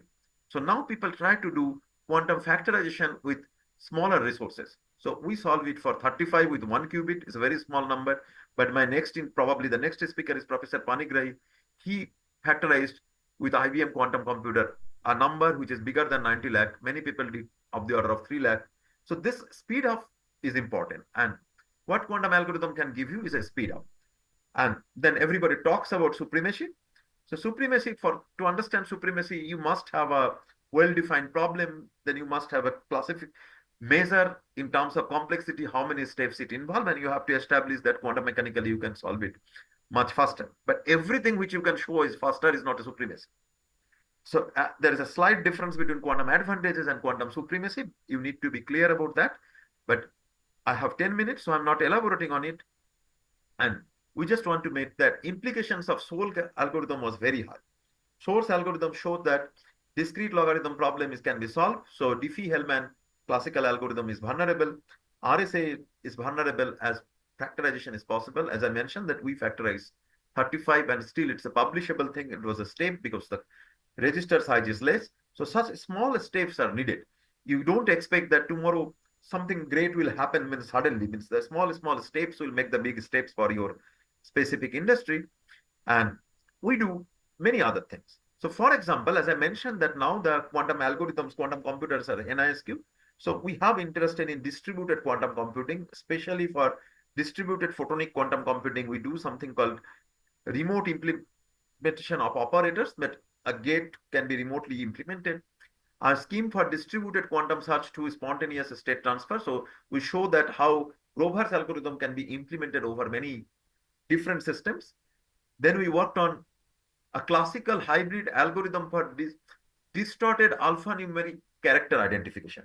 So we choose a specific use case. In our use specific case, that a speeding car is photographed. You have to give a case, traffic police, and then you have the very bad image of the number plate. Can I improve the number plate image? So using something called fixed point Grover search algorithm, we have developed our own algorithm to address this issue. Similarly, I was telling that condensed matter problems are important for oil and gas industry. And recently we solved something called Mojumdar-Ghosh spin chain model, a max cut problem using variational quantum algorithm. We could not implement it nicely because the By the time classical computer optimizes, the quantum algorithm goes switched off. So we need to do work on HPC quantum computer integration. So some part has to be done in HPC quickly, that has to go in. And this already in oil and gas industry, a lot of use for parallel computing and HPC exist. So those algorithms has to be first classify that how many of them has a Fourier transform part, how many of them have searching part. So somewhat like a subroutines can be done in quantum and reduce, and all the optimization problems can be systematically seen that whether you can use the existing tools. So once that is explored, then somebody can move for checking that how it can be improved. So in short, image processing algorithm, as I mentioned, will be very useful because normally when you do digging, you send a sensor below and sensor send you some images.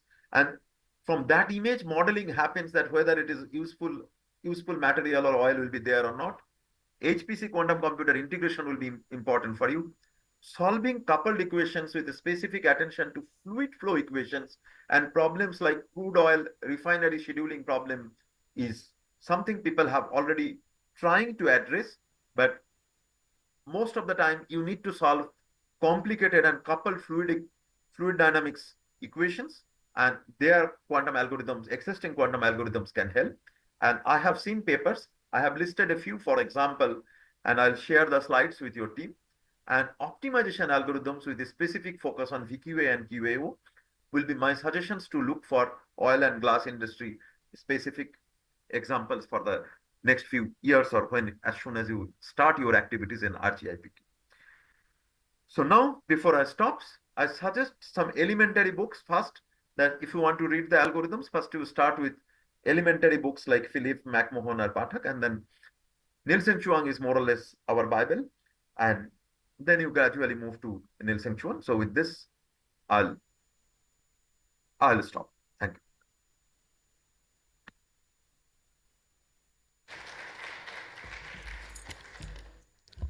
Thank you, sir, for shedding light on quantum security and information. Now we welcome Professor Prashant Panigrahi, Professor at IISER, Kolkata, and the Director of the Center for Quantum Science and Technology at Shiksha Anusandhan University, Bhubaneswar, whose work bridges quantum physics and complex systems. With doctoral studies from the University of Rochester and postdoctoral fellowships at the Universities of Montreal and Illinois at Chicago, his expertise spans quantum computation, cold atoms, nonlinear dynamics, and quantum field theory. As a principal investigator for a prestigious DST project on photonic quantum technologies, Professor Panigrahi is at the forefront of quantum innovation in India.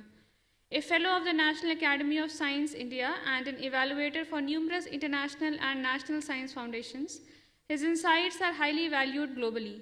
Please join me in extending a warm welcome as he shares his profound knowledge with us today. So thank you very much for this kind invitation. Now we already have had a good number of talks showing the utilization of quantum computers. Now, to some extent, we have also pointed out this is a year of the quantum, 100 years of quantum mechanics. So I would like to highlight in this process, keeping the general audience in mind, why it took so many years for this quantum theory to become technology. In the process, I'll touch upon the technology development, what are the major steps. Already, Alok, Nirban, and Venkat, they have already covered many beautiful aspects. In fact, it has been very, very nicely, technology-oriented coverage of quantum computing. So mine will be a bit of, popular kind of thing with connecting with recent developments. The emergence of quantum technology in 21st century. So how many minutes I have? Half an hour or? Hello? Approximately 10 minutes. Talk is for 10 minutes. Sir, actually we are running out of time and few of our speakers have to leave. No problem. So I will go accordingly, not a problem. Okay, so very quickly I'll show you where we stand. And many of the aspects have been already covered, so there is no problem because this is a general exposure to audience. So already, for example, Venkat has mentioned about this McKinsey report, pointing out that Indians are using quantum computer quite extensively. In fact, what I am showing is 2019, what is showed is 2020, and recent trends also. are of similar kind. Indians are using quantum computers and simulators quite extensively. So we have a large pool of talent here in India. In fact, many of those kids come and work with us, and we really benefit because of them. And so investment thing also Venkat has covered. So some of these things I know I have, or you might have already heard. Some of these people, for example, have contributed quite nicely. It's innovators under 35 is Avinav Khandala, quantum chemistry, optimization, those kind of things, and drug and material development. And I specifically take pride in mentioning Srishti Agarwal. She just got this big award and finished a PhD in Boulder. She was my project student in ISA Kolkata, and in fact worked on quantum simulator from IBM. So now here is a success story. Our own BSMA student from ISO system is reading technology in Colorado. The other technology leader is Sonali. Again, our ISO Kolkata student, did projects with us, physics. Now she is actually in UK and is a quantum innovation sector lead at MQCC. So he's very happy to see. I'm just giving you very few examples, and I am sure Anirban's students and many other students are doing very well. For example, both Anindita, Chitra, and you name it. India's boys and girls are globally doing quite well. So there is, say for example, whenever I talk to my students, I give very specific examples to persevere while doing quantum. One is, this Urmila Mahadev, who looked at, people, Anirban mentioned about this D wave. So whenever a quantum computer is given, how do you use a quantum computer? So she asked this question, statistics of measurement and questions can lead to the answer. It took 8 years in one paper because the faculty in Caltech. Good example to follow. And in fact, when it comes to optical fibers, Prem Kumar is one of the global leaders. Recently was in TCG Crest. You can go to your website, electrical engineer in Northwest University. And always I give this example that who can do quantum computing. In fact, this Yuin Chang, some time back, when she was 18 years, she came to do a high school project. She was given a project, somewhat like a game where some numbers are missing, well, pick them up following some rules. And there was some very powerful result by leading experts from MIT showing that a quantum advantage is there. What she showed, a classical computer can do it quite well. Then you should look up for research. She's doing her PhD now. You can see, because it has been emphasized by all the speakers so far, that very elementary knowledge about matrices and a great zeal to play around can actually lead to solve good problems. And classic example is Yuin Tang, who defied the great scientist and showed that a classical computer can do things faster. So now this is our national quantum mission, probably have been already emphasized. Year of the quantum. Why did it take so many years? Say, for example, as you have been seeing, these bosons, which essentially photon being the prime example, were discovered in the quantum theory was by Max Planck, 1900, 1901 was the paper published. That it is actually quantum, and you needed so-called second quantization, namely photons, was pointed out by S.N. Bose, rewrite Bose statistics. 2025, it's actually a classic development. That's why I mentioned about it. It was celebrated last year again. And these bosons have played a very key role. It was pointed out boson sampling, photons are for communication. So these identical, indistinguishable particles. And their measurement, their state behavior is very crucial. And light is one classic example. Year of the quantum, because Heisenberg's paper came out in this year, matrices. So it was pointed out that superposition is key principle. Schrodinger equation is the one which is a linear equation. So superposition, wave particle duality, they are the key roles. Now then, precisely quantum nature come out, when people looked at this so-called singlet state. And again, a very pointed question by Einstein, the so-called EPR paradox, which led to non-locality. And very beautifully looking at this classical problem of head and tail statistics. When you have head, you take two referees having two coins, and they define dropping the coin. four combinations, head, head, head, tail, tail, head, tail, tail. From that kind of thing, there was an identity which was established that if you take these kind of terms, it should be between 2 and minus 2. This was by Boole, or Boole's identity. It was taken to the quantum domain by John Bell. He pointed out that quantum domain for maximal entangled states, like for example, singlet, it will be between 2 and 2 root 2. This root 2 is crucial. Now, if you see that was what verified by three gentlemen. Now that you have gives this quantum machine advantages, this so-called quantum, advantage. Namely, machine is quantum or not. If you are in that domain, then your thing is really quantum. You are using the power of the quantum and device independence, semi-device independence. All those major developments they are based on very simple fact that you have to take advantage of the DPR paradox domain, namely the between 2 and 2 to tune your apparatus. Keep that in mind.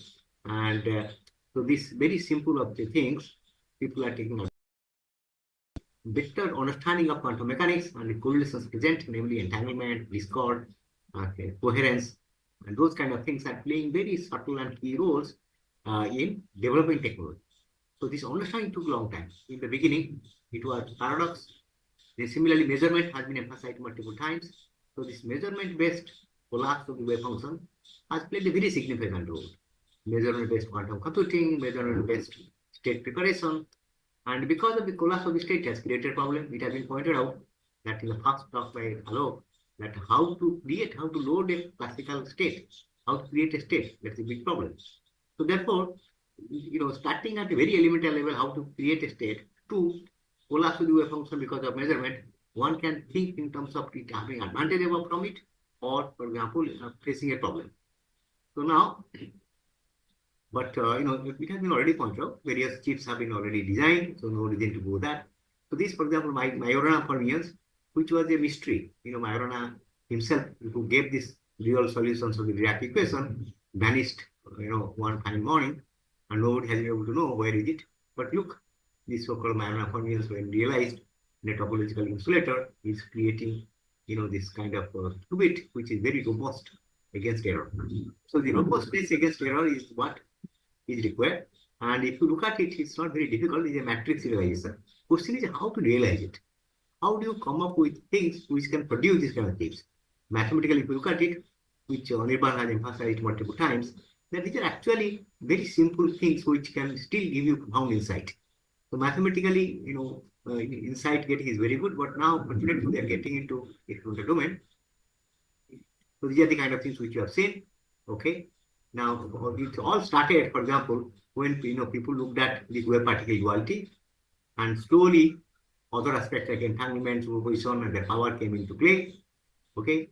Now, as you know, there is a need because there are problems which have difficulty, and in most of the cases, like in Grover, you use this quantum parallelism, or in case of SOAR, for example, parallelism plus entanglement. So both of them are very powerful. Now people have pointed out there are more subtle things, for example, like quantum discord or quantum steering, which can be useful.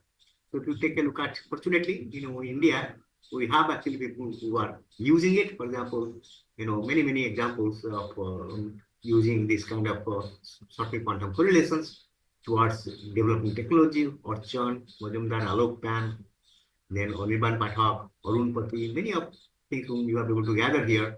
All of them are using the subtle advantage of quantum to develop technology. So, okay, so now, it was, these are the basic timelines. I'll share my things with you, so no reason to go through it. So let me see, for example, the biggest step is that when they found, Feynman proposed, and then people realized that a quantum computer can be done using very simple matrices. Okay, then, for example, these kind of things are demonstrated. Grover's algorithm, which is being implemented now, in a good distributed manner, is a very powerful one. Many people believe nature must be taking advantage of it. There are processes in nature, for example, as you have mentioned about gas and petroleum industry, like photosynthesis, for example. How the photon goes to the place where it is required is still a mystery. People claim that quantum coherence may be playing a role. So these kind of things like Grover's algorithm, which is based on very simple fact, as was pointed out by Alok, mainly reflection and reversal, could be something which nature is taking advantage of. Okay, so now these are the processors. Here there is no reason to tell you about this thing. Just for the record, I'm pointing out this is a timeline. And just to show why did it take so long? It took so long because there was first of all no need for quantum. When the need came, people did not believe that you really a quantum can be possible. Now belief is there. So therefore, now the thing is that it will really move fast. And fortunately, our National Quantum Mission is on. Many of our people are already into projects. So, and this all started from this Planck distribution. Look at that. And Bose-Einstein condensate, superconductors, they're all playing key roles as quantum state. Light is really playing a key role in communication. For example, today I read about, some results from Vienna that at room temperature, you can still maintain coherence. There is kind of thing which is required. Now, okay, this is just for the sake of record, so that in principle, now this correspondence principle and philosophy wave function, which really was developed in 20s, has played a very key role. Measurement has, the power of measurement has been shown by technology people. Like, for example, teleportation, then, VV84, all those things really depend on measurement, the power of measurement. And we physics people have been creating paradoxes, have not really used it. It's the engineers like Bennett, Brassard, and many others who came and showed that you can do dense coding, you can do this thing, provided you have this maximal entangled states. Or, for example, even not maximal entangled, like VV84, you have something like contextuality, those kind of things. So measurement has played a very key role. So to try to understand measurement, then you'll be able to really do a lot of good contribution. Okay, so now collapse wave function, all of you know, and you can still play around. There are still mysteries there. Wave particle duality, very simple manifestation in multi-slit experiment. Okay, for example, these are the fathers of quantum mechanics. Of course, Schrodinger went on to give this word entanglement, and also, the steering. For example, steering is being used now. I suggest that please take a look at Archon Majumdar's recent papers, where experimentally also they have shown steering's power in device independence. Okay, so now these are the paradox people, and these are the, if I have spent quite a bit of time on your notes, and when you are a student, in fact, our first one started from here. Goal was to understand what is so big deal about this Bell state. If you really look at it, this is a column vector with 4 entries, and you see this 2 root 2 Bell, and starting from Boole's inequality, that root 2 factor is key factor. If you really look at it, these are actually a column vector with 4 entries and 2 ones. It took me a long time to understand why this location of 2 ones, for example, 1001 and 0110 is so important. And thereby, how the entanglement comes in. Finally, it led to geometric understanding. Okay, this I am not going to specify. This is another result I would like to point out. That when heating started, people started to understand why heating is coming. Then there was this beautiful relation that every piece of information erased, it costs energy, and that energy is KT log 2. Very powerful result, very beautiful. And by the time you see information has been quantified by the computer science people, namely Shannon information, and how it was useful in thermodynamics. Very beautiful. And all the technologies in connections now are coming because of this. And this is another one which is very interesting because, when people are talking about heating, he pointed out that I have a bigger gate, so it doesn't heat. And then this gate apparently has been used in circuits, and it was found that it's a unitary matrix. Thereby, it's actually quantum. Then Feynman and Hahnemann and controller have been devised. Universal, this is the algorithm which was pointed out, which gives the advantage. The measurement, for example, plays a very significant role, as pointed out. And source thing you might have already familiar. Fourier transform, basically, Lorentz Fourier transform. Grohl is our man from Virat. And his factorization is something which people believe, his source algorithm, and nature might be taking advantage of it in many processes. Okay, and particularly for you people who are looking for oil, this could be very useful. Now, basics have been already pointed out that rotation, those kind of things. Entanglement, try to understand a little bit. It could be very useful, particularly when it talks about entanglement and its use. You always amazed to know what maximal entangled state can do, what the others cannot do. So essentially, why is it that the maximal entanglement plays such a key role?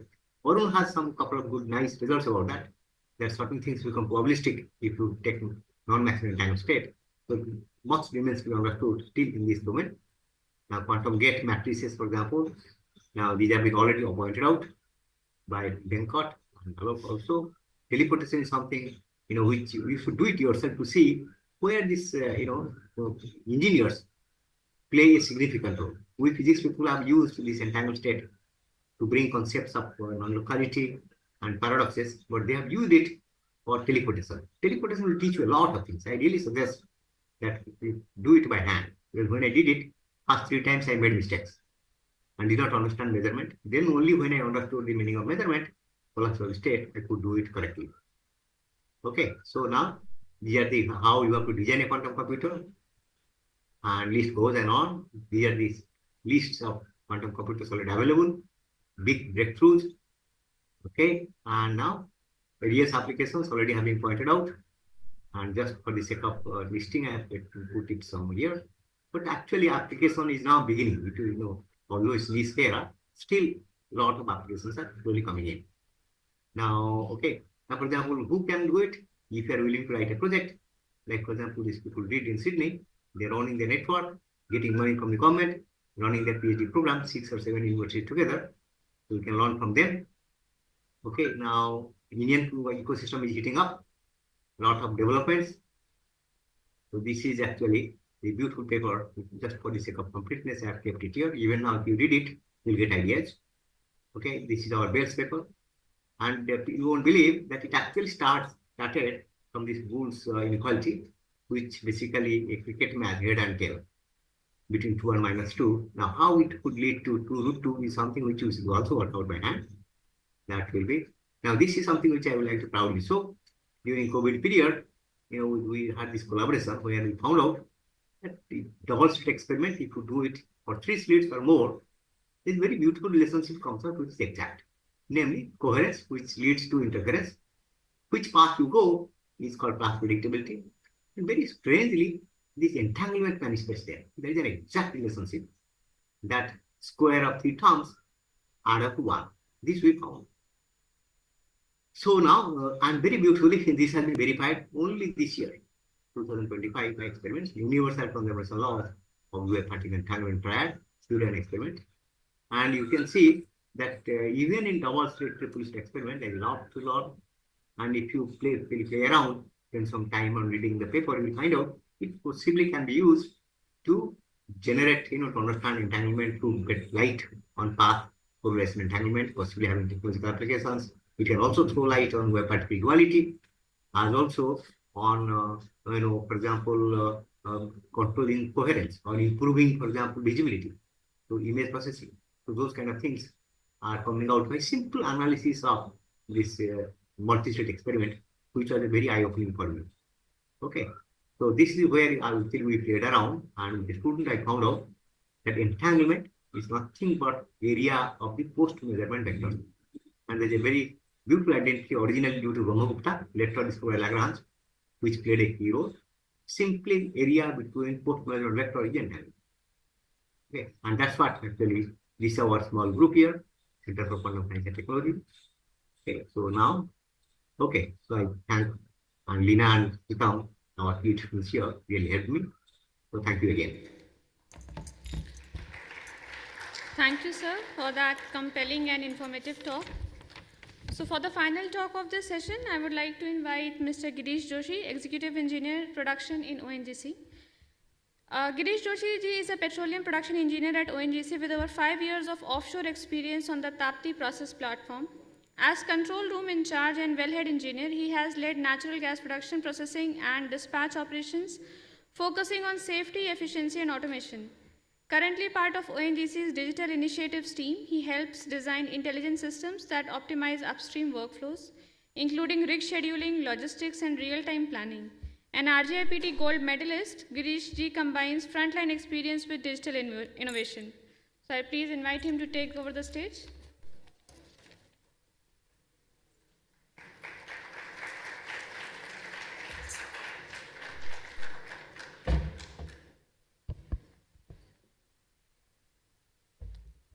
Good evening, everyone. As the last speaker today, I'll try to keep the quantum of my speech small. And also as the last speaker today, I'm totally unprepared to give the speech. So, let's see. We had the entire day discussing about quantum quantum computing and its applications by our esteemed guest who flew from across the India to RGIPT to give us a talk. And they pricked our brains and they made us understand about a whole new world which we had very limited understanding of. 3 days ago, if you would have asked me what is quantum computing, I would have said, I don't know. But I think after today's session, we have a little bit of understanding of what this world is. It is quite similar to the days when I was in college. That time, the hype was about artificial intelligence, machine learning, data science, about 7-8 years ago. And we were doing online courses and trying to learn what that thing is. And then one day, LLMs came into the picture, ChatGPT was born, and just like that, I started feeling that things have really changed. And those who were at the forefront of the AI boom are today now riding the wave. So that's what quantum computing is for you today. I'm talking to you as a senior to junior. The entire purpose of this session is for you to understand that there is an opportunity which you can crack on, which you can capitalize. This is the time when there are very less people who are working on it, very few people who actually understand what it is. The entire world is just trying to figure out what we can do with it, what are the challenges, what are the limitations. And right now, if you get into it, then when the time will be ripe for this technology, you are going to gain a lot. For any technology life cycle, there are 3 pillars that we have talked about right now. First are the researchers who today gave us the talk, and then there are government organizations who also gave you a talk today, and then there are industry folks who also gave you the talk today. I am part of the industry. In industry, there are 2 types of industries. One who are developing the product, and then there is an industry who's going to use that product.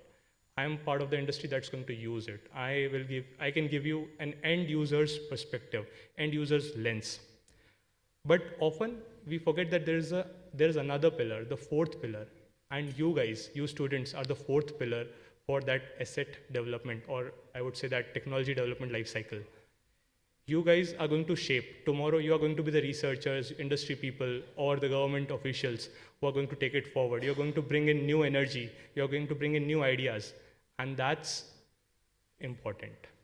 And that's why I want to thank you all for staying here all day with us, for listening to the works that people have spent their life on. And it is actually quite heartfelt that someone is explaining to you what they have dedicated their life on, and you are giving your attention to it. That's quite beautiful. So for that, you need to clap for yourself.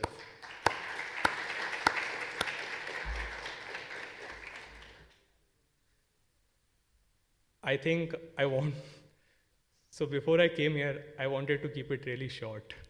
Now I'm in front of the mic, I want to keep speaking, but I understand that people have flights to take. So I'll just finish it here. I'm here today. We can talk after the session also. So yeah, thank you all.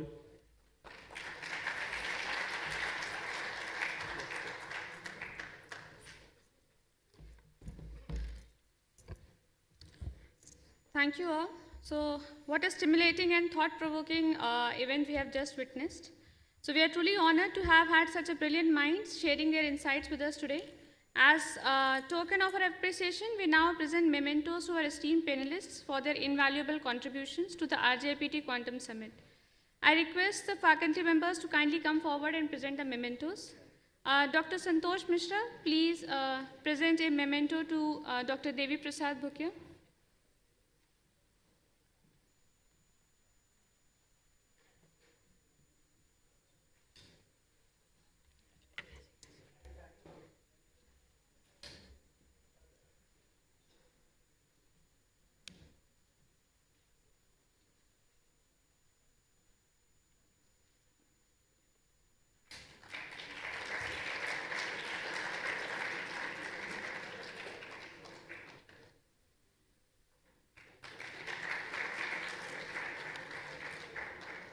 Dr. Kalka Dubey, may I request you to please present a memento to Dr. Mukesh Jevaria and Mr. Girish Joshi?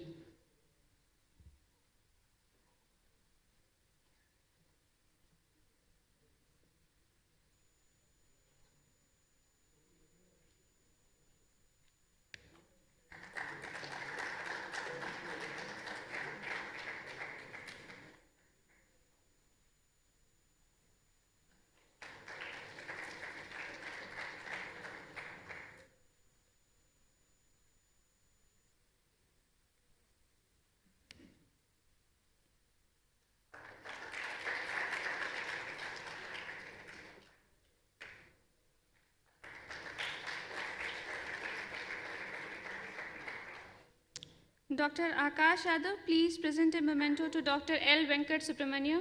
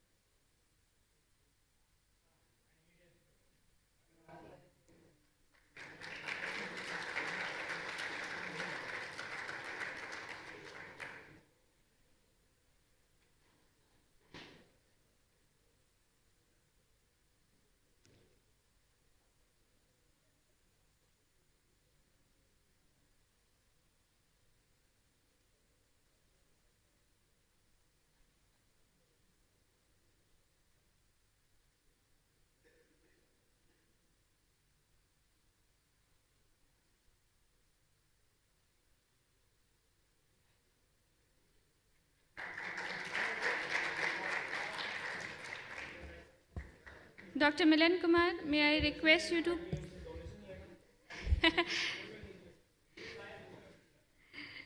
Dr. Milan Kumar, may I request you to please felicitate Dr. Alok Shukla and Mr. Jay Oberoi?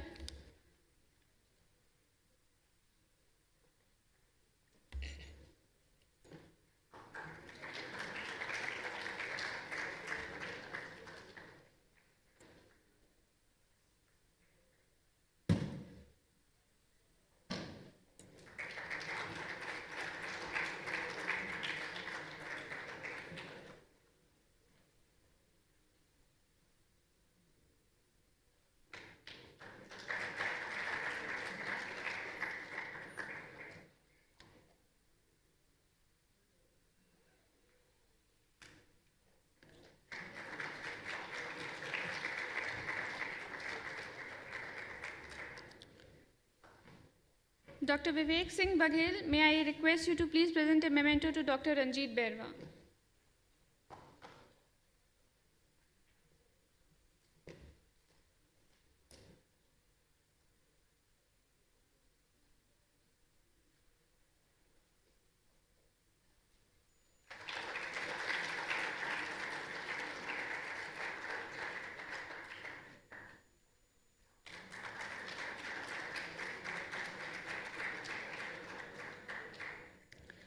Thank you, dear faculty members, and thank you once again to our honored guests for gracing us with your wisdom and presence. And now, to formally conclude today's proceedings, I invite Dr. Susham Biswas to present. क्या हुआ sir? देवी भूके sir को? हाँ हाँ sir.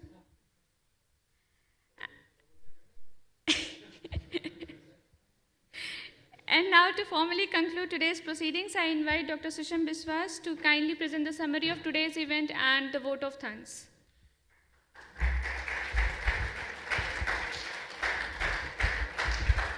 Okay, it has been an honor to have the panorama of dignitaries with us today.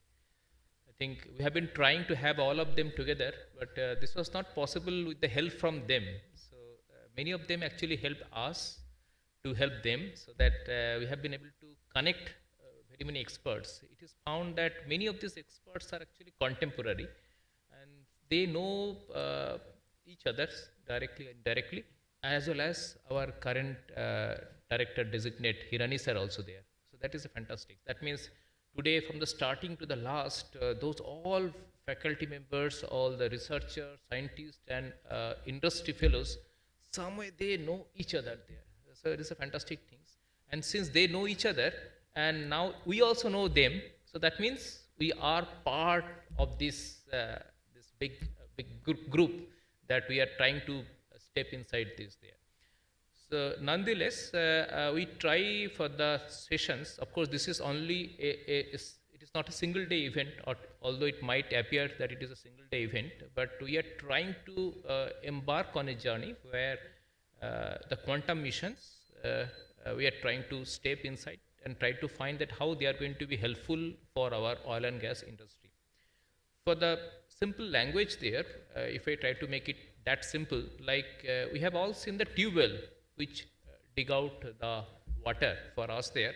Assume that you are trying to make a water bottling plant, like a distillery water, and you are actually digging out the water using a tube well, and then gradually it also requires to filter this so that the water become absolutely clean, and then you try to also fill it inside the bottle. Almost the same things, some analogy, a simple analogy try to give to the oil and gas industry also there. First, we need to know that which part of the soil you need to dig so that you are supposed to sure to get the corresponding water. And then after you dig it out there, it can supposed to have some water, some soil and other things there. You have to clean it and clean it to the level that it becomes potable. Okay. And whenever you are able to make it absolutely bottled water there, you also need to still stamp it there, and you also have to provide some sort of secure so that nobody just catch and steal some of this bottle and sell in other price to some other places there, which you have actually heard on. So the corresponding things you have to do for the oil and gas, okay, of course in this case you have to dig out the crude, and from the crude you have to refine, and from the refine you have to create all different types of chemicals. From the chemical industries, chemical expert says that from the morning to the night, everything that you use and try to ingest is part and parcel of something refined product there. So you can find out these sort of things there. Throughout the process of discussions today, we could understand that these days it is required to have something to find it out, the resources, and in order to find it out the resources, we need some sensors. Okay, so in the morning, our Debbie sir said it that we needed to have the quantum sensors. Okay, so that is supposed to be very, very precise and very accurately that should be able to find it out, like quantum gyro, quantum magnetometer, and all of this. So whenever these things we have been able to identify is that what are the things which are present and very, very precisely or accurately, then we also have to, that because this everything is coming these times, everything's not in an analog form there. These are all are gathered in the form of some digital format there. And since everything that you try to dig out there and corresponding things you also try to digitalize, the things make a huge volume of data. So these huge volume of data are required to be safely and securely be stored certain places, maybe the server. And then this is also required to be very intelligently processed so that you can say some meaningful results out of this. Okay, so that means collection, storage, and processing of this data is of paramount importance there. And since this is of huge volumes and the complexity is of also extremely big, so we needed to use certain algorithms. Some of the algorithms classically used may not be that much relevant, but some of the algorithms we try to make it afresh for the quantum there, like the source algorithm, Grover's algorithms, RSA algorithms, and so forth. It is required. So it is required to have some types of sort of optimization algorithms that our experts already shared throughout the day there. So we need to now focus on, for the oil and gas, what are the different types of algorithms which are required to store, connect, as well as to meaningfully process it efficiently in a short times so that quickly that gives the corresponding deliverable. So in this morning, our Jai sir also very importantly said that, so there are so many works is left for us to do or unfold, but we have to start from the very low-hanging thing there. And low-hanging, I think, is a part of which are connected to the quantum communications. And the quantum communication also very much relevant, the things that we are saying, starting from collection of the gathering of the data for the explorations to storing it securely, be it in offshore, be it in the onshore there, and then to securely use it, process it there, like very quantum machine learning, other approaches that we are saying it there, so that we can quickly find it out the corresponding solutions. So all of these things in aim there. So this is the beginning part of the discussion we started today there, but it is not the end. We are supposed to continue our discussion and also the development of this technology in collaborations with the students and all of these industry experts. So we actually hope to dream extremely big things from these workshops and from this summit there. And we are not only the computer science engineering department here, our department of electronics engineering, department of chemical engineering, petroleum engineering, as well as mathematics and computing department, mathematical science departments, but all of should be joining hands to make it a success. Okay, so the big thanks for coming out all here, all the way to this place. Thank you. Thank you very much, sir.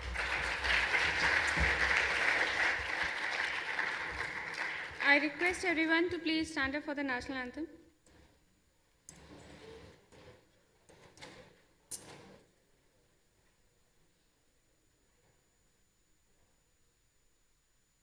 जनगण मन अधिनायक जय हे भारत भाग्य विधाता पंजाब सिंध गुजरात मराठा द्राविड उत्कल बंगा विंध्य हिमाचल यमुना गंगा उच्चल जलधि तरंगा तव शुभ नामे जागे तव शुभ आशीष मांगे गाहे तव जय गाथा जन गण मंगलदायक जय हे भारत भाग्य विधाता जय हे जय हे जय हे जय जय जय जय हे.